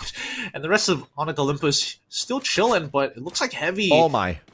They've shown presence here. Oh, he knows. He knows. Can we land this shot? He sees it. Now they're just going to start blasting down the glue walls. They're going to punish Heavy for even stepping foot on the southern territory of Fire Brigade. And they're even dropping down the scan on top of it all just to ensure that there is no wiggle room, that they are not leaving any stragglers around. Yeah, this one's a risky situation. Onyx Olympus pursuing Heavy outside the circle, albeit not too much of damage from the blue at this point of time. One gets knocked down. Hans could not get there in the nick of time to help Kabi up. But they are able to buy him back instantly. And this skirmish is going to continue. Portal goes straight to the thick of the action for Onyx Olympus. They desperately want these points off of Heavy. They're whittling them down, of course. Naru is going to try his best. He finds one into Hans. The rest of Heavy, they managed to get at least one guy out of there in the blue still. Onyx, they don't mind this. This is free points for them. They're making sure that their backs are clear as they're going to head back up towards the northern side of the map to make it back into the circle with the help of their portal. And so far, great decisions coming in from Onyx. Let's have a look at attack all around, because they saw the whole thing go down. They saw Indostars in the middle of the fight. They didn't eventually see Onyx for all the sound that they were making, and now they're looking to maybe punish. And Indostars executed attack all around and Heavy doing the dirty, taking them out of the equation. And of course, Heavy just got a little bit lucky there because one Indostars player went over to Lumber Mill and just had to get caught out. Was trying to buy back his team member at the vending machine. Just luck wasn't on their side. So Indostars bowing out a little bit too early. They will pick up the least number of points as opposed to everybody else within Group A and C today. All right, let's have a large map view. See as the blue starts to close in, forcing Twisted Minds off of their high vantage point. WAG on the opposite side, just south of them right now, as they want to go for at least get a package up for themselves. Twisted Minds going to start getting shot down eventually by Allen and Explore. They're going to take their time with this, right? The blue moves slow, but eventually backs will be exposed too. WAG have been forced to play those revivals 3 times already, which does put them at a slight disadvantage here up against Twisted Minds, who would have been able to use their money on better things to beat them up for the fight. But Onyx Olympus finding yet another victim. This time it's Heavy. These guys are just farming. The boost of confidence from the previous massive game is giving them a lot of bravado out there, but this could just turn into poison by the end of the day. You keep getting aggressive, you might just get caught out. I mean, they're harassing Heavy, right? They saw them coming to the southern side. They got the initial pick. They got aggressive on them, forced them away from their backs, and they still have to deal with them now, right? Onyx, to them, this is just compounding interest. As long as they keep harassing this team, they're going to get free points consistently until the very end of the circle, which they know, for the very least, they're on the outer part of. Oh, what a shot! Oh, what a shot indeed. McRory is crawling away. Bigatron Delta will have a scrambled Vamos to prey on. McRory. He has got nowhere else to go. The Damage King of the lobby has been overtaken now by Attack All Around's limit. The knockdown onto Artemis. Heavy's just not catching a good breath at all. 2 players now on that revive. They just keep getting hunted by all of the teams out there. Yeah, speaking of getting hunted here, PTR Delta climbing up really, really quick to try and look for a left angle against Vamos. And Vamos, they have to turn around to slow this down. He's trying to find a trade, doesn't get it. Plenty of EB to hold his armor up, but against 2, gets blasted down. No Trogon in hand, unfortunately, for him to maintain that spray. But Vamos, they got to make sure, play for those placement points wherever you can find it, as the rest of Heavy is trying to eliminate the remaining members, or just ratting it out, making sure, because there's no more, I think there's no more POIs left at this point.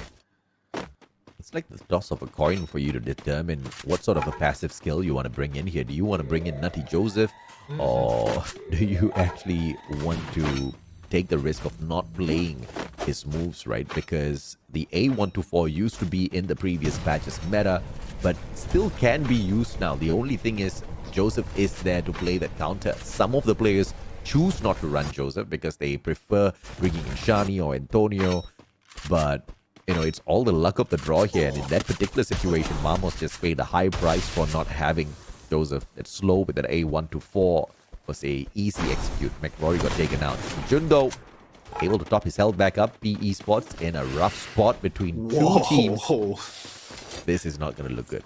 I mean, it doesn't look good at all, and that's why they have their forefront member, Don't Cry, in the middle of this. He's already down, instantly taken out by the side, by AG, and here comes the rest. Even Heavy is starting to get in the middle of the mix. Good decision here by PE just to evacuate out of there, because they see Twisted Minds crawling up real fast. Oh, Ban up in the air, but Caramel shoots him out like shooting duck.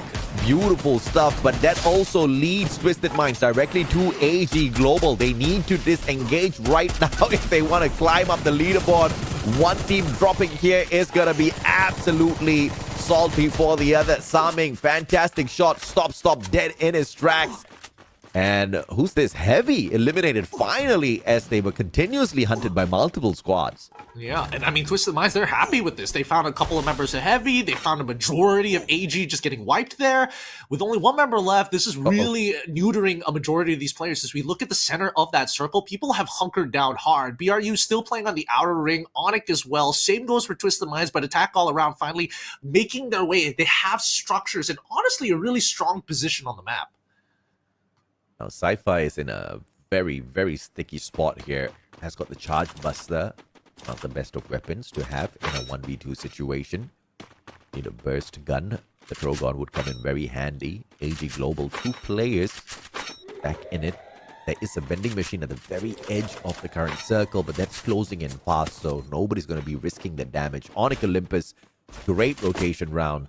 But once again, Purgatory does not serve up massive numbers of eliminations just yet. No, they don't. And BRU currently, with the position of the ring, they basically got God Spot, right? They control the height. They need to control the bottom incline on the opposite side, which Onyx Olympus is slowly creeping up on. And even when we're looking at Twisted Minds, they recognize, okay, they've one member of AG to deal with. And once we're done with that, we might be able to rotate from the northern side. Because look at the concentration of players here by the city of Brasilia, just on the outer edge. The guy from AG that's slowly tracking behind Twisted Minds, I'm wondering how is he ninjaing around because he hasn't been spotted out just yet. Diamond walking away, and it's actually Saming that is just ignoring the approach by the AG player right behind him, and he's just walking straight into the thick of the action. PE Sports dealing with attack all around, and soon need to deal with Twisted Mind as well. Yeah, and that's why, I mean, they've used the portal. They just need to keep in mind that the portal, where the portal has been set up in case somebody decides to walk on in. But I think Twisted Minds have taken a very aggressive approach here. It's either they start this war or they start holding out against everybody else, because for them to get shot in the back would mean that Attack All Around are letting them get shot. The fact that AG and as well as BTR Delta, we're even seeing WAG coming in from the back as well. 4 teams so tightly connected. No, 5. And then 1 member from Vamos. Let's make it 6, right? Yeah, I mean, super salute to Caramel, though. He just ninja'd behind the players of Twisted Minds. Did not get detected, did not get eliminated. Vamos instead bowing out. I mean, that's a super play from AG Global. Not aggressive, but just beautiful defensive ninja skill to get in unnoticed. And there were 4 players alive, so I don't even know how Twisted Minds missed that opportunity. And now they're preying on the players of Begatron Delta. Twisted Minds, 7 eliminations strong, and so many players right above them on the second floor. Yep. What every hotel wishes they had, right? Every room filled to the brim. Business is going good for now as Onyx Olympus from the southern side have to push into the ring, but at the same time, oh my goodness, look at the bombardment of nades to slow them down. They don't want them to be coming out from this side of the house. This is great use of their utility. However, if they use too much of it, they're going to be caught out in the open, and it looks like BRU on the opposite side has the exact same idea. Yeah, Onyx needs to move. They don't have a defensive spot. They were trying to flush out WAG, but all those ice grenades were just tickling them, and Jump God finds get high. Buriram getting into the thick of the action, but just way too many opponents to deal with. Twisted Minds joining the fray as well. Wasana gets sprayed down. Jump God looking for one, and he finds a strong one. Saming down on the ground. No more sniper for Twisted Minds. And now they're mirroring the positions, right? Twisted Minds have to deal with attack all around, while Onyx Olympus still in current contact with everybody who's built this infestation of glue walls, like bugs that crawl over each other, looting corpses as they go, looking for bigger opportunities, as we've already seen that attack all around has been eliminating members from the side of Twisted Minds. And again, nobody has found a clean trade just yet. And WAG, they stand out in the open confidently, saying, hey, who wants a piece of us? Everybody has people stuck in their mix with attack all around, cleaning their side of the map. Now they're expanding their range of territory, and this monster truck, how many people are going to get griefed by it? Oh, Jet's head is gone. Attack all around started off the day with a booyah, and they're looking to end the day strong as well with yet another one collected on their side. Base finds the connections through the Woodpecker, but nothing enough to knock down the player just yet. Zairu, beautiful Trogon play. WAG, one more player lost on their side. Base down as well. Attack all around, bagging those players. Onyx finally drops the final player as well. And what a super booyah for AAA. 20 eliminations strong and the 12 for placements. A huge game from attack all around. The bombardments from these nades saved it right to the very end, reloaded, and then did it once more, making sure that they punish any teams remaining in the infested zone, full of glue walls, no cover to play, an interesting end game scenario. I mean, this is very impressive from AAA, mainly because we obviously saw them struggle quite a little bit, right? Attack all around came in on their debut on the first day. They only walked away with, I believe, a total of 31 points. And now with this massive game, that sets them somewhere in the upwards of 90. So 3 times better, a 300% improvement coming through for the squad of Attack all around. Let's go! 200% improvement is great, and as you can tell by the faces of these members, very happy they're able to find this booyah here on the very final map of today. That means that Attack All Around has gotten 2 booyahs in total here at day number 3 of the FFWS. Fair enough for them. I mean, this was a great push coming through from the squad. But of course, the best performers for the day still remains to be Buriram United Esports with their single booyah and consistent plays all throughout. The most number of eliminations, though, could be challenged. I do believe that Buriram did not pick up as many in this game, and Attack All Around is going to give them a run for their money. We'll have to wait for the final stats shortly to see exactly who outshined the other one. Yeah, I have to admit that both AG as well as Twisted Minds were point hunting for a large majority of this game, actually, right? Yes. Once we got to the second, third ring, you could see them playing on the outer side, clear their backs, and as soon as their backs are clear, it's like, okay, it's farming time, right? Let's get the soil ready for the killing grounds. Yeah, EVOS Divine, of course, met a pretty early end this time around. Indostars didn't really get the best, but Bigatron Delta, we were thinking that, perhaps they could use this as a great platform to launch themselves up to the top. They did. They performed decently well, but we did not expect the underdogs on Olympus instead to come out of nowhere and really rock the party, right? 1 booyah they picked up today. 3rd best team overall in terms of performance, with whatever they picked up in this game brought them to a total tally of 78 points, which is very impressive. Yeah, honestly, I think if they had like a little bit more resources, maybe they could have been able to make something happen back against their opponents in that final ring. But at the end of the day, right, it's a game of it's a war of attrition, and Attack All Around just clearly had way more grenades than their opponents. And I mean, it's whoever gets that grenade spam first off, especially when you are in these types of situations where there's too many glue walls to actually clear. You've already used all your utility in terms of character abilities. You have to rely on the good old traditional glue wall melters, or some frags. But with that being said, let's have a conversation with our winners of today here. Attack All Around. Let's have a word from the stage. In a little bit, of course. In a little Take bit, a naturally. couple of seconds. As much time as you need. Start the day with Attack All Around and close the day with Attack All Around. It's been a good day for Attack All Around! Yay! And this is Limit, representative, his team. Okay, first, it's been a good day for you guys, like I said. So, I want to ask you that, can I call this is a full steam comeback of your team? จากวันนี้ก็เป็นวันที่ดีของ AA ตอนนี้เราเรียกได้หรือยังคะว่าเป็นแบบการที่แบบฟอร์มทีมกลับมาเต็มแล้ว ก็ยังไม่เต็มขนาดนั้นครับ ถ้าเต็มก็ต้องแก้ปัญหาเรื่องต้นเกมให้ได้ก่อน It's not 100% complete performance because we still need to fix the early game fighting. So, if you talk about the early games, what will you adjust to fix that? ถ้าพูดถึงการแก้ปัญหาเรื่องต้นเกมแล้วคิดว่าจะแก้ยังไงคะ ก็ต้องไปปรับวิธีการเล่นให้ไม่วัดแบบ 50% เราต้องมีเปอร์เซ็นต์ชนะมากกว่า We need to train and adjust the fight, not fighting with 50% win and lose. So that means for Attack All Out, fighting combat is like your weakness right now, right?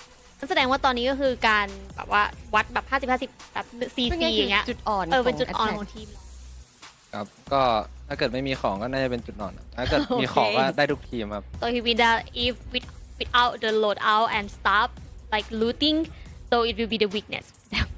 I think that is not just only your team, that is for every team reason for the early game, right? So what will you set the goal next that Attack All Around want to do it, want to achieve it งั้นเป้าหมายของทีมขั้นต่อไปคืออะไรคะว่าเก็บบูย่าเก็บแต้มอีลิมเพิ่มขึ้นหรือว่าโฟกัสที่การแก้ไขปัญหาทีม ก็เรื่องเกมผมว่าทีมเล่นกันดีแล้วครับเข้าขากันมากขึ้นแล้วก็ต้องไปแก้ไขเรื่องต้นเกมอย่างเดียวครับถ้าเกิดต้นเกมเล่นไม่ได้ก็คือจะพังทั้งเกมนะครับแล้วก็จะไม่ได้เล่นตามแผนที่เราวางไว้ครับ so I will focus on fixing the early fight in the game first yeah Okay. So, and last but not least, can you tell anything to your fans?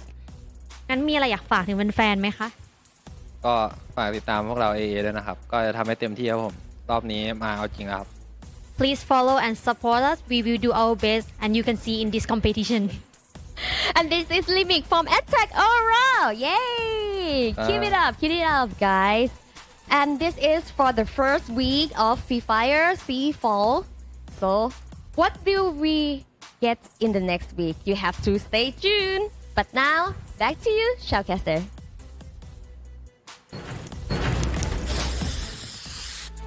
From getting 31 points on the first day of play to 95 on the final day here, their second day of play, Attack All Around has really managed to find all of the remedy that was required for them, and now Thailand is right back in it. They're looking good here. I mean, I thought gone were the old glory days of some of these teams. You know, they like to pick it up slow. Yeah, they get better throughout the tournament, and these slow burners eventually are able to pop off at the end. But I think I'm liking the way Attack All Around is playing. I'm not gonna lie. You know, they look good at the beginning of the day. They had a couple of hiccups here when it came down to the mechanics, but once they kind of pull it together, as long as you're making smart decisions, especially on these bigger size maps, you usually get some decent placement points. Absolutely, man. And of course, the climb was still possible for some of these teams.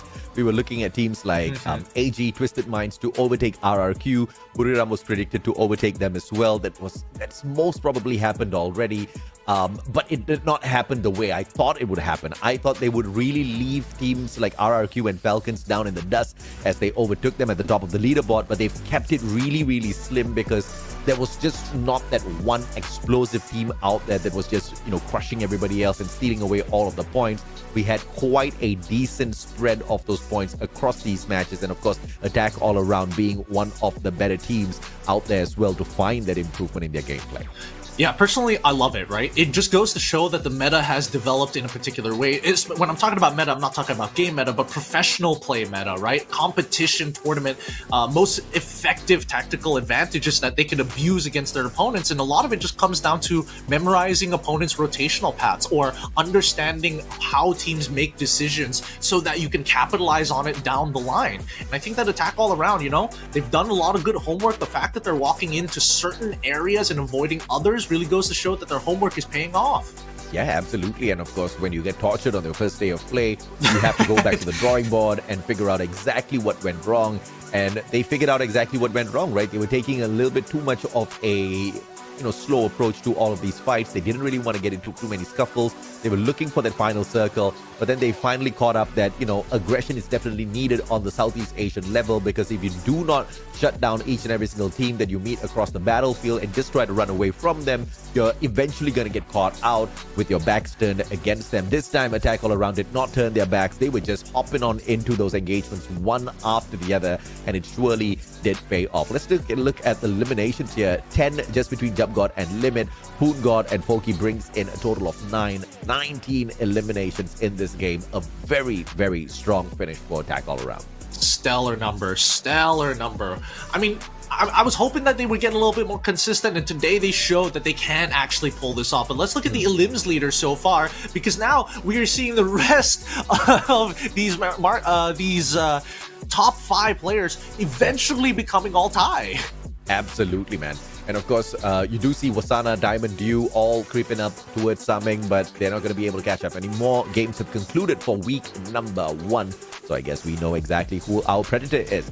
Yeah, the key players for the final match of the day. Limit with 4,001 damage. He had a massive game out there. Of course, helping out the rest of his team members, picking up a couple of eliminations for the squad himself as well. X-Ball with the 17 blue walls destroyed. 9 headshots from Kibase and Onyx Olympus. I mean, great, but the conversions just weren't there for the squad this time round, albeit they did perform so much better than expected. And Liam, he struggled. 4 revives for the squad, and Indostars just could not recover from the early damage. Nah, they could not. They absolutely could not. But MVP leaders looking a little bit better with Twisted Minds on top. Going to be with Diamond Du just behind him as well. Like, Du is winning on multiple categories, but he just can't seem to get that top spot. And of course, Peter, Wasana, and as well as Yanbin.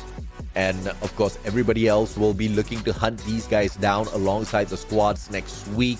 These are the strong teams, but I'm just so much happy to see Hua Esports have a representative up there.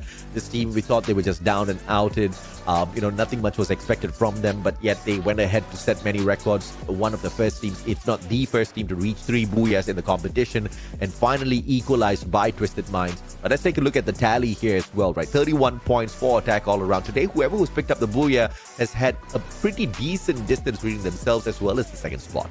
Yeah, I totally agree with you there. And not only that, like, first and second is one thing when it comes down to the game per game, but it really starts to add up when you look at the overall standings afterwards, right? With Attack all around getting these 31 points, Twisted Minds, I mean, obviously, with 16 points seems pretty good overall, but it could have been so much more. And the same could be said about Onyx on top of it all, because all of these teams were not only fighting it out pretty heavily, but they were mirroring each other's positions. Oh, I take advantage of you taking the space. I'm going to take the space immediately after, and these types of playstyles have netted them at least 4 attack all around, a 9th spot.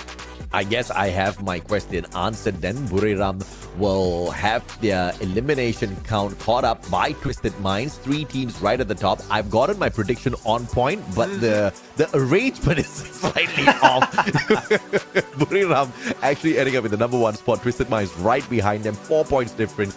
AG Global 3 points behind Twisted Minds. Yes, they do overtake RRQ and Falcon, but not by miles and bounds ahead. So it's going to be a crazy week 2 when we come back next week. Yep, it's going to be a crazy one, especially with the majority of these points separating a lot of them into 3 different brackets technically. Let's give it up for our weekly Predators, the ones who are making these breaks happen. And we have Twisted Minds having, once again, 40 eliminations with 25,000 damage in our number 1 spot. And in second place, Du, grumbling. I got 30,000 damage, but I'm 4 eliminations.